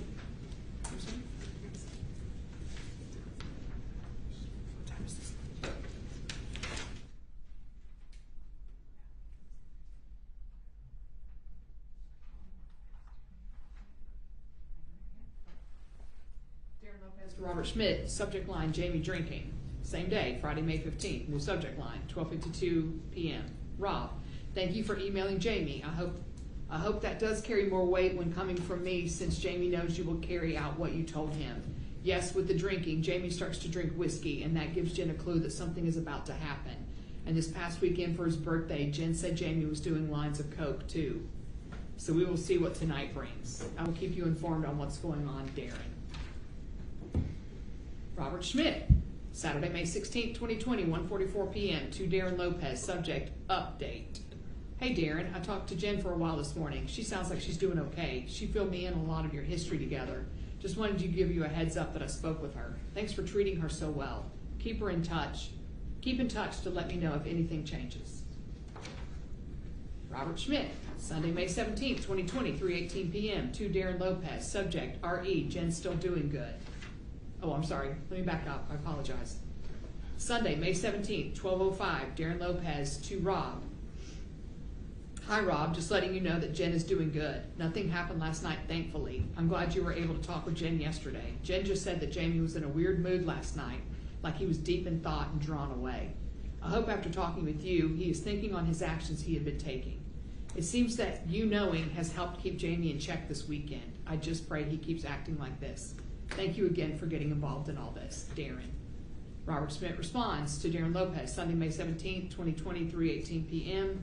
A few hours later, RE, Jen's still doing good. Hi, Darrin. Okay, good. I just sent Jen a text too. Sounds like she's doing okay. She said she's online for work right now and Jamie is still acting weird but not threatening. She's logged in for work right now, so I'm going to log in too. As long as her light is green, I know she's at her computer, and I told her if she's going to log off, let me know. But if the light goes red and I don't hear from her first, I'll know something isn't right, and I'll call her and Jamie both. Rob.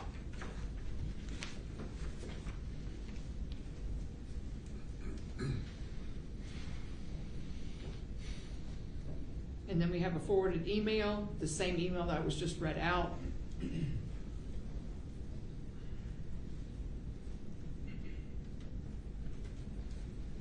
Okay. All right. Rob emails Darrin on Wednesday, May 20th, 2020, 4:26 p.m. Subject line, checking in. Darrin, how is Jen doing? I have had contact with her this week through work, but I just spoke with her on the phone and she sounds off. She couldn't talk much because Jamie was sitting across from her, and I could hear him on the phone with someone, but she didn't sound like herself, and I'm concerned. Do you know if anything else has happened? I tried asking her details, that she would only need to answer yes or no, but she was vague and got off the phone with me pretty quick. If you can let me know how things are going, I would really appreciate it. Rob. Darrin Lopez then forwards this to Jennifer, this particular email from Rob to Jennifer, Wednesday, May 20th, 2020, 4:27 p.m. 1 minute later, it gets forwarded to Jennifer.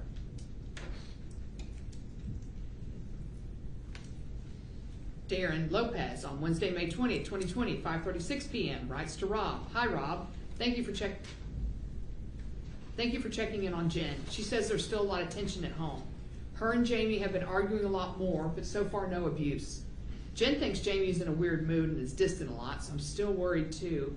I'm concerned about this weekend, so it'll be a longer one with Monday the holiday. I hope Jamie doesn't do anything this weekend. I still feel he is very fucked up in the head.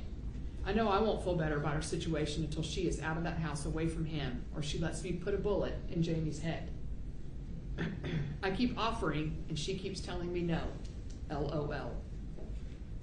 I will keep you informed about Jen, and I will reach out if I think she's in trouble. Thank you again for your involvement in this mess. Take care, Darrin. Robert Schmidt to Darrin Lopez, Thursday, May 21st, 2020, 11:43 a.m. next day.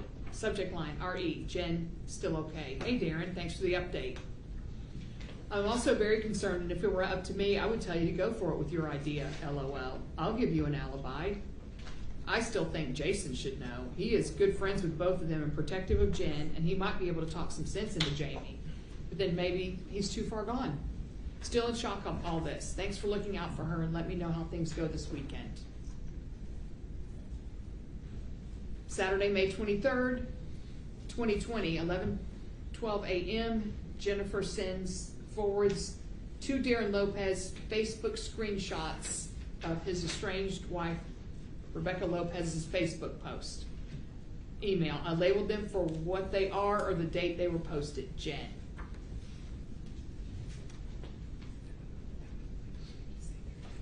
They are in the binder, which is in evidence. Email from Rob Schmidt Saturday, May 23rd, 2020, 1:35 p.m. to Darrin Lopez. Subject, any update, question mark. Darrin, any news with Jen and Jamie? I don't want to bombard Jen with texts all weekend. Anything new on your end? Plans? Rob. Saturday, May 23rd. Same day. About 20 minutes later, at 1:57 p.m., Darrin emails Rob. Hi, Rob. So far, Jen doing good. No abuse from Jamie. Just still tension in the house and they argue. Nothing happened last night, thankfully. I hope Jamie keeps us up and doesn't do anything where we need to get involved further. I have been telling Jen that you have been checking on her through me and that I have been keeping you informed how things are going. Thank you for caring, and I hope the weekend passes with no incident. But I'm still concerned you might do something. I will keep you up to date. Have a great day. Rob Schmidt to Darrin Lopez, Saturday, May 23rd, 2:04 p.m. Just a few minutes later. Okay, thanks for the update. Rob Schmidt to Darrin Lopez, Monday, May 25th, 1:10 p.m. Subject, any update? Darrin, I sent Jen a text last night and she said she was at a friend's house. Is everything okay? She didn't explain and I didn't press her. If you have contact with her, can you let me know how she is? Thanks, Rob. Darrin to Robert Schmidt, subject line, which she changes. Jen is doing fine. Monday, May 25th, 2020, 1:25 p.m. Hi, Rob. Happy Memorial Day.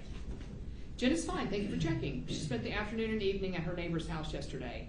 She enjoys being out of the house and away from the tension, but yeah, Jamie wasn't happy about it. But he has not hurt her, just more arguing, and still in his recent Jamie mood. So the weekend has been an okay one for her. Everyone back to work tomorrow, so she should be good tonight too. It just helps that you got involved and Jamie knows that someone other than me knows about the situation and that you will take action and tell his friends and even Amber if you feel you need to. Have a good rest of the day. I told Jen to text you that you were concerned. Darrin. Jamie Faith reaches back out. Jamie Faith, 5:11 to Darrin Lopez, Thursday, May 28, 2020, 11:40 p.m. Subject line, you know, dash. She's a fucking fat, chunky bitch, right? Not sure what pictures she sent you, but she's hideous and huge. Nothing you would ever want to fuck, which is why I use her for whatever I want. Thought I'd warn you while the two of you are talking.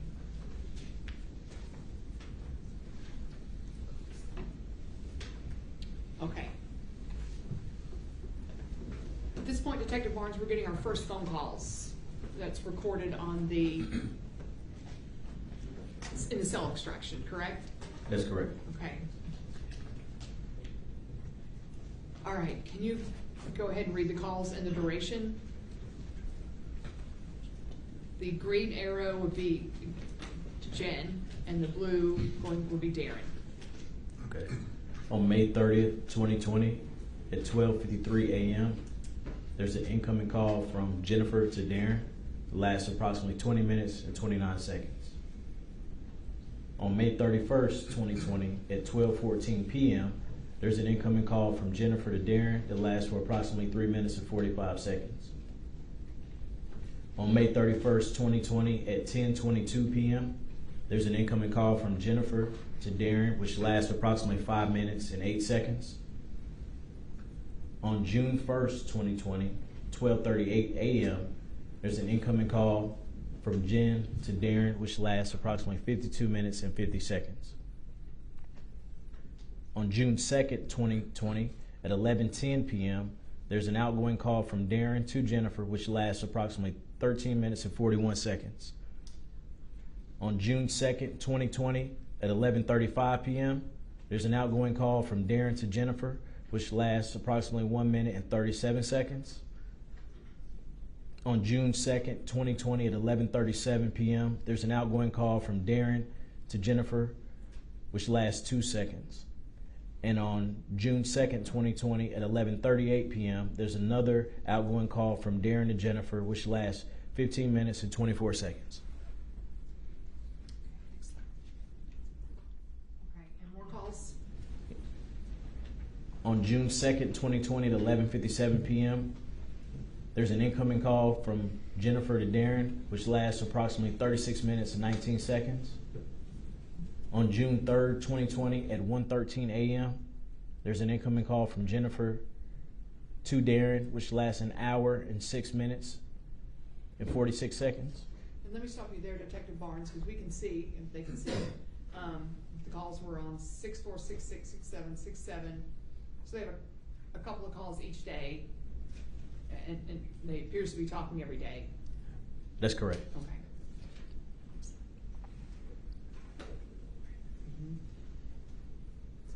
This would be consistent with what she and Tina Spring talked about, correct, in the text about that she talks to Darrin every day, all day, or I'm sorry, every day, Yes, and at least one call a day? that's correct. Okay, and we continue with the phone calls, June 7th, June 8th, June 9th, and June 11th, going back and forth with each other. That's correct.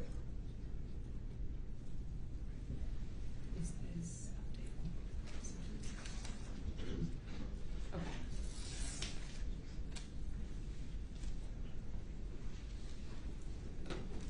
Robert Schmidt to Darrin Lopez, subject line, update.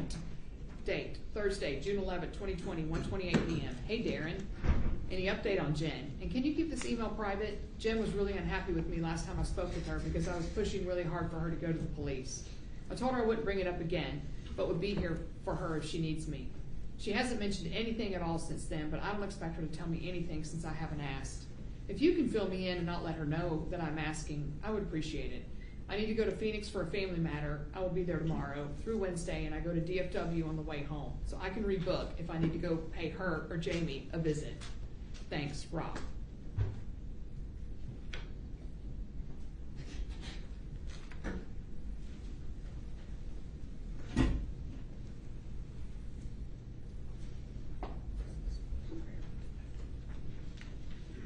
Okay.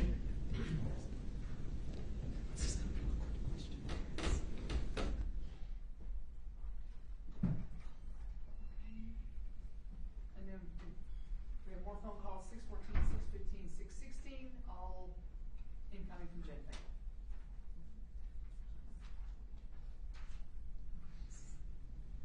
Okay, Detective Barnes, could you please read that? It's on 6/18/2020 at 11:45 a.m. Okay, we're getting ready to leave. Stopping by Burger King for the other two. ... Only enough. Okay, and again, what does the X at the bottom denote? It was attempted to be deleted. Okay. We continue with phone calls, incoming and outgoing between the two, 618, 618, 619, 621.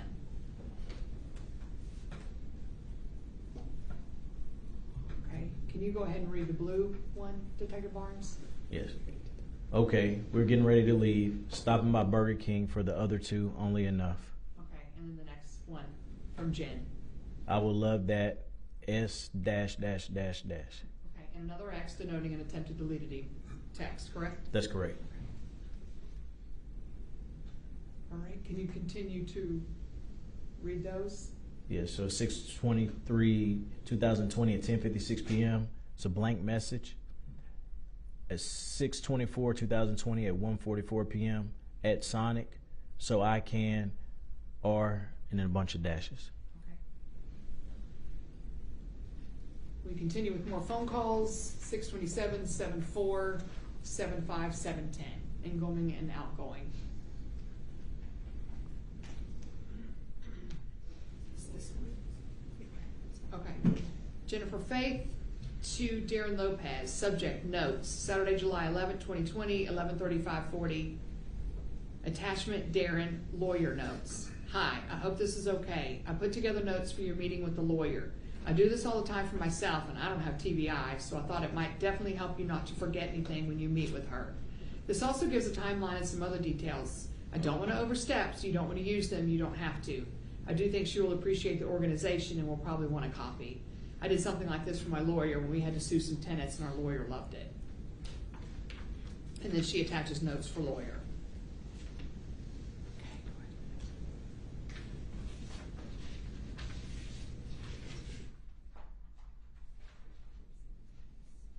Oh, sorry.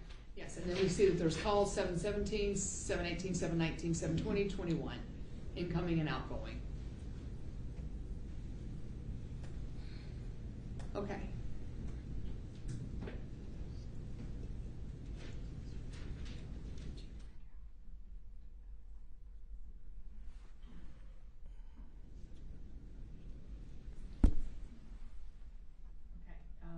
Jennifer Faith to Darrin Lopez, Wednesday, July 22nd, 2020, 11:31 a.m. Subject line story number 1. She sends a long story, well, about 2.5 pages long, titled The Drive Home.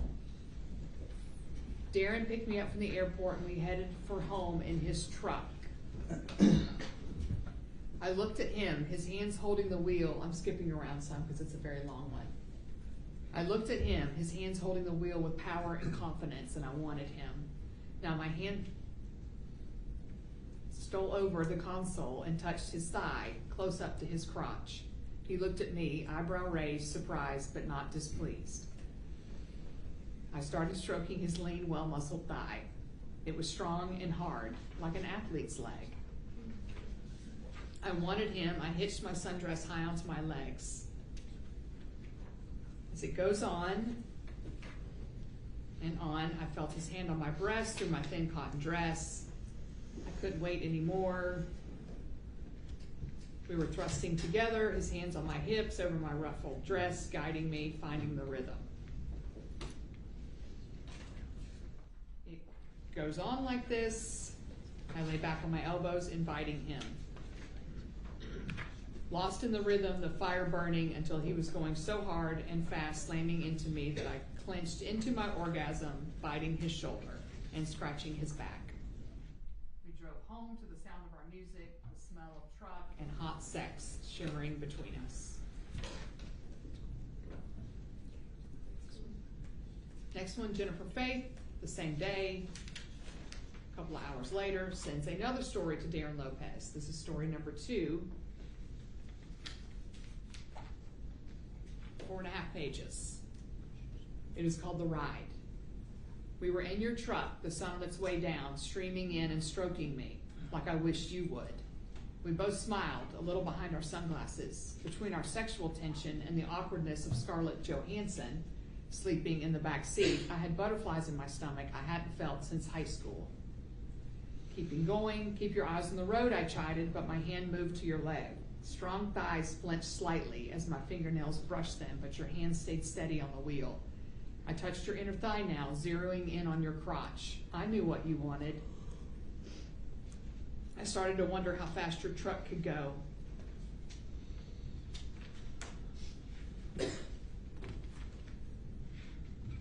Okay, and it goes on, the sexual encounter between Darrin, Scarlett Johansson, and Jennifer Faith. You gently turned me to my side, so I was face to face with Scarlett, who was still trying to catch her breath. You handed her the vibrator, and she looked at you as though the two of you were finally carrying out a secret plan. My dreams of double penetration weren't quite like this, but it was so close I almost fainted with joy. My knees got weak, and I felt lightheaded. It continues to go on. At the end of it, we had just put ourselves back together, and you finally in the driver's seat when Scarlett got back to the truck. I was thinking, she said, "Can you give us a ride again tomorrow?"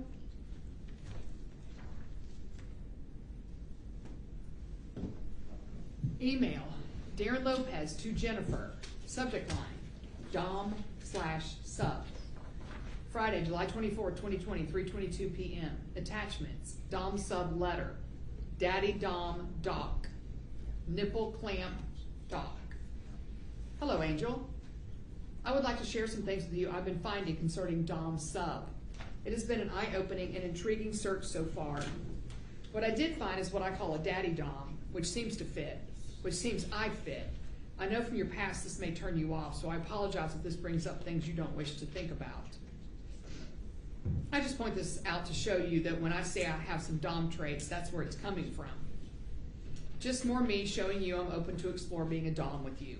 So first read Dom sub letter, and then from the website I shared the other day, I copied stuff, and that is the Dom sub attachment. Finally, I saw this pic I knew you would enjoy. As you wish, D. Okay. Hello, sexy. Well, with sharing our kinks and enjoyment of erotica and finding out you have an interest in Dom sub things, it has opened up a whole lot to explore with you. I have told you how I would role play on sex chat sites, and it seems that the way I role play makes me a daddy dom without even knowing it. I am learning that in a dom sub lifestyle, rules are set out, and it is the dom that provides for the sub in all types of matters to include sexual pleasure. In my role plays, I would have rules too. I would pick the men they would be with. If I wasn't around for some reason, my girl would have to text and ask permission to be naughty, and then she was back with me, give me a full account of what happened, usually during intercourse. If I shared her, I would never have sloppy seconds. I would pick outfits for them to wear and have them make me proud and happy being daddy's slut. Never realized that all I did in that way kind of makes me a daddy dom. I was surprised to learn that, but I hope it gives you comfort when I say I'm intrigued in dom sub with you in some way. I have experience in some way. In real life, I've used blindfolds, neckties, and scarves to bind hands, and toys to bring pleasure. I'm just so happy, skipping ahead, I'm just so happy we're both open and comfortable with each other that we can talk about these things. In the end, I just want to be the man to love you and make all your desires come true. That will bring me the most happiness. And next is the dom sub attachment, in which he states, I put in yellow what I agree with and turquoise for what I don't care for, just to give you an overview of what I have found. I never even knew before that a daddy dom was a thing, LOL. It talks about age play. Age play involves treating the sub like they are a certain age, usually younger, anywhere from toddler to teenager. The sub becomes the little and relies on him emotionally, physically, and sexually. Age play or what? And then it talks about the daddy dom. Usually men, they will also have the satisfaction of having someone to rely on and dote on them and counting on them to fix it when things get hard. Littles are constantly seeking the praise and attention of their daddy and will do the best to please them. When his baby girl displays rules, a daddy dom also gets the fulfillment of disciplining her in any way he desires, and she has consented to. She will also come to him with her sexual needs as he knows how best to please her. In a symbolic way, what makes the daddy happy fulfills the little's needs. She will be made to feel internally youthful and beautiful, and he will spoil her and cherish her. And obeying the rules and knowing that they're making their daddy happy gives them, the littles, immense reassurance. Daddy dominant traits and things to say. Good daddy dominant traits are being nurturing, caring, but strict, being a good listener and supportive. Here's a few things to say that he likes. Be a good girl, behave. Do you need a spanking? I'm proud of you. Be careful. Let's have cuddle time. Don't worry, I'll make it all better.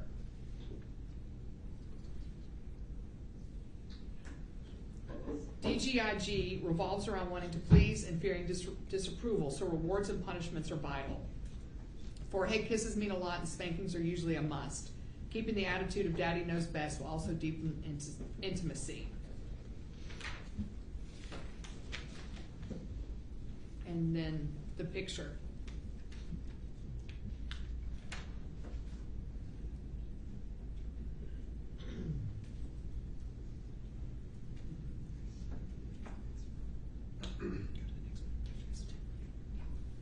All right, Jennifer Faith to Darrin Lopez, RE, Dom Sub, Friday, July 24th, 2020, 4:29:56 p.m.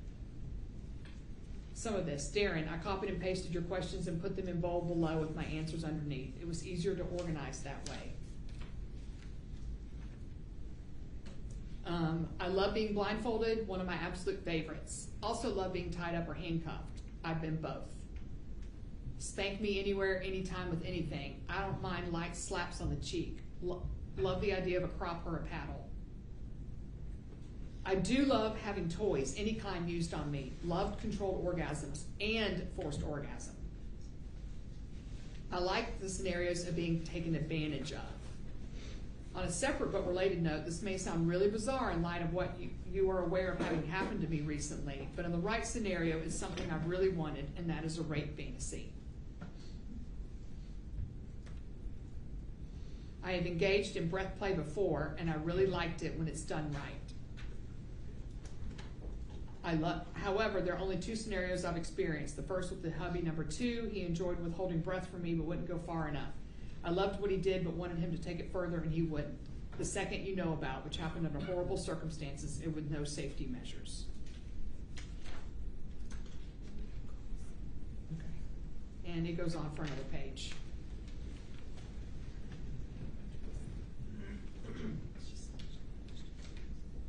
Okay, at this point, Detective Barnes, these emails between the 2 of them regarding the BDSM are relevant because why?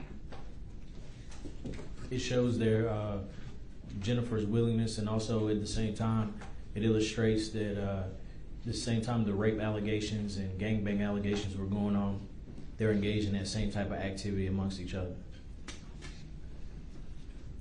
All right, now we're showing some phone calls. 725, we show Darrin. And what is interesting about these phone calls, Detective Barnes, on the duration? They're seconds, no longer than 5 seconds, and they're back to back, within a 15-minute time frame. Okay, so we have him calling her at 1:35 a.m., 1:38, 1:41, and 1:51. Correct. Okay. All right, then we get to an email. Darrin Lopez to Robert Schmidt. Help, ... It started again. Saturday, July 25th, same day, 1:54 a.m. So about 1 minute after the last phone call. Can you go back to that screen?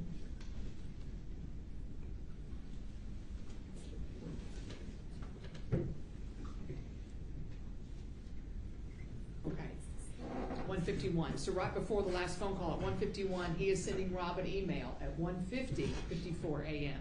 Rob, the abuse started again. Jamie was drinking tonight and pissed off. I have not heard from Jen in a few hours. Jen said Jamie was making her, quote, put him to bed, close quote. She was supposed to get back on to let me know she was okay, but I've not heard from her. I've tried texting and calling her phone with no response. I know in the past he has tied her up in the closet and left her there for hours in the morning. I'm afraid that's happening right now. Jen said he was doing better since you were there. But then something set him off today, and I believe the abuse is starting again. Just wanted you to know right away. I am sure Jen might not like I said something so fast, but I can't let her get hurt again without doing what I can to help her. Maybe another call from you could help snap Jamie back. Or we need to convince Jen to move out of the house to be safe. Any ideas or anything more I can do, please let me know. Okay, and what is interesting about this email, Detective Barnes? The thing that I found interesting about it is that the calls were so short in duration that there was no way that the phone, very unlikely the phone even rang. In the email, he seems to be in distress, believing that she's being abused again, but the calls are too short to get in contact with someone in reality. Okay. And also, this email is going out at 1:50 a.m. That's correct. So someone asking for help. Okay. At this point, do we have any calls for service to Dallas PD or any kind of welfare check? No, ma'am, nothing.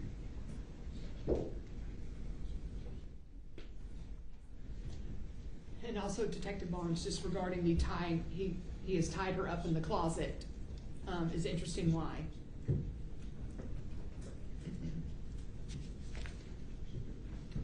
Oh, can you rephrase that? Yeah. I mean, just listening to some of the emails that we have read between the two of them, their BDSM thing, is it interesting to you that he mentions I know in the past he has tied her up in the closet and left her there? Well, I thought that was interesting, just based on, she seemed like she was just now getting exposed to that type of BDSM bondage type of thing. Okay, but they were just talking about it, and then he brings this up to Rob. Correct. That it's some form of torture. Yes. Okay. All right, 2 more phone calls. 7:25. They're 2:04 a.m. outgoing. So from Darrin again, Detective Barnes. These are very short in duration. That's correct. Okay, 2:04 a.m. and 2:17 a.m. Okay, Then an email from Darrin Lopez to Rob Schmidt, subject update. Date, Saturday, July 25th, 5:58 a.m. Rob, Jen texted at 5 a.m. and said she was okay, so I don't know what happened for sure. Once I get a chance to text her later, I will try to find out. I will let you know once I do. Sorry to wake you with seeing all this. Darrin. Okay, and then the same day, Saturday, July 25th, 2020, 5:48 p.m., Darrin sends to Jennifer Faith a picture of what, Detective Barnes? Angel Rhinestone Choker. Okay, and the website from where he's looking at it at the bottom is from what? KinkyCloth.com. Okay, and why is this interesting, being at the same date of the phone calls and emails? He believed that earlier that morning that she was being tortured, and later on that afternoon he's advertising chokers for her. And we go to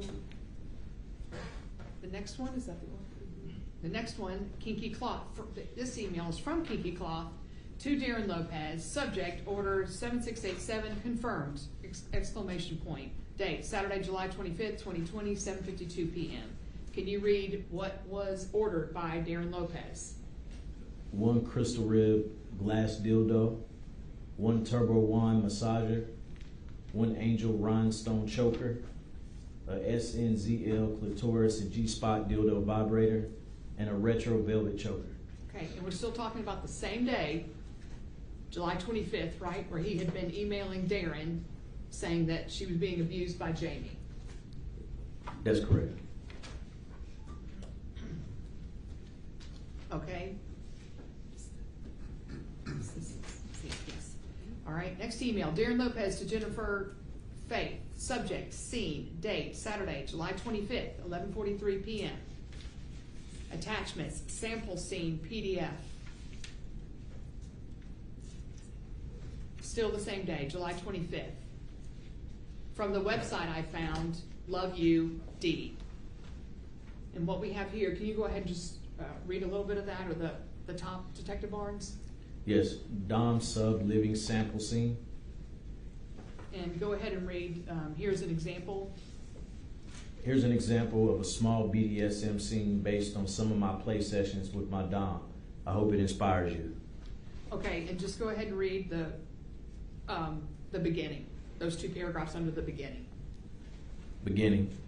The Dom tells his sub to get undressed and kneel by the foot of the bed. He lays a blindfold, chain leash, rope, and riding crop on the bed for her to see. He then stands above her, lecturing her on what it means to be a submissive, and he reminds her of her safe words. The Dom blindfolds his sub, then attaches the chain leash to her collar. He pulls on the leash and orders her to stand up and lay over the bed with her forearms on the bed. He then takes the riding crop and runs it over her body, pausing and lifting it up before rubbing her with it again, so she doesn't know if she's going to get hit or not. Okay, and then it keeps going, correct? Correct. Okay.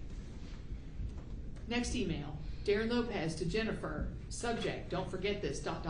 Next day, Sunday, July 26, 2020, 12:01 a.m. And where is this website again?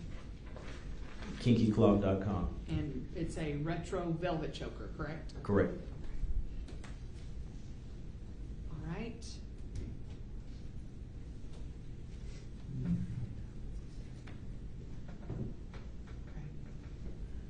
Okay.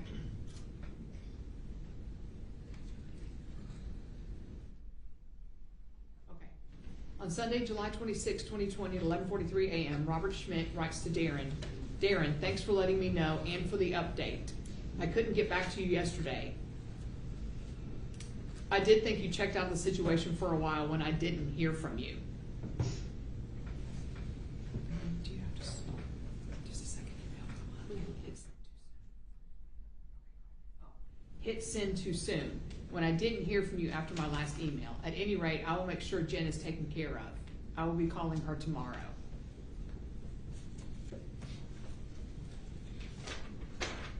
And interesting about this email, Detective Barnes, that Rob didn't have time to respond, correct? That's correct. From a 5 a.m. email about his good friend. Next email, Darrin Lopez to Robert Schmidt. Subject, things are much better. Date, Sunday, July 26, 2020, 11:55 a.m. Hello, Rob. Thank you for being an ear I can talk with and share. While Jamie did engage in things I wish he didn't, it was not as bad as I thought it was. Jen said Jamie was drunk and got a bit aggressive, but was okay. I did not ask for many details. Honestly, I did not want to hear everything. The whole incident took me by surprise, and I did not enjoy those feelings one bit, so I may have overreacted some sending you that email at the time it was happening. Sorry about that if I caused you too much concern, but you were an outlet for me. Thank you. I did not mention it to Jen. I wrote to you, so she might be surprised when you check in on her, but I'm still all for it. It lets her know that we're both concerned about her. Thank you for being here and helping keep Jen safe. Your friend, Darrin. Okay, next email we have, it's a forwarded email that Jen Faith forwards to Darrin Lopez, Sunday, July 26, 2020, 12:23 p.m. from an email that Robert Schmidt sent to Jennifer Faith. Hey Jen, Ann and I could use a break. Was wondering if I could come out there and stay with you and work out of your house for the next week or two. I know it's a lot to ask, but I would appreciate it. If you could buddy pass me out, I can leave whenever it works for you. Let me know and feel free to tell me if it's too much to ask. I miss you lots too, so it'd be so nice to hang with you for a while. Love, Rob. Anything that is strange about this particular email, Detective Barnes, about Rob going to that house? It's during the COVID time period. There wasn't a lot of travel during that time, and also Jennifer asked for Darrin's permission in order for him to be able to come out and do that. Yes.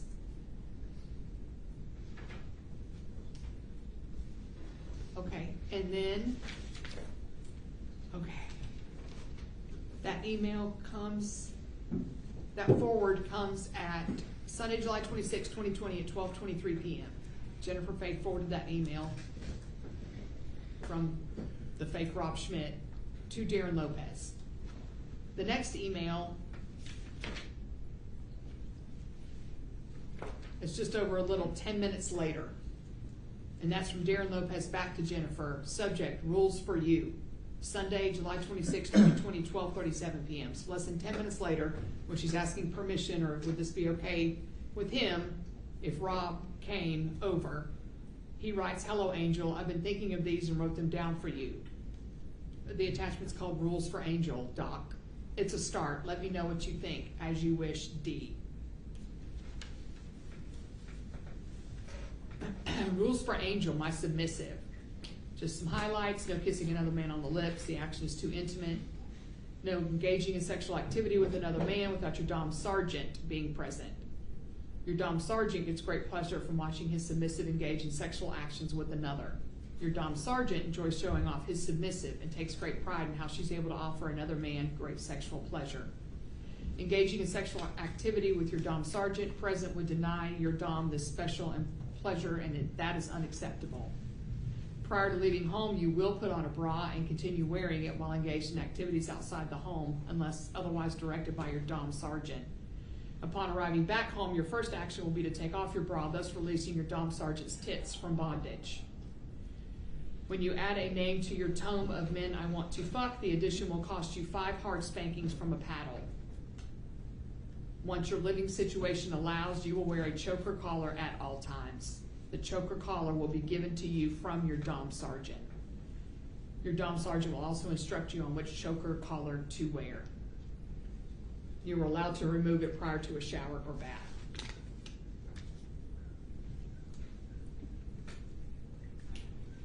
Detective Barnes, is this the way that you would expect someone to speak to a person who's recently been gang raped by upwards of 10 men? Definitely not. Okay. Been gang raped again of upwards of 6 men? No, ma'am. Okay. Robert Schmidt, next email. Robert Schmidt to Darrin Lopez, forward, pick, Sunday, July, oh, sorry. One phone call, 7/26/2020, 12:56 p.m. Incoming to Darrin. 51-minute call at 12:56 p.m. Robert Schmidt to Darrin Lopez. He forwards a pic. This is after the hour-long phone call with Jennifer Faith. Darrin, he forwards a message from Jennifer Faith at 3:08 p.m., Sunday, July 26th. So after this hour-long phone call between Jennifer and Darrin, Sunday, July 26th at 3:08, where Jennifer is telling Rob, again, do not tell Darrin about this. Rob then turns around and sends an email to Darrin Lopez, subject forward pick, date Sunday, July 26th at 3:14 p.m. So,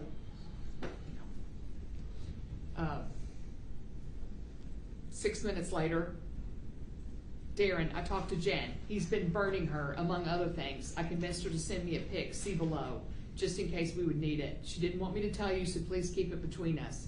I'm going to be out there this week. I'll probably fly out Tuesday, and I'll stay until I feel like Jamie is under control, or until I can convince Jen to get the cops involved.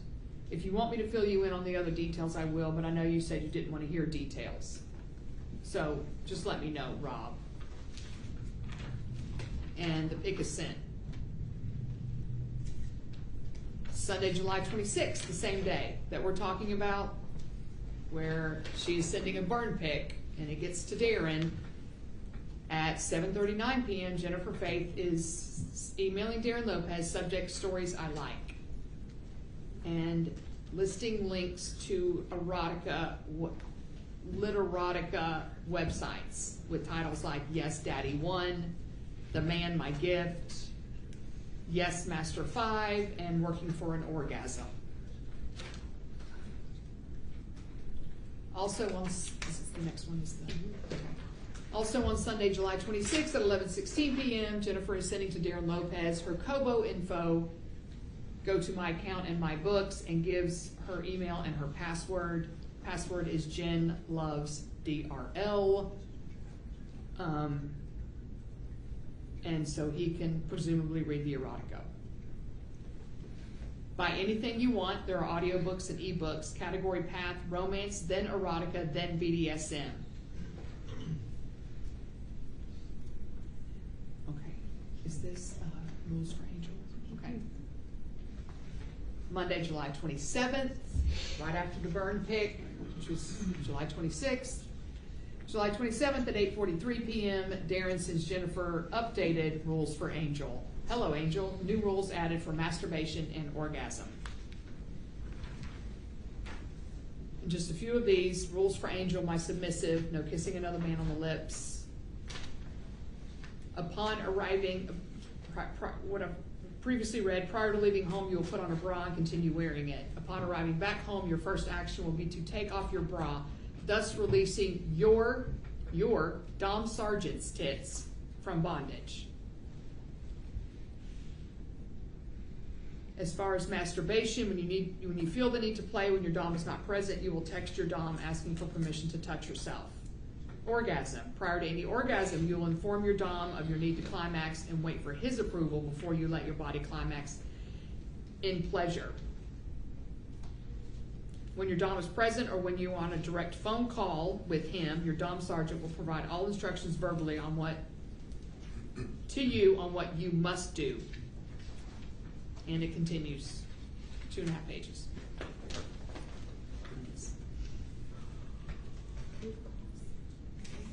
Two more phone calls, 7:28 incoming, outgoing. Okay.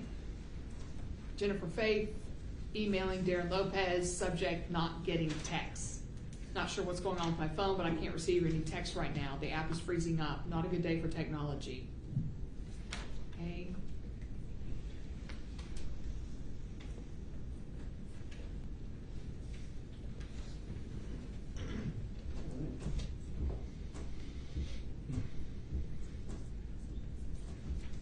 Okay. And Detective Barnes, as far as this, we know that they did have some problem with their text messages, correct? That's correct. And they started what? They started using WhatsApp. Okay, for at least one day, correct? That's correct. Okay, but at the same time, we know that they're also deleting texts that they choose to delete as well, correct? Yes. Okay, and they do mention that as it goes on, the deletion of some of these texts. Yes, they did. Yes, they did. Okay, Jennifer Faith, Tuesday, July 28, 2020, 11:52 p.m. You've got one call? No, I'm sorry. Jennifer Faith to Darrin Lopez, Tuesday, July 28, 2020, 11:52 p.m. Stories. All BDSM Cafe, Erotica, Kinky Dinner Party, BDSMcafe.com, Kinky Dinner Party, links to stories.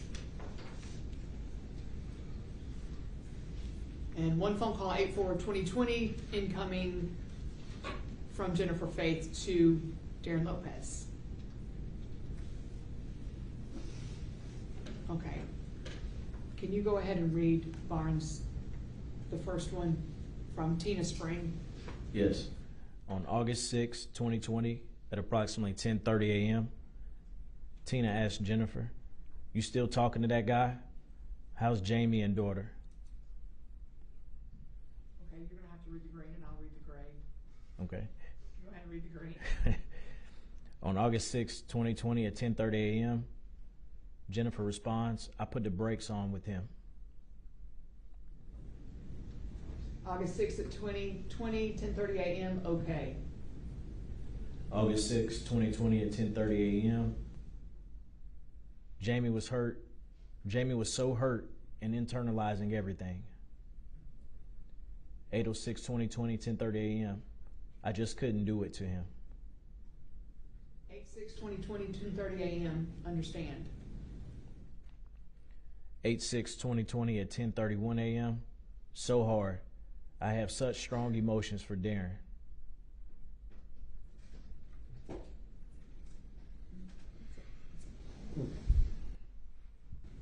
Okay, we go back to emails. Alessandra at Dom Sub Living, Saturday, August 8th, 2020, 9:15 a.m. This email is to Darrin. Training, subject line, training is open. See what others are saying. Hello, Darrin. You can finally enroll in Dom Sub training.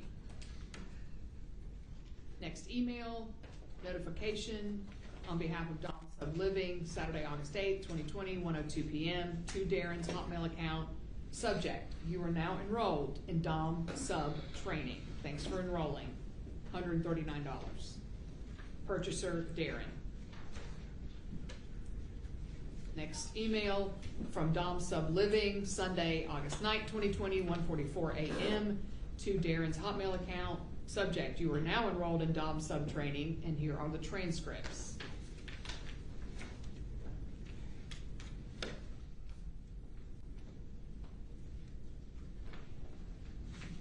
Okay, Darrin Lopez to Jennifer Faith, Dom Sub, subject, Dom Sub things. Date, Sunday, August 9th, 2020, 4:56 p.m. Attachments, BDSM test results. Hello, sexy. I love you and miss you. I've not stopped reading and learning about our new Dom Sub lifestyle. I so enjoy being on this new exploration with you. In fact, I just signed us up for an online training course. And it goes on, he tells her how to access the website. I believe you are truly my best friend and know me more than anyone else has. Since we are unique in our relationship and have been able to be open and honest with each other, it's been difficult for me to wrap my head around starting out with you. I believe I'm overthinking and my special forces qualities are coming out, where I want to be an expert on things without even having you close to play with. LOL. In researching when couples meet to start playing, they go through a slow build up to gain trust and finding out limits and negotiating with each other what they like and enjoy. In learning about BDSM, they always reference playing a scene, something set up by the Dom, like the one scene I sent you from the website. You turn me on so much. I just want to be the man that can bring you so much pleasure. I'm really looking forward to exploring all of this with you and having a lot of fun reading and dreaming of things to do with you. As you wish, D. And then we get into the quiz. And Detective Barnes, what does the top say? 100%? Dominant. Okay, and as you go down, 100% master, 97% rigor, 97% primal, 96% voyeur, 93% exhibitionist, 89% sadist. okay, that's good. Then we get a response from Jennifer Faith to Darrin Lopez, Sunday, August 9th, 2020 at 11:11 p.m. Subject is quiz results, attachments, BDSM quiz, where she just writes attached. And Detective Barnes, if you could read just the top few of her. Okay. 100% submissive, 100% brat, 100% rope bunny, 97% voyeur. Okay. And again, Detective Barnes, is this something that you would expect someone to be talking to their girlfriend about, knowing that they have been gang raped? Definitely not.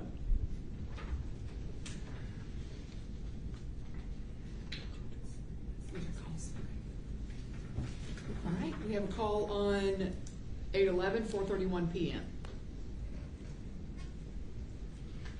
And now we have, kind of going back to what we were talking about the text, Detective Barnes, Darrin Lopez emailing Jennifer Faith. Wait, where does it start? Oh, okay. Subject, yes, I've been texting. Date, Tuesday, August 11th, 2020. On with Verizon now, love you. And this, it goes back and forth. Not sure what to do here, this sucks. I'll text Verizon and see if I get them. Can't see each other's texts. We do know, though, on August 11th of 2020, they began the WhatsApp app. Is that correct, Detective Barnes? Yes, it is. Okay. All right, so we have these phone calls, 8/11 to one another. I'll Jennifer Faith to Darrin Lopez. All right, and here we go with the WhatsApp. If you'll read Mr. Lopez, and I'll read Jennifer. On 8/11/2020 at 6:29 p.m. Hello, is this working? Yay, 8/11/20, 6:29, yay. 8/11/20, 6:38 p.m. I'm going to go make my protein shake and talk to Jamie. 8/11/2020 at 6:38 p.m. Okay, good luck with that. 8/11/20, 6:38 p.m. I'll text you here when I am done. Thanks. 8/11/2020 at 6:39 p.m. I'll be close. 8/11/20, 7:02 p.m. So about 20 minutes later. Well, he couldn't have been less reactive.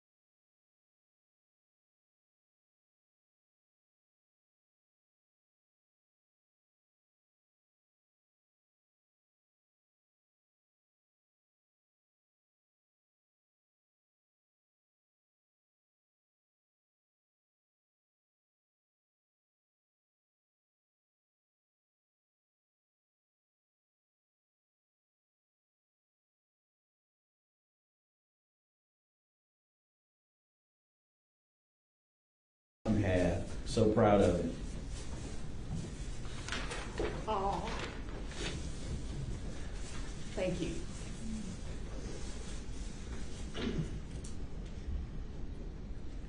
Moonshine, yummy. I said the same thing. Ooh, yum. LOL. Here we go. Cherry sounds good. It does. We're at 8:11:20, 8:27 p.m. Sounds yummy to push them in your pussy and eat them out. Ooh. Hand raised emoji. I'm down for that. Good. Save one of my teeth, then slide it up and feed it to you. Pantsuit, what is this? And at this point, Detective Barnes, when you were going through and we were going through all these texts, they're texting constantly, correct? That's correct. Okay, and they're also watching things together. Yes. And what are some of the things they're watching? I know they would watch Friends, and they TiVoed a lot of TV shows so they could watch it at the same time. Okay, in fact, they try to, have it going at exactly the same time, correct? Yes, synchronized. Okay, cooking shows they watch together? Yes. Okay, and this particular thread, it seems like they're talking about, well, here's this dancing. Right. Did you mark your spot? It's been about an hour and a half. We're going to take a 17-minute break. We'll see you all at 3:20. Don't discuss the case among yourselves. Please don't do anything research. All eyes for the jurors.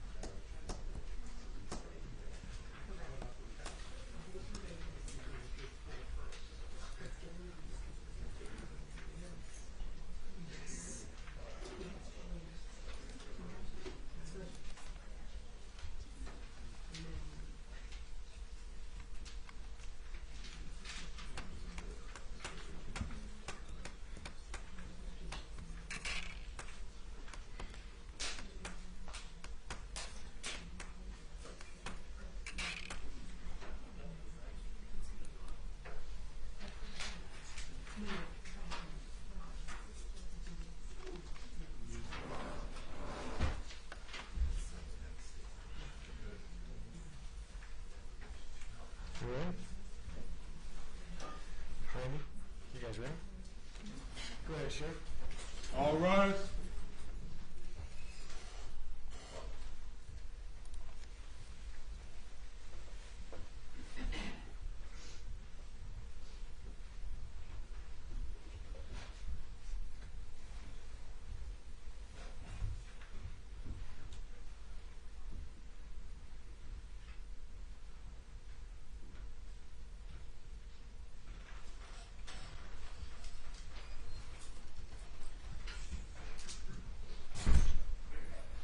Thank you, Sheriff. You may be seated. Sir, you're still under oath. Ms. Mitchell, you may proceed whenever you're ready. All right, Detective Barnes, just a little bit more.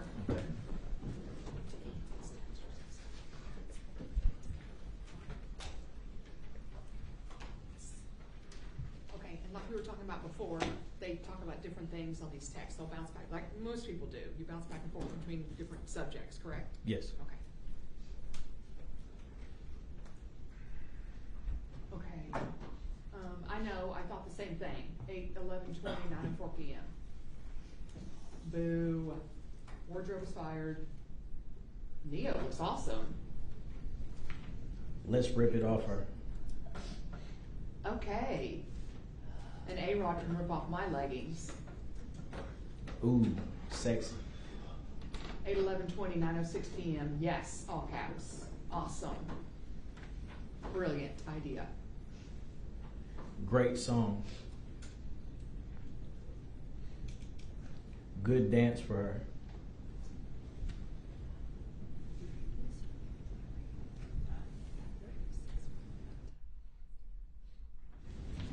Oh, I'm sorry, Detective Barnes, we may have skipped one, or I skipped one. 8/11/20 at 9:05. Oh, It starts with ooh sexy and the next one. we can use them and tie your ladies' hands together. And then she responds, yes, awesome, brilliant idea. Great song. Really good. Have you and J-Lo clasp your hands behind your back so A-Rod and I could roll you around where we wanted you to? That sounds amazing. Laugh emoji. Me, I think the girl was better. Yes, I agree. The judges agree too. Nice. I would want you to ride A-Rod with J-Lo riding me, where I could reach over and squeeze your tits and A-Rod could play with J-Lo's. Laugh emoji. Your hands behind your backs tied. Ooh. I like it a lot. You have a great mind.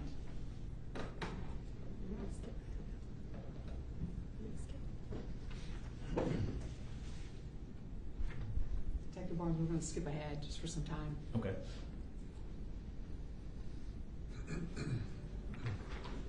All right, we show a phone call 8/11/20, 11:30 p.m. Jen Faith to Darrin Lopez, 19 minutes in duration. Okay. Email Darrin Lopez to Jennifer, subject original erotic story. Date Thursday, August 13th, 2020, 8:54 p.m. with 4 attachments with it. This particular erotic story is adding a name. As we are watching TV in the evening, you bring me your hairbrush and ask me to French braid your hair. I lovingly do so, enjoying playing with your hair. When I'm done, you get up and go to our room. When you come back, you are wearing your long purple t-shirt that says "Spank Me" on it. You have your hands out front and are carrying your paddle to present to me. You kneel in front of me and present your paddle. Quote, "Sergeant, I wish to add a name to my tome of men I desire to fuck," close quote. I smile at you, taking the paddle from your arms. I hold it and use it to caress over your chest, and then use it to lift your chin to look at me. You understand what you're requesting? You nod in agreement. Yes, Sergeant, I do. And it goes on like that. A little over 2 pages. And then we see Detective Barnes. What are the photos?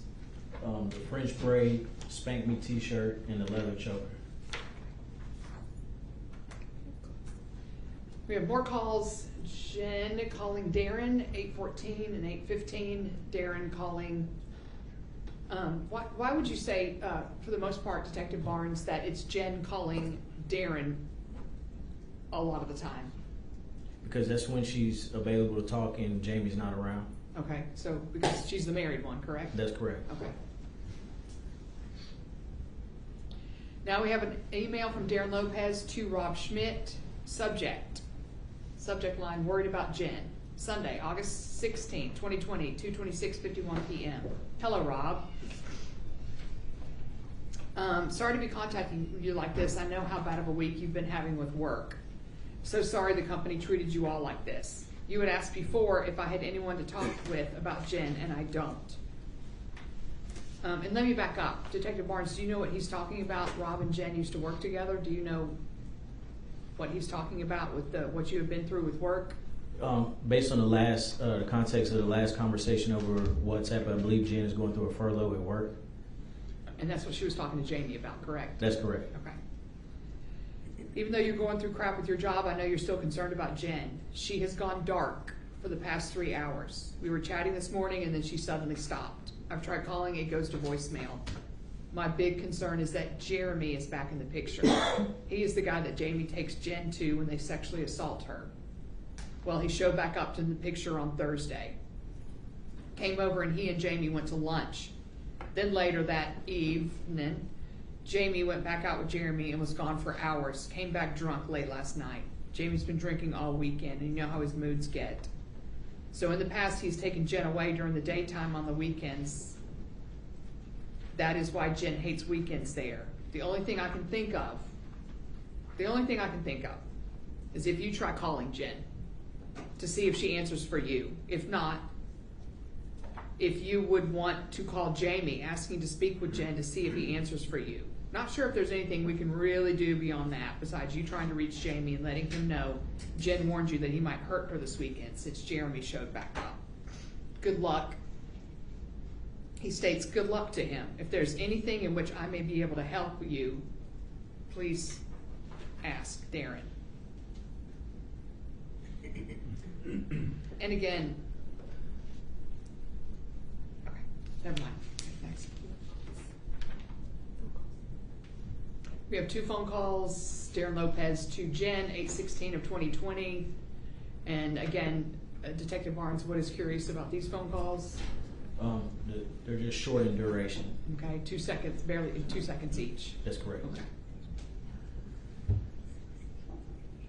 All right. On Sunday, August 16, 2020, 3:56 p.m., Darrin Lopez writes to Rob, Jen just contacted me. She was assaulted. Jamie took her to Jeremy's. I did not ask details, and Jamie has not texted or sent me any pics yet. Just wanted you to know that Jen is home now, but Jamie is a fucking bastard. Darrin. Rob Schmidt emails Darrin about an hour later to Darrin, R.E., Jen home now, was assaulted. Subject line, Jen home now, was assaulted. Darrin, thanks for updating me. Glad to hear she's back. Feel free to reach out anytime. I'll call her tomorrow. I need to go out there. My dad's in a rehab facility right now. As soon as he's home and okay, I'll make a trip. Sorry about being an ass to you in my other email. This is hard for me. Take care, Rob. And then the next email, Darrin to Rob, subject, R.E., Jen home now, comma, was assaulted, Sunday, August 16th, 2020, 5:07. I have never felt you being an ass at all. I hope your dad keeps getting better. Thank you for caring and listening, Darrin. Detective Barnes, do you find the string of emails strange considering they're talking about Jen being assaulted by some man named Jeremy? Yes.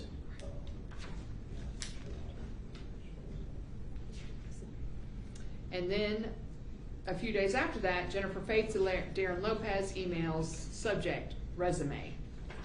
Friday, August 21st, 2020, 2:58 p.m. Her CV and resume. I was looking at my resume to update it and thought you might like to see it attached.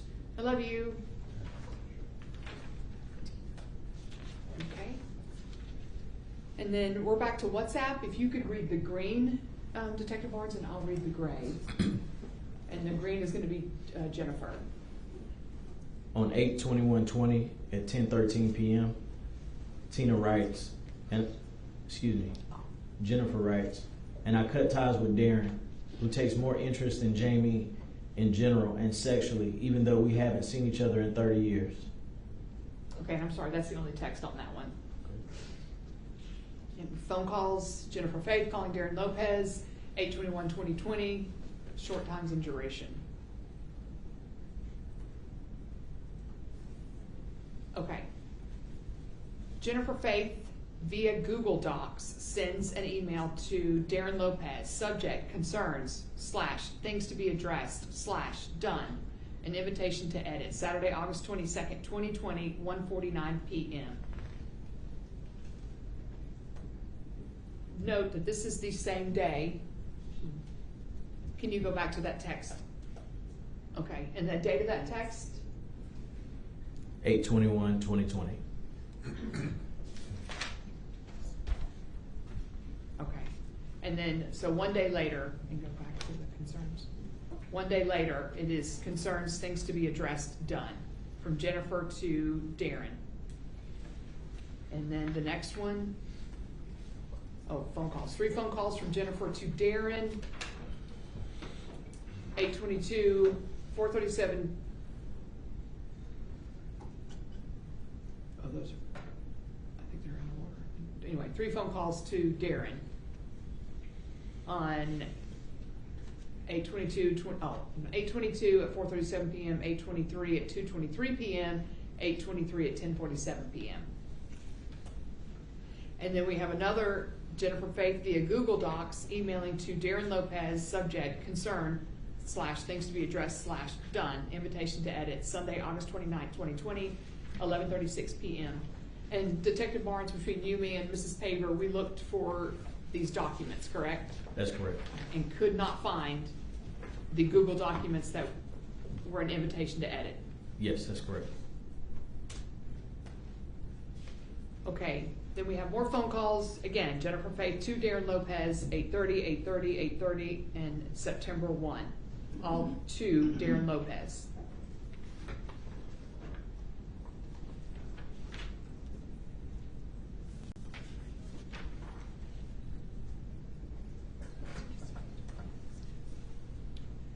Okay, can you read that, Detective Barnes? On September 1st, 2020 at 11:27 p.m., OMG ... me too.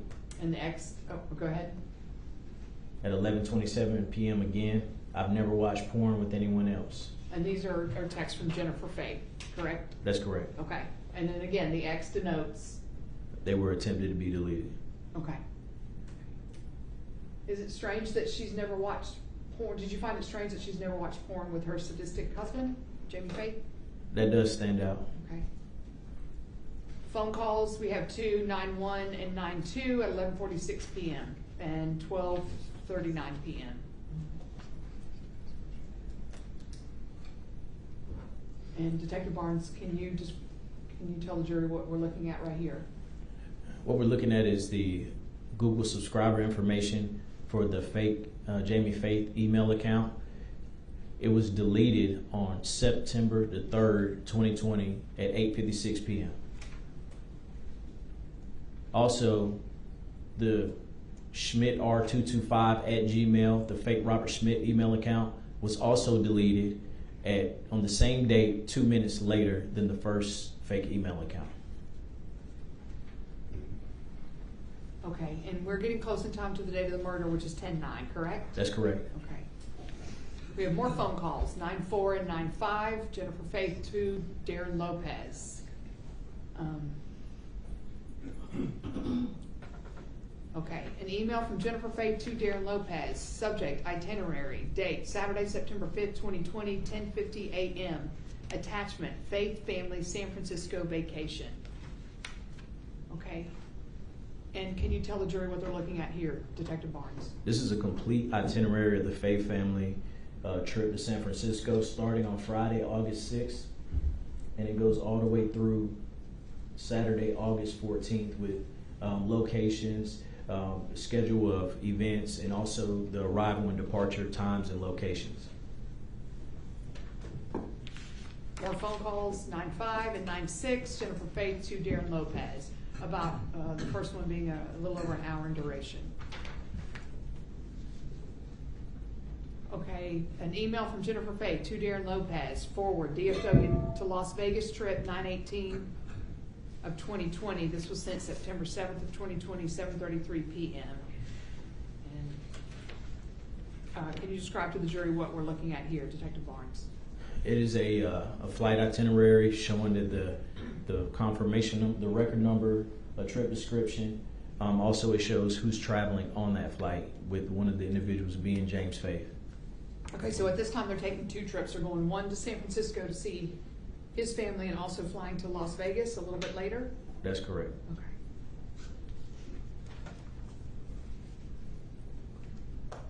And we have one phone call, 9/8 of 2020, incoming to 9:57 a.m., a little over an hour. Okay. We have an email from Darrin Lopez to Jennifer.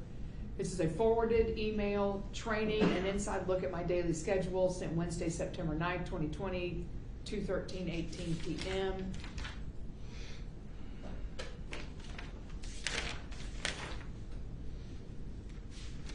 September 9th. Okay. When she is on her San Francisco trip, he forwards her this email about the Dom sub training.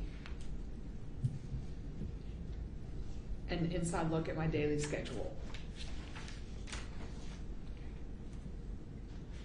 Okay, more phone calls, 9:10, 9:11, 9:14, 9:15. She is calling, all calls to Darrin Lopez. All right, on 9/17 of 2020, text message comes in at 7:24 p.m. Landed. 9/17/2020, 7:25 p.m. Good.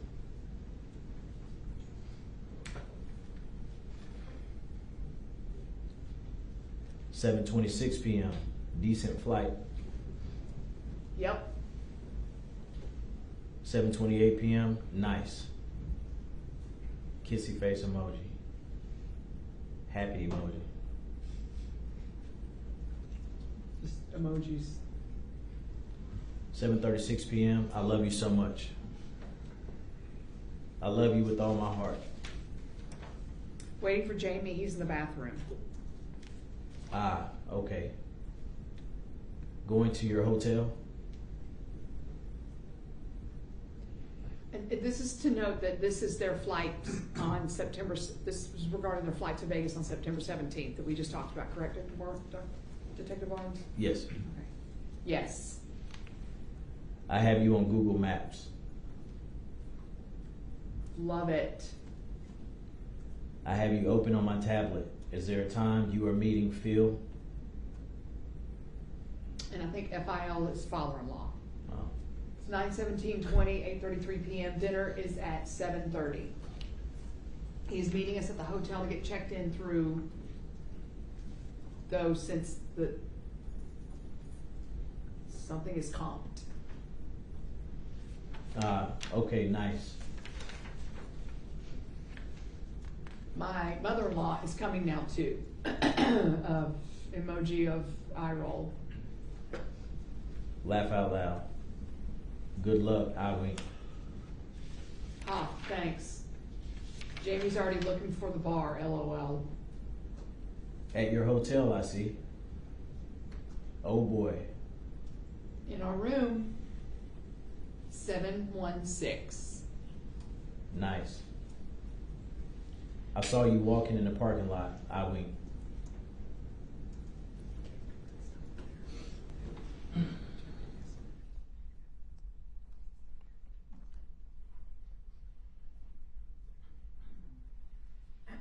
Detective Barnes, does this string of text that we've shown for the jury make it appear that he is actually following her location? That's correct. Okay.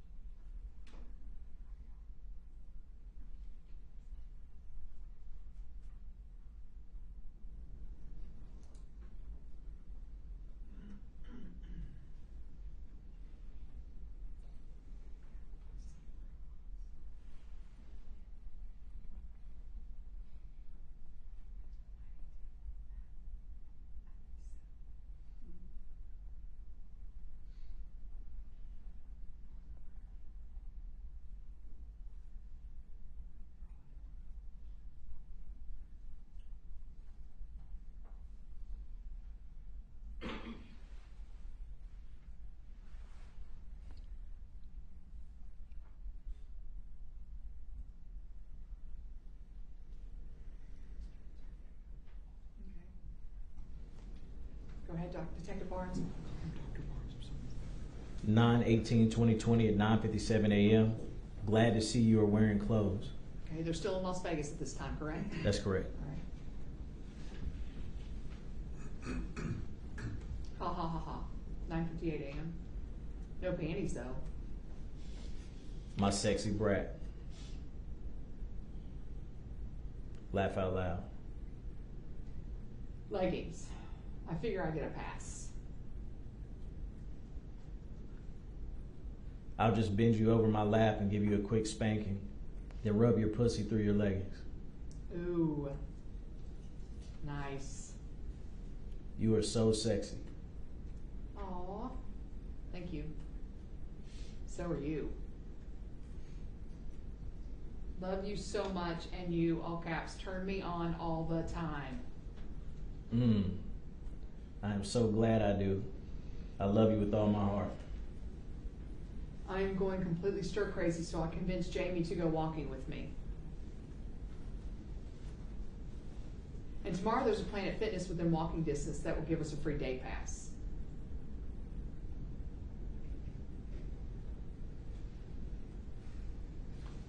Nice. I thought you might in the room. Oh, good. So I can get my weight training in. Yep. Have Jamie wear a DeMarcus Pick mask. Laugh out loud. Where? Jamie was so unmotivated, I made a comment about him being a slug, and he said, okay, fine, let's go. LOL. Yes. That's such a great plan. LOL. Just taking care of my brat. I adore you. Oh, thank you. You are so special. So are you. Okay, we're gonna walk. We are going walk on. I'll have my phone.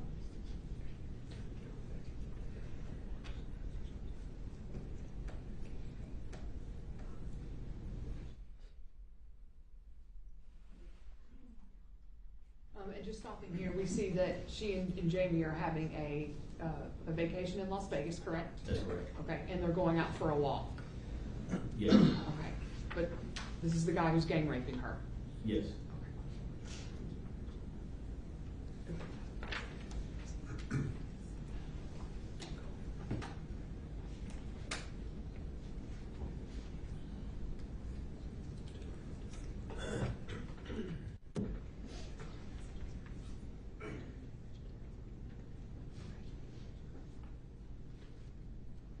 And Detective Barnes, you and I went through all of these, and they do continue, but instead of going, they are in evidence for the jury to look at if they want to go through the rest of them. Yes. We have more phone calls, 922, 923, 925, 926, 927, 1003, all incoming from Jennifer Faith to Darrin Lopez. Okay, at this point,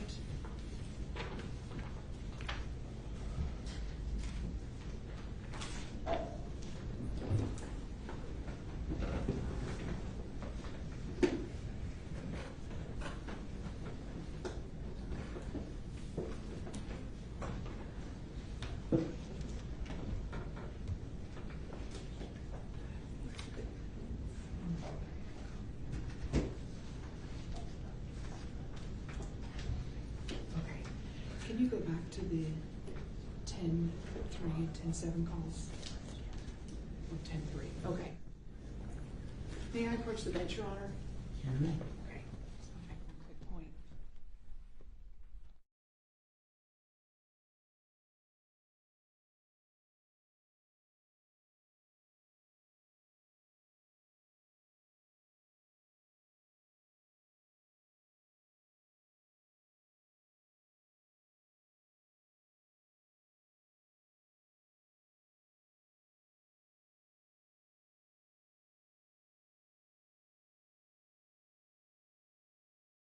On this, Detective Barnes, we have, you sent the information to Jessica Mast, right, back in October of 2020. That's correct. Or early November of 2020, the CDR records from Darrin Lopez. Yes. Okay, and it came back, and it was in evidence in State's Exhibit number 90 that on 10/7 of 2020 there were 699 events. Correct? That's correct. Okay, can you scroll down to the next screen, to the next set of calls? What's the next one? Let's see, go to 10. Okay, well, we see here, the only phone calls, there's nothing between 10/3 and 10/9. Correct? That's correct. So the 699 events. On 10/8, there were 75 events. No communication after 9:07 a.m. But we don't see those phone calls, do we? No. Or texts? No, we don't. Okay.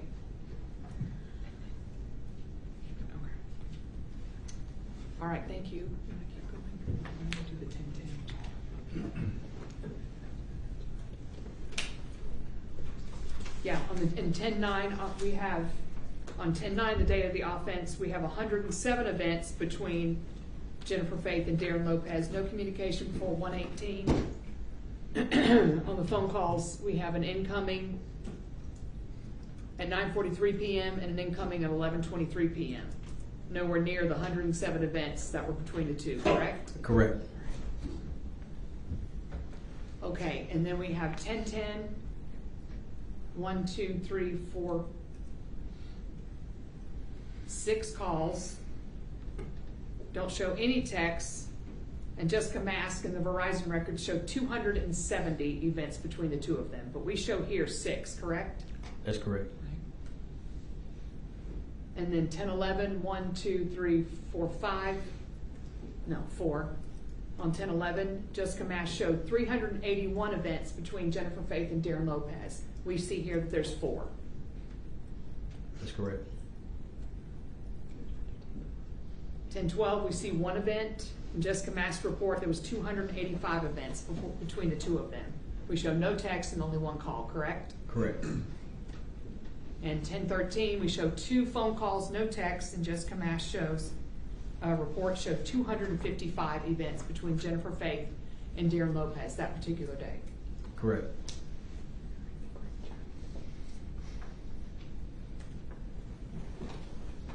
Okay.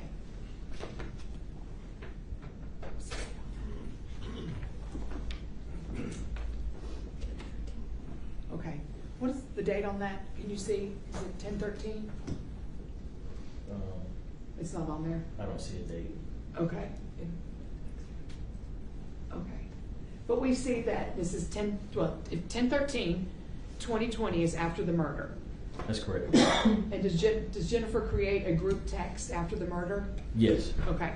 And who does she put on this group text? The closest family and friends.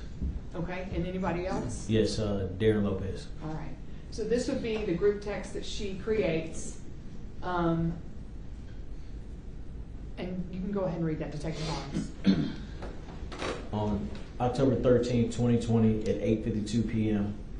Hello, everyone. I wanted to start this group thread as you all are the closest friends or neighbors to Jamie and/or I. I plan to use this group thread to send you daily updates on the case, how Amber and I are doing, etc., in an attempt to keep messages in one place so I don't forget who I've told things to and who I haven't. I just request that all the info in this thread remain in this thread. I am obviously not going to share super detailed info on the case that might jeopardize it, but I will be sharing more information than what will be released to the public. Okay, just so we're clear on this is 10/13. So some of these group texts could account for what is in Jessica Mask's report of the 255. Yes. Right? But Darrin is only a few of these texts in this group text, correct? That's correct. Okay. 10/13/2020 at 9:21 p.m. If everyone is okay with it, I can send a list of names and phone numbers and how you are related to me or Jamie or Amber so everyone knows who everyone is. 10/13/2020, 11:05 p.m. Darrin Lopez, phone number 615-630-3046. My high school sweetheart, laugh out loud. He was the drum major, and I was the band geek. We dated a while into college, but then he went off and became a badass in the Army for 20 plus years. He remains one of my best friends and has 5, yes, 5 awesome daughters. Karma, my friend Karma.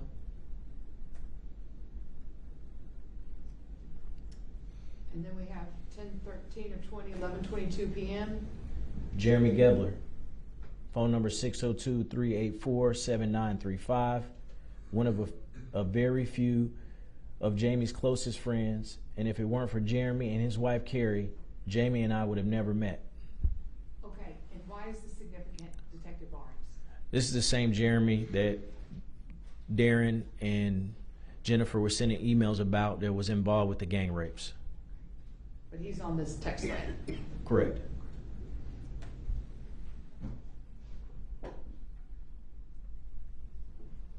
And the next one, Detective Barnes? 11:24 p.m. Yeah. Rob Schmidt, phone number 480-570-6268. My work husband of 15 plus years. Need I say more? Double question mark. Oh yes, ... Also my rock and confidant. Okay, and why is this significant, Detective Barnes? Because Rob was also involved in terms of the fake email part. Jennifer listed him and he was in communication with Darrin as well. Okay. So she's sending this group text after the murder, including Jeremy, one of the rapists, and Rob Schmidt, one of the people who was in on all of this. That's correct.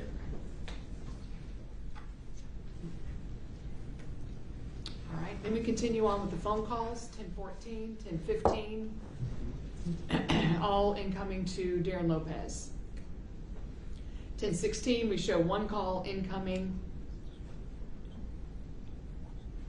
It is interesting to note, State's Exhibit number 90, Jessica Mast on Verizon found 808 events on 10:16. Here we have one on 10:16 incoming to Darrin Lopez and one incoming on 10:17.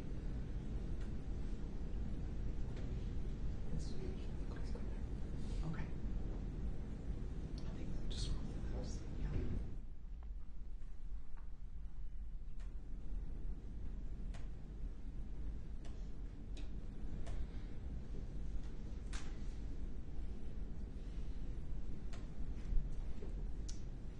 Okay.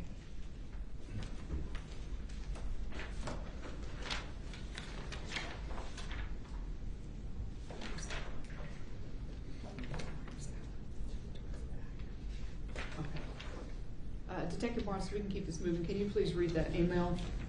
Yes. Who it's from and who it's to? Jennifer Faith to Darrin Lopez on November 25th, 2020 at 3:13 p.m. Here's both of my major credit cards. American Express has no limit, and I think the Visa has like a $35,000 limit. I pay them both off every month, so you never need to worry about them being declined. I scan copies of both for you as well. Please don't hesitate to use them for whatever you need, especially when it's stuff for the girls.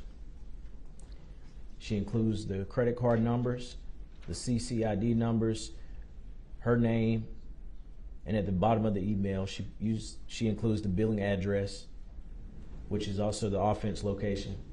I love you, Jen. Okay, and we have more calls going all the way through November.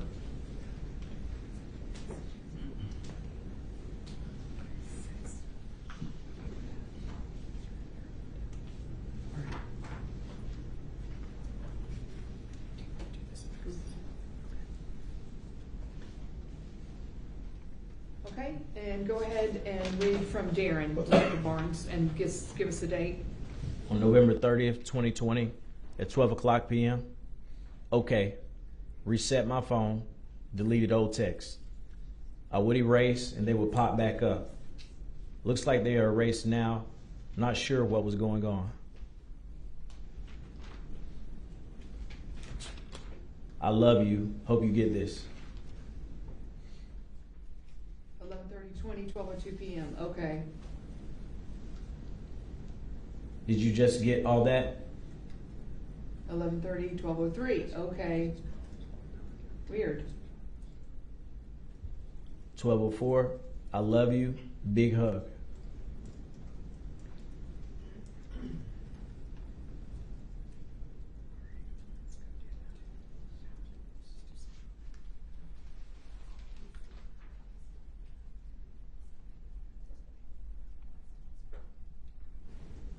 12:06 p.m. That is what I received from you just now. Looks a bit different.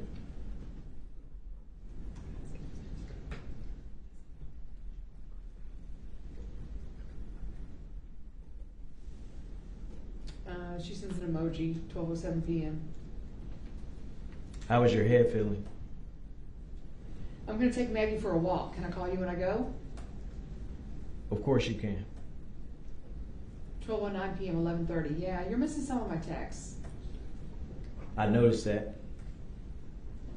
Dull roar, but not as bad as it was. Did you try calling? 12:11 p.m. Yes, I did. I love you too. I did. I'll call you in a few minutes. Okay, in my room. Door closed. Emoji. Ooh, time to pounce. Ooh, nice. Unwrap my present early. Yes. Big smile over here at that. Good. Love that. I so need to fill you with hot cum. Oh God, yes. Please do. You just got me so hard. Love it. I love turning you on. You do it so well. And we want to point out at this point, Detective Barnes, this is, obviously after the murder. They still continue to communicate, correct? That's correct. And they still continue to sext. Yes.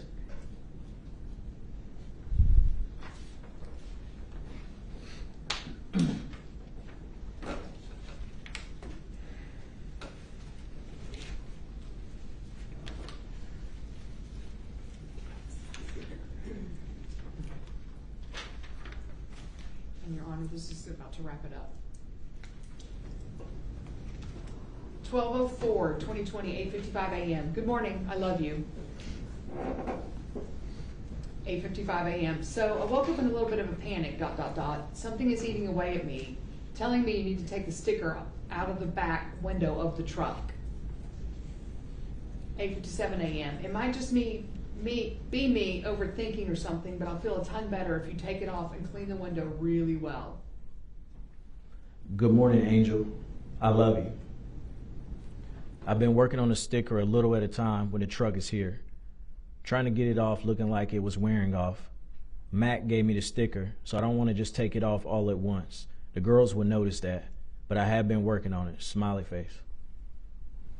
Oh, okay, good. Thank you.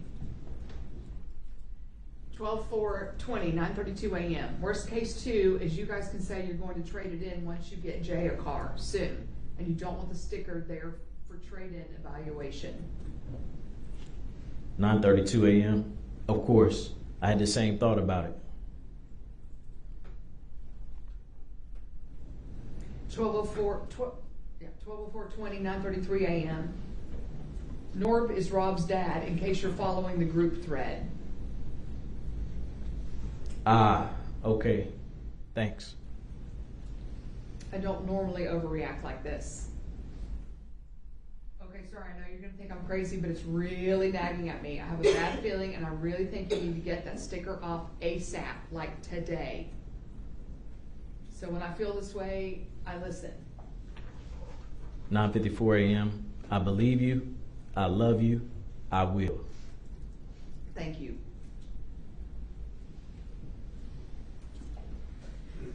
6:08 p.m. on 12/5/2020. Sticker done. Kissy face. Okay, good. I love you too so much. I don't want to be a pain about all of it. Just want you to be safe, and I never want to lose you.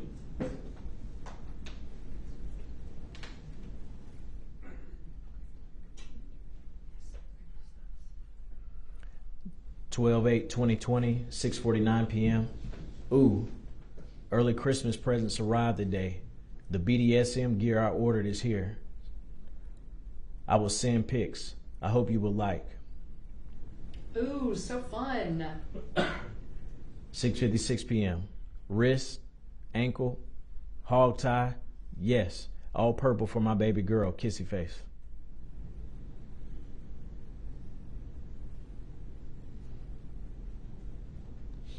Flogger, purple. Ball gag, black. Riding crop, black. OMG, so fun. Instantly wet over here. Cheese emoji. Daddy has a paddle, kissy face.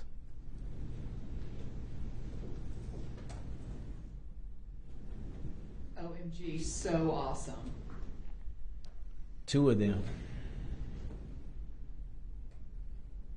Nice. The black one is more flexible, so stings more. I wink. Heart emoji.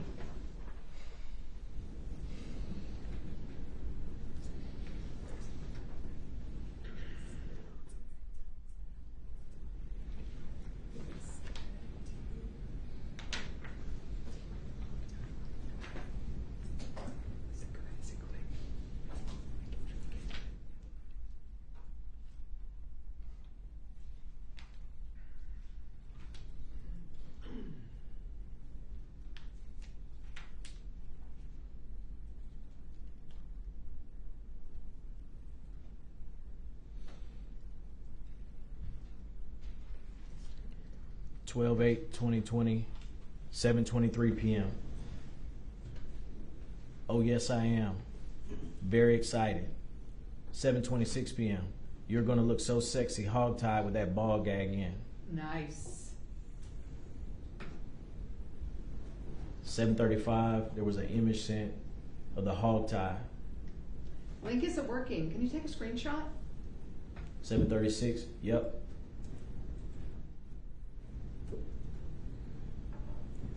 7:39 p.m. So you can see what you would look like, kissy face. So awesome. Love it. 7:41 p.m. Glad you do.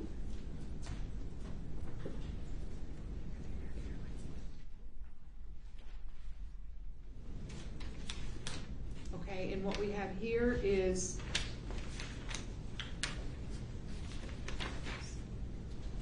Jennifer Faith to Darrin Lopez, Saturday, December 12th, 2020, 8:19 p.m. Forward, case closed.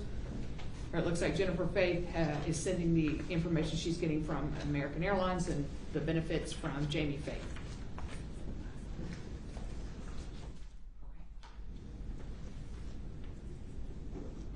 And Detective Barnes, go ahead.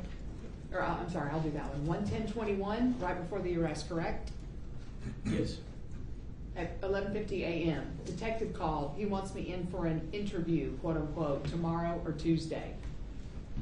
He said he wants to go over the investigation and go through some things to start moving things forward, quote unquote.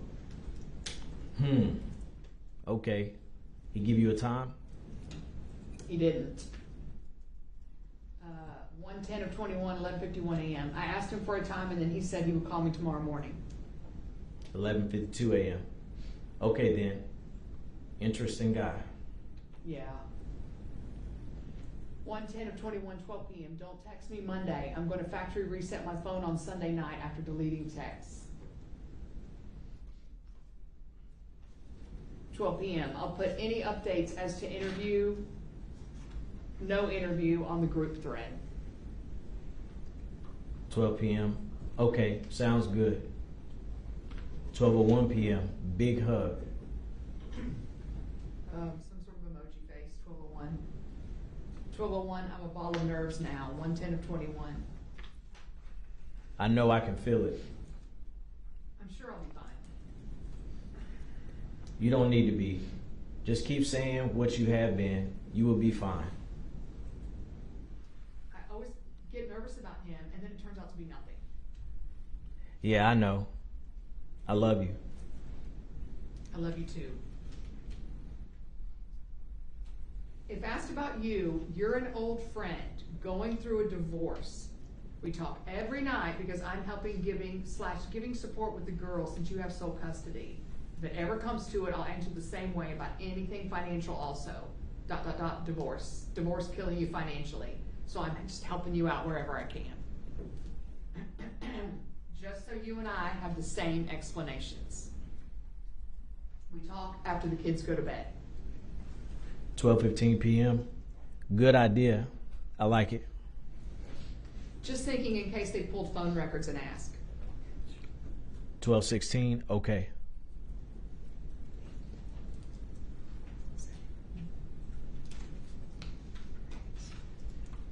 And Your Honor, that ends.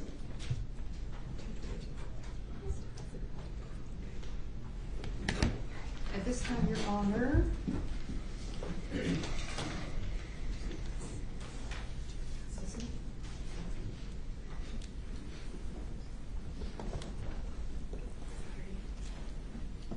It's 2:13. This is 2:22. 2:23. Plus 2:22. Okay, see. Okay. All right. At this time, Your Honor, the state wants to offer into evidence State's Exhibit 223, which is a complete copy of the presentation that was just shown to the jury. No objection. All right, submitted.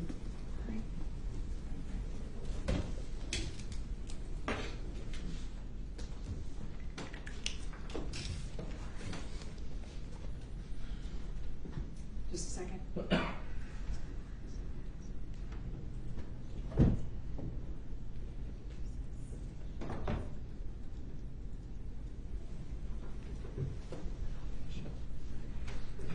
No further questions, Your Honor. I'll ask the witness. Cross-examination. Thank you.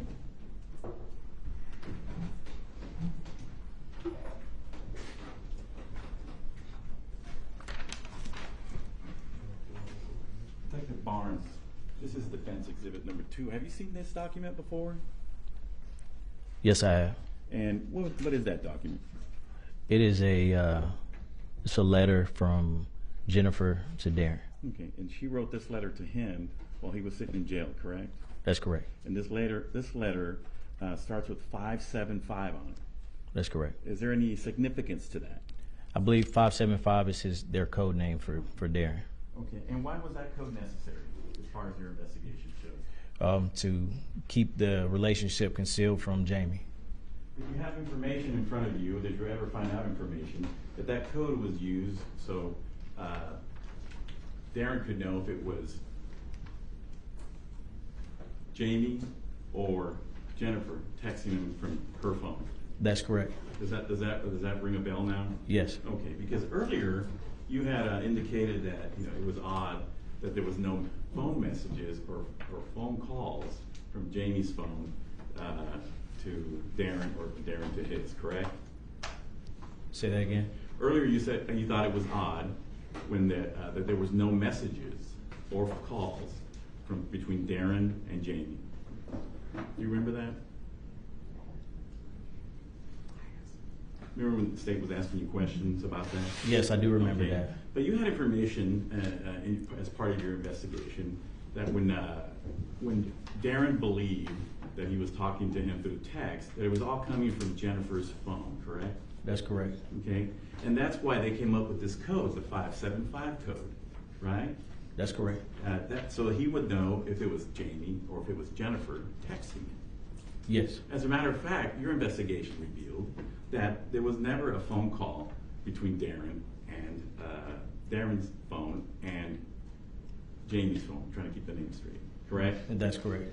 In other words, every time he received any text messages, it was through, or emails, it was through the fake email account that Jennifer had created, or it was from her phone because she led him to believe that that's the only way he was ever going to contact him, correct?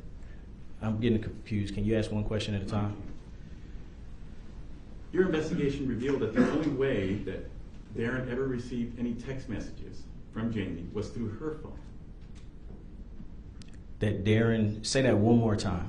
The only way that Darrin, to his phone, was going to receive any messages from Jamie, who we now know really wasn't Jamie. That's correct. Purported to be Jamie. Yes. Right? Was through text messages from Jennifer's phone. Yes. Okay, so it wasn't that odd then that there wasn't any actual phone calls or text messages between those two phones because everything was coming through Jennifer's phone, right? Well, even during the messages that he was reporting was from Jamie, from Jennifer's phone, there was no record of those messages.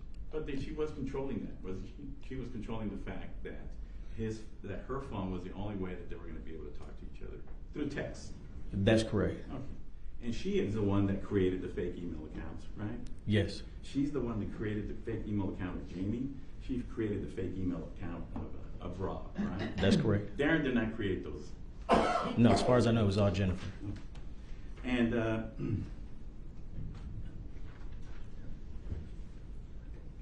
and so every time on this screen that we saw a message that purported to be from Rob or Jamie, it was Jennifer who was writing those. That's correct. We just want to make that clear to the jury, because sometimes we talk as if they were the real person, but we know now that it was always Jennifer who was writing all these emails. That's correct. And Darrin was responding to people that he believed was Jamie or Rob, correct?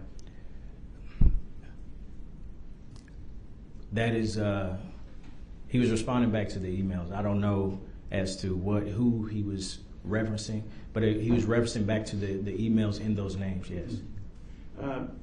You also believe that he believed that he was duped, right?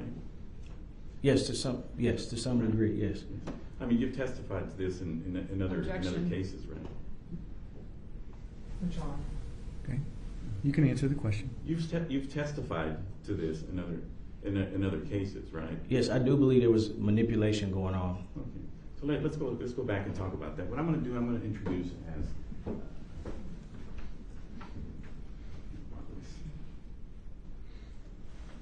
defense exhibit number 3. Well, I'm going to ask you to look at this first. It's probably going to be almost the same thing as the state has introduced as far as emails. Okay. Just take a quick look to make sure that you can. I mean, it's a lot of stuff. It's emails, Google, Android accounts. Take a look at it and see if there's anything you haven't seen before.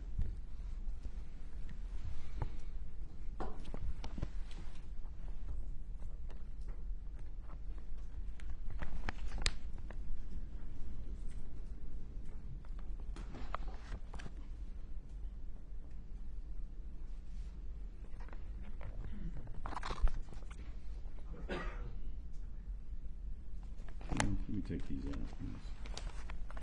I'm just going to leave the emails in there. These are call logs. Okay. And for the most part, the state, I think, went over almost every one of these emails with you in their presentation. But I just want to go ahead and put these in there. Oh.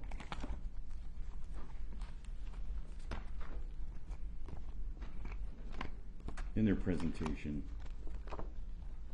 But just want to make sure we didn't miss any, and I wanted to have these in there because I'm going to have some questions from a presentation that I have prepared also. But they all come from the email extractions that were given to us as part of your search warrant. Okay. Fair enough? Okay. I would offer defense exhibit number 3. They're basically the same emails, but there might be one or two that were part of your presentation. I got it. I'll take that.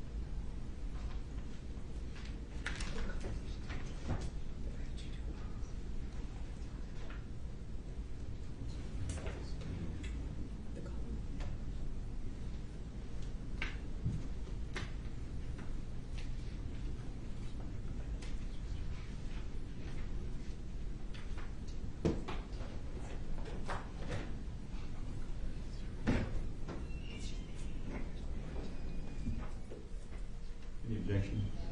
No objection. Defense 3 is admitted for all purposes. You may publish. Now, you testified that you did believe there was some kind of manipulation by Jennifer of Darrin. Yes. In what way? Objection going into his testimony. You just Going said into that, whose Joe. testimony? You just asked him about testifying in another case No, and about no. manipulation. No, I asked him, did he believe that there was some manipulation? Oh, I'm sorry. Okay. Apologies. Objection's overruled. Go ahead. In what way did you believe there was manipulation by Jennifer of Darrin? Well, we go back to the aspect of the stuff we just went through with the emails. And as far as her taking advantage of his condition, would that be part of it? I don't, what condition are you? I mean, his PTSD and his traumatic brain injury.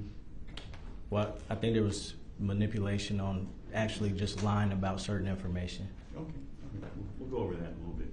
If I can, this screen.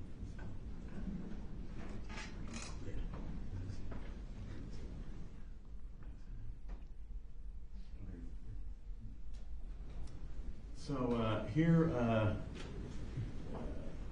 in March 17th is when Darrin reaches out to Jennifer on LinkedIn. Would that be fair to say? Yes. Okay. And so we jump to March 18th, 2:55. Jennifer writes to Darrin, to his email, and they talk a little bit about, how they hadn't seen themselves in years. She talks about her mom. But in that same email, she instantly starts to talk about how her brain keeps floating to 3 things that you wrote down in your card for your distraction. Do you know what that was about? Yes. Yeah, can you explain to the jury what that was? He wrote down 3 things that if he was ever taken in custody as a prisoner of war, that the military would know that it was him. Okay. And one of them was about Jennifer, correct? That's correct. Had to do with his memories of her, and one of them being that he had kissed her under the Eiffel Tower, correct? That's correct. And that was important to him. Yes. But then in the next paragraph, she starts instantly asking about what the effects are of his traumatic brain injury, right? Yes. And she ends up telling, I'll read it, what effects do you have from your TBI? I have treated so many patients with TBI throughout the years, many of them soldiers. One of my first patients in grad school was a guy who fought in Desert Storm, made it out fine and started in the reserves. If I can make this a little bigger. Started back to school for architecture, only to be carjacked leaving one of his classes where they beat him with a baseball bat. And that's how he acquired his TBI. Crazy. And then she goes on to say that she became a certified brain injury specialist in 2002, and that she'd written a number of articles for Brain Injury Alliance of Arizona. Do you remember seeing this email? Yes, I do. Okay. And that's her literally the next day after he told her that he was in war and that he had suffered injuries, that she starts telling him how she has a background in brain injuries and treating soldiers, right? That's correct. Did your investigation reveal that she actually even asked for his records? I'm not familiar with that. You don't recall that? No, I don't. So again, she's already telling him that she has a background in traumatic brain injury.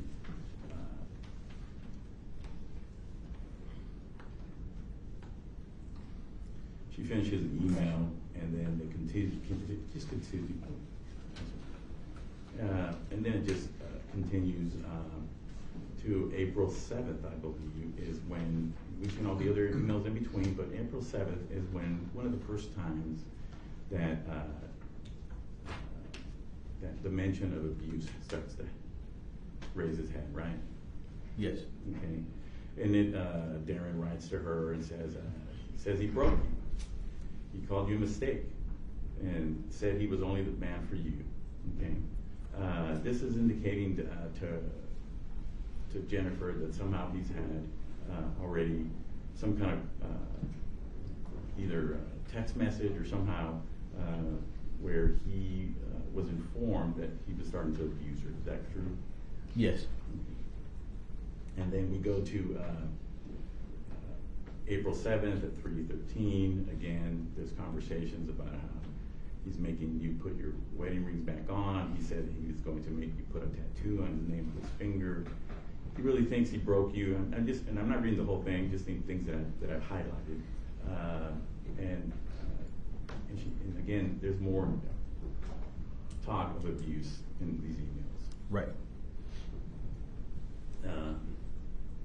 April 7th, again, we've seen this one already, where they talk about how country music was important to them and a certain song. And also, As You Wish, did you come to find out what that was from? The fact that at the very end of messages he would write, As You Wish? No, I knew he was using that, but I don't recall what that was for. Do you recall whether that was from the Princess Bride movie that they both liked? Does that ring a bell? I don't recall that. You're not saying it's impossible, you're just saying you just don't know. I just don't remember. Again, there's more conversations about abuse. April 8th, we've seen this one already, where he's telling her, you got me, and I'm sorry. My God, it's my fault. I'm so sorry. So we keep going through these, and then I think April 10th, he writes an email to Darrin, who he believes to be Darrin, that we know now was never Darrin. It was always Jennifer.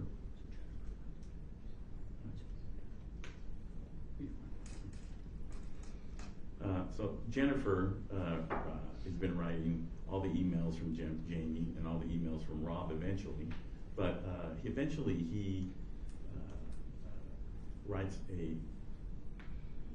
Jamie writes this email basically threatening him, right? I told you if you go anywhere near my daughter, I would end you. I mean it, back off, right?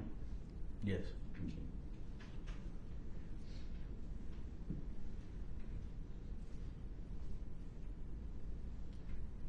Okay.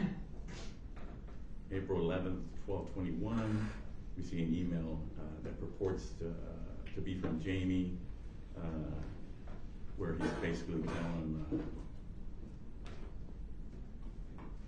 I'm sorry, this is from Darrin, where Darrin starts to tell him that he's concerned about her safety and that he's concerned about her welfare, correct? Yes.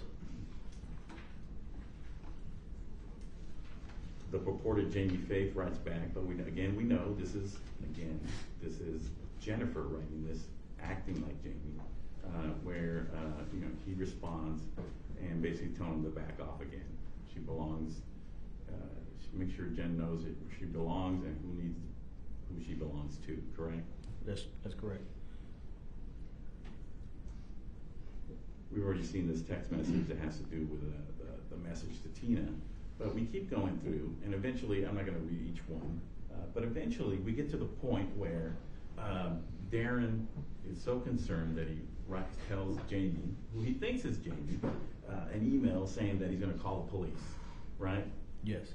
And actually, he tells Jennifer that this is the email that he thinks he's going to send, right? Yes. Okay. And soon after that email, then Rob comes into the picture, correct? Yes. Because Darrin is trying to scare who he thinks is Jamie by telling him, hey, I'm going to call the police. And then Jennifer comes up with Rob as a person that might be able to help, right? That's correct. In other words, at the point where she thinks that he might be contacted the police, she comes up with Rob and gives him the email, somebody that he could talk to in order to get help, right? I don't recall the records of her getting email. I don't know how he received that email, but I know Jennifer created it, and that is what he was co-signing with Darrin with that. Okay.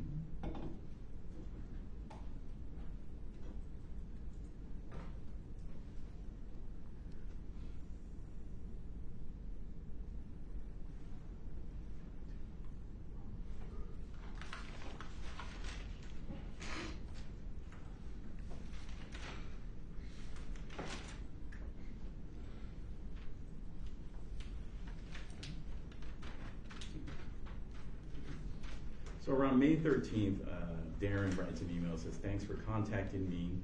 I know who you are. Honestly, I thought something has been up with her. I don't think anyone else would know, but I have known her for a really long time, and we're pretty close. So I can tell something isn't right." Again, this is an email now that's a response from somehow Darrin getting his email and writing to him, right? I'm sorry, ask that question again? So in other words, this email here from Rob to Darrin is acknowledging that he's contacted him, right? Yes. Okay.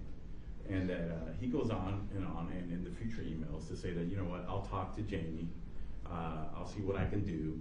So at that point, you know, he becomes the go-between between the supposed Jamie and the abuse, right? That's correct.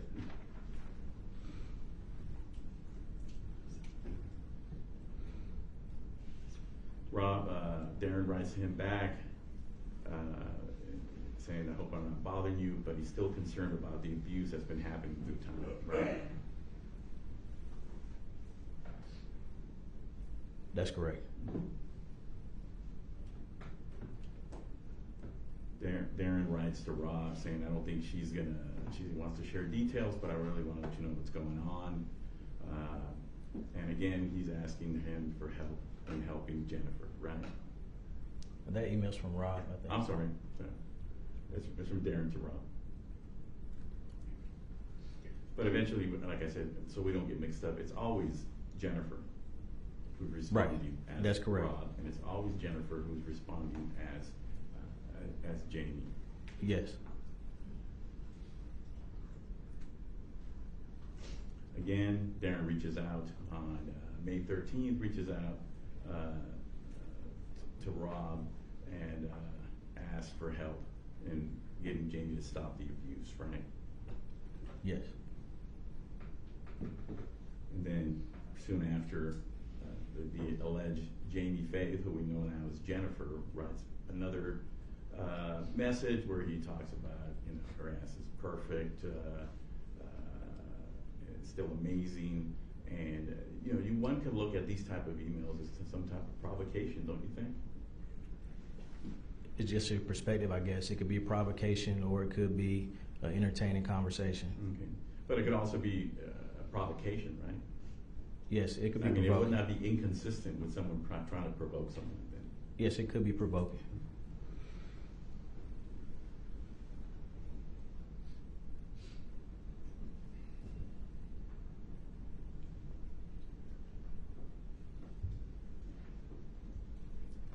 Now, did you yourself believe these were entertaining conversations?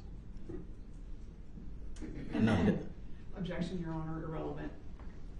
What do you think? Any reply to that? Whether he thought they were entertaining? Did you ever think that the context that was involved in these messages was for entertainment? Not for me. They weren't entertaining to me. It was evidence in a murder investigation. Do you think that Darrin saw those as entertainment? If you know. Objection, pure speculation.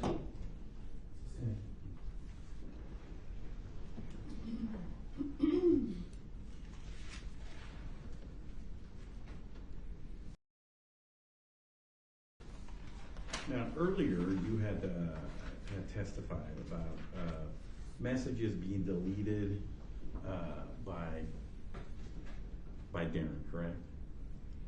Yes. Okay.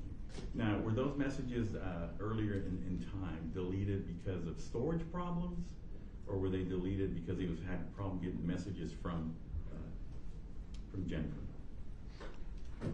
I have no idea. I don't know why he deleted the messages.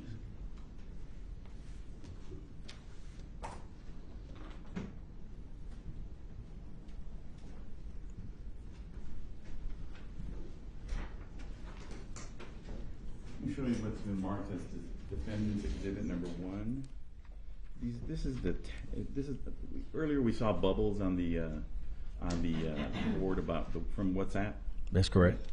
and they had you read a few of them, and this is a different way that they were given to us. Can you look through those and see if those are WhatsApp conversations in August of 2020?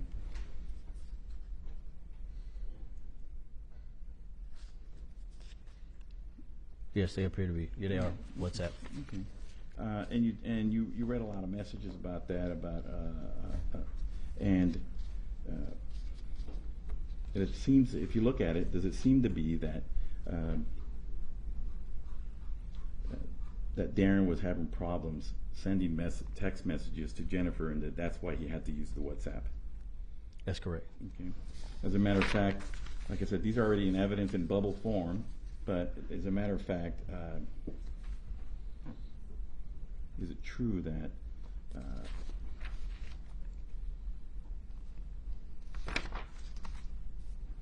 that they had no idea what was up with the text messages, why they weren't receiving them? Is that true?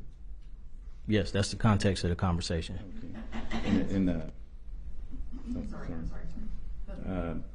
And then Darrin is telling her that he will go through and delete more and see if that helps, because it seems to be a storage issue.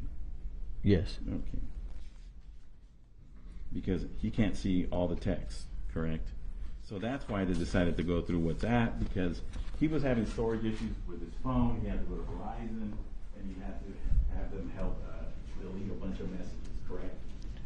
In terms of deletion, that's what WhatsApp says, but we also know they deleted text message to keep the evidence from being found by police. I'm talking about the messages prior to this conversation. Well, I think it's all one and the same.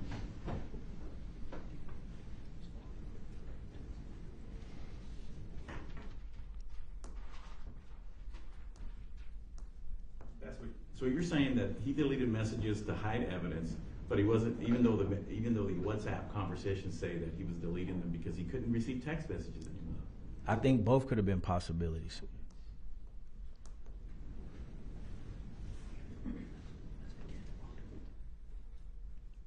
And that was in October 30th of 2020. What was in October 30th of 2020?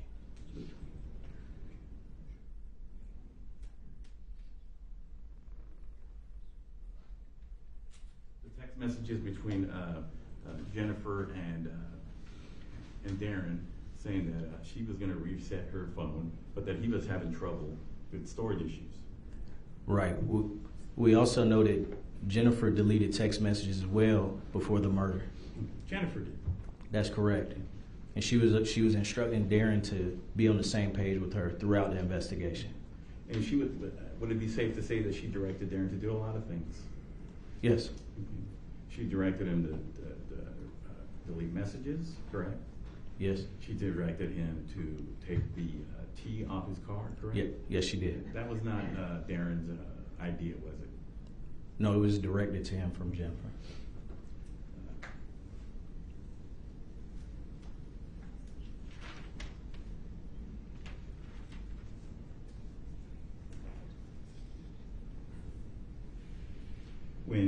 When she was going to be interviewed by the police, she was directing Darrin on how to respond so they could keep their story straight. Isn't that correct? That's correct.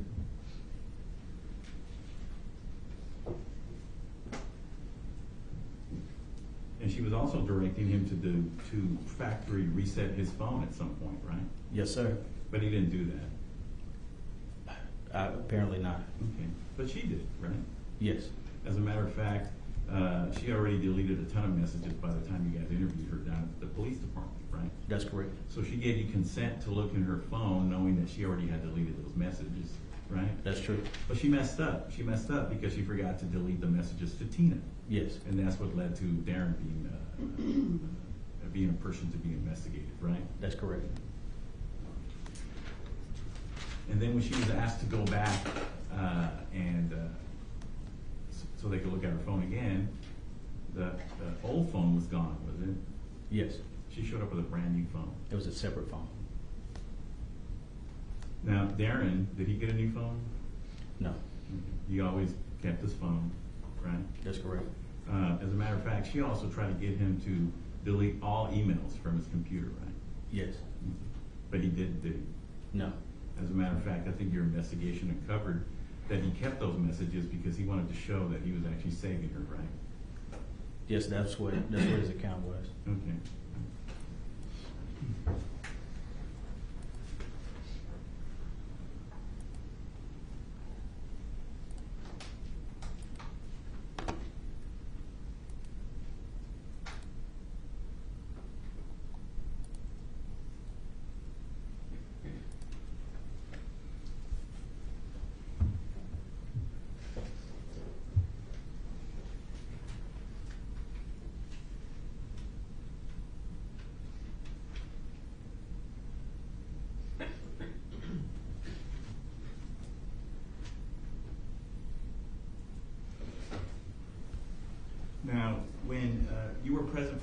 arrest in Tennessee? I was in Tennessee. I wasn't at the location of the arrest. Did you eventually make it out there? No, he when I met with him, it was at the sheriff's department. Okay, so eventually you met Darrin in the sheriff's department? Yes, sir. And you tried to talk to him, didn't you? Yes, I did. Okay. And he did talk to you at that point, right? Oh, he gave a statement. He just lied. Okay.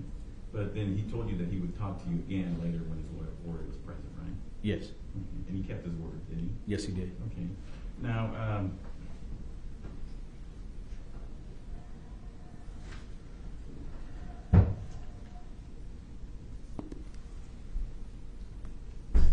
one moment, Your Honor. Sure, take your time.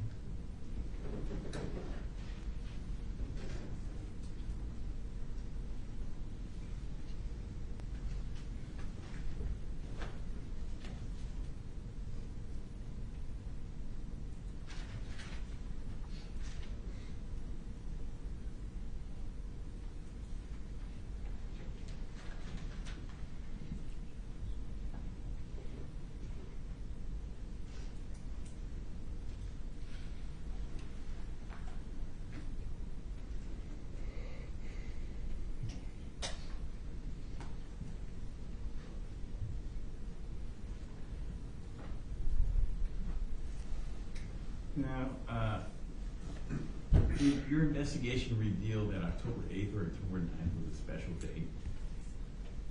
Yes. Okay. What was so special about those days? It was the 15th anniversary of Jamie and Jennifer meeting. Okay. So it was the 15th anniversary of the meeting. And that did your investigation reveal that he believed that there was something bad was going to happen that day? May I report, Your Honor? Yes.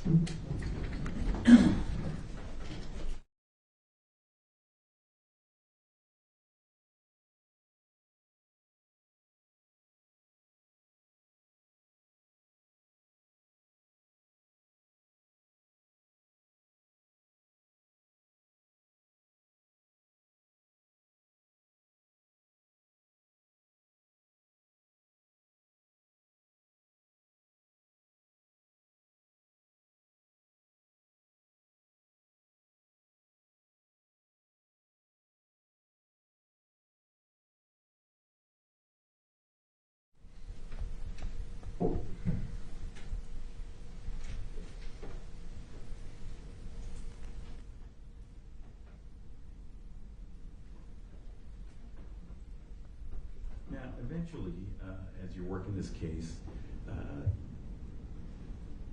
did Jennifer ever admit that she duped Darrin? Yes. She admitted to lying to him and making up fake fake emails, correct? Emails. Yes, sir. She admitted that she misled him, correct? Yes. She admitted that she used his mental health against him, correct? Objection, Your Honor. What's the objection? Relevance. That objection's overruled. Yes. She admitted to all that. Yes, to a lot of people, right? Yes. Okay. And then your investigation at some point, though, also revealed that she had a habit of doing something similar to this. Isn't that true? Yes. Okay. You would talk to individuals, past boyfriends, who told you that they had the same type of interaction with her, as far as her saying that she'd been abused by a prior husband or a prior boyfriend, correct? Yes, she lied about being abused. Okay. So this wasn't the first time she did something like this. Right. And then she did it to get people to take action, right? Yes. And by action, I meant either hurt them or do something bad to them. The information I received on it, she was trying to get someone to beat someone up. Okay. By lying about past abuse. That's correct.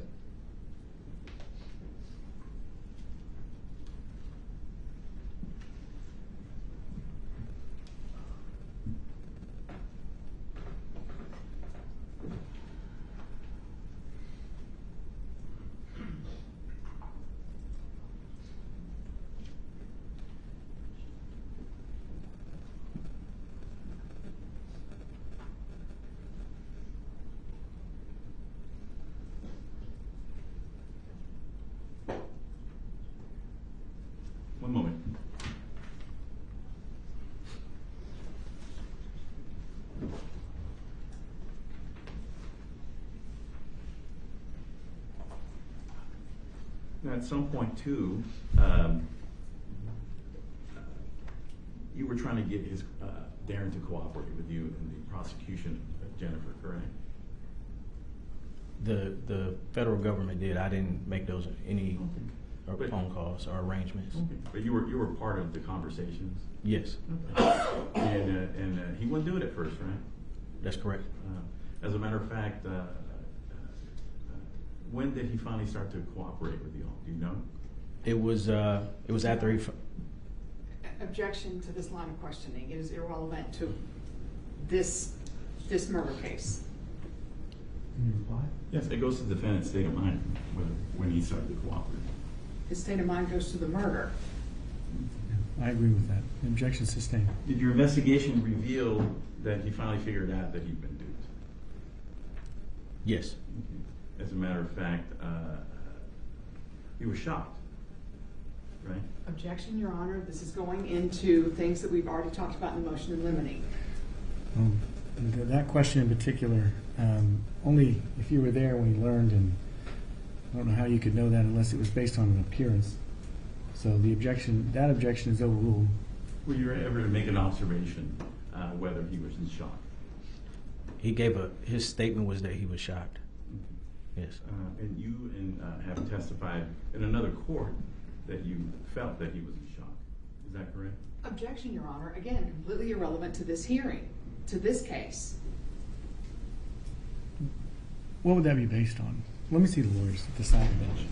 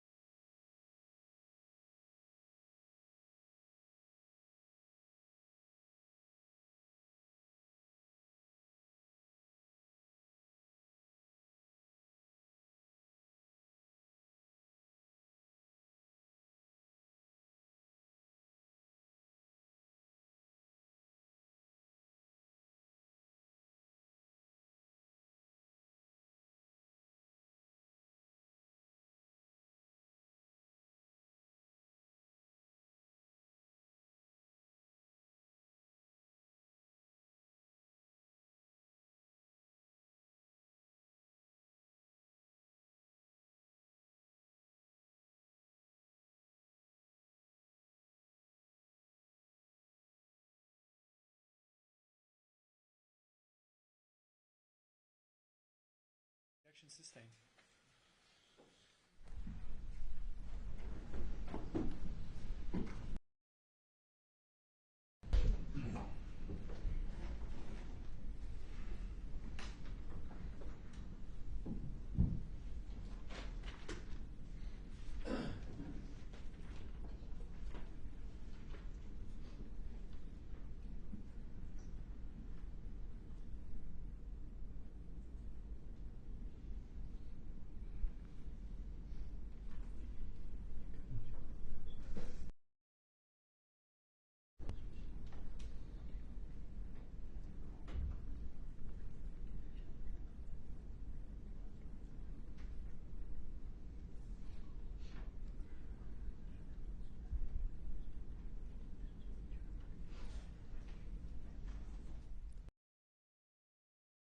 In your investigation, you were able to see that emails started ramping up closer to October. Isn't that true?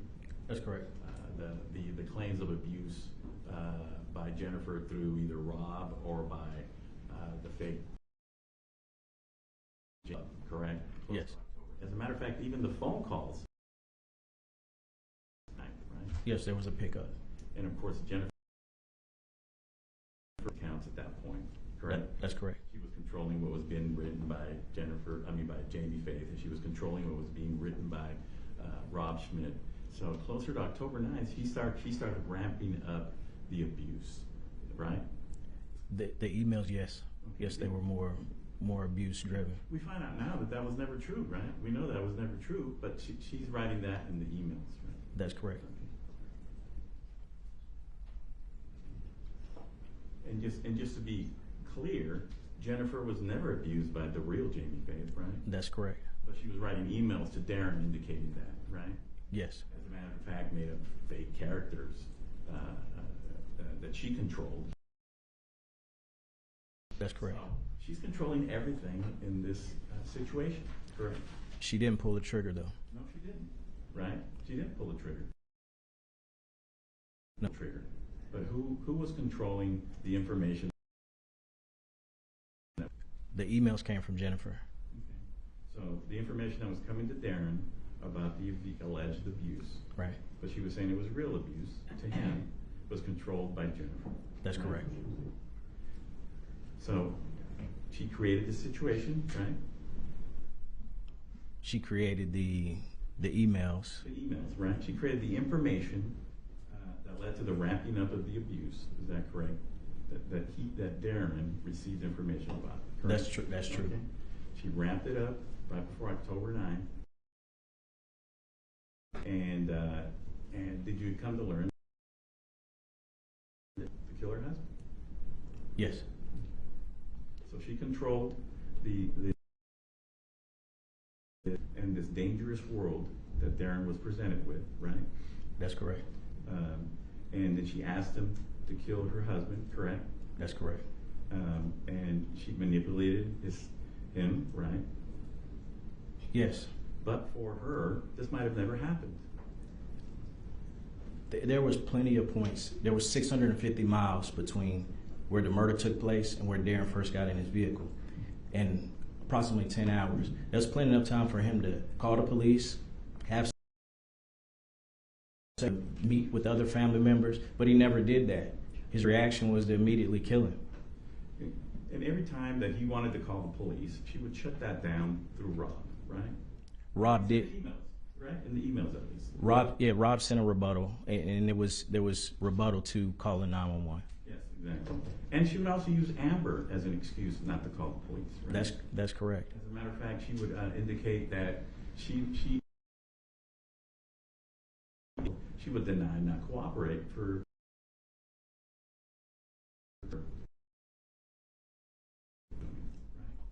That's correct, but she would deny that, but she would agree to Amber's father being killed. And what I'm asking you is, she would use that with Darrin. In other words, she would use Amber as an excuse, also not to get the police involved. Yes. Okay. And so she creates a situation where she's controlling again all the information that's coming to Darrin through emails, through texts that are supposed to be from Jamie through her phone, right? Okay. Where they have to use this code, where Darrin asked her to use this code, where she wants to, so he knows that she's the one actually talking to him, right? She's controlling her side of it. Okay. Darrin's in control of his own actions. He is in control of those actions, but she's creating this danger, right, herself. Again, through the emails, again, through the text messages, and also phone calls to him from her, because they were talking on the phone. That's correct. Right?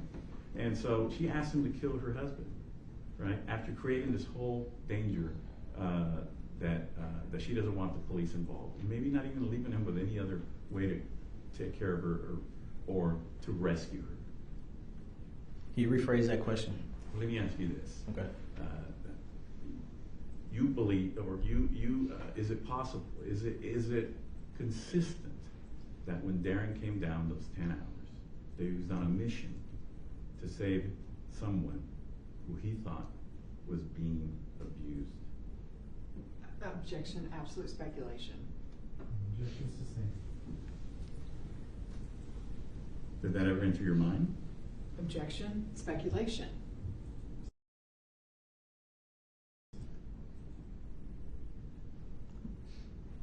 Darrin's, Hang on, there's no question. Go ahead. Just to reiterate again, she's controlling all the information. She's controlling her messages. Your Honor, I'm going to say ask and answer at this point. He has said the controlling thing. The objection's over with. I'll run this. I'm going to add something to it. So again, she's controlling the text messages. She's controlling the emails, the information that's coming through those emails, correct? And this is all with full knowledge of him suffering from PTSD and from him suffering a traumatic brain injury while in combat, right? She knows all these things. yes, Okay. And then that's why when you testified earlier that there was some manipulation by her, there was a lot of manipulation, wasn't there? that's correct. Okay. Because when you put that in context with his mind, his broken mind, right? Because he is 100% disabled from the military, you know that, Yes, right? When you put all that information and you put it together with who Darrin is as a person, it's very possible, isn't it, that she led him to do this. Objection, speculation. And enters the province of the jury, and it has nothing to do with this particular case, relevant. Hang on, you can answer the question. he asked that question again. It was like 3 or 4 questions in one. Well, put it this way. Yes, She pushes that danger into his mind, right, through those emails. Darrin introduced the idea of murder early on in the investigation. He wanted to kill Jamie, and early on, before October and September got here, he introduced that way in May. And this is after Rob, though, talked about kicking his ass, right? Right, Okay? Rob's the one that introduced hurting him first, right? that's correct. And Rob was actually Jennifer introducing that idea first, right? It doesn't actually reference a time frame in which Darrin said that he wanted to put a bullet in his head. He just said that I've asked her to do that, but she won't let me. So And that was in response to emails saying that he was abusing her, right? that's correct. Okay. And as a matter of fact, Rob, the fake Rob, who's actually Jennifer again, Right. tells him, you know what, you should go ahead and do it, and I'll be your alibi, right? That's correct. And again, that's Jennifer writing that. That's correct.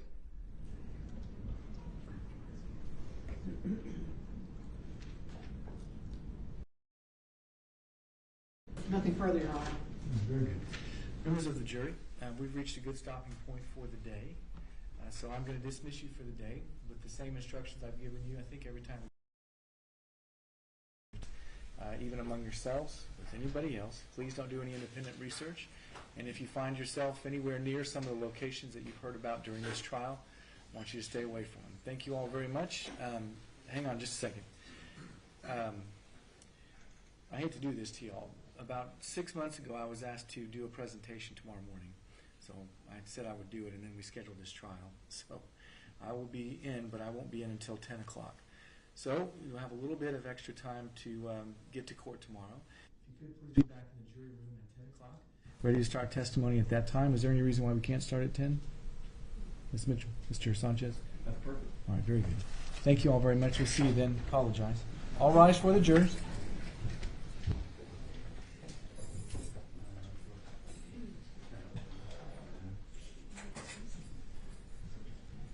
I'll ask you in just a second. Probably.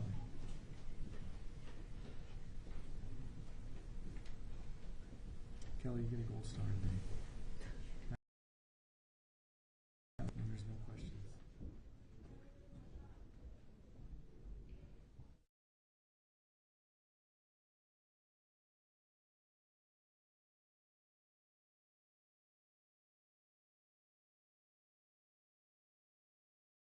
Excused or so it is possible you might be recalled as a witness, so please make sure we don't have to get a hold of you. Don't discuss the case with anybody else. Is there anything else we need to put on the record today? I don't think so, Your Honor. Well, that's a long, thoughtful look right there, Mr. Sanchez. Motion for directed verdict, Your Honor? They haven't arrested you. Oh, I thought there was Remind me, Judge. I'm sure. They're gonna call it. Thank you very much. We'll see y'all tomorrow. Okay. Thank you, Judge. Thank you, Judge. Court's in recess.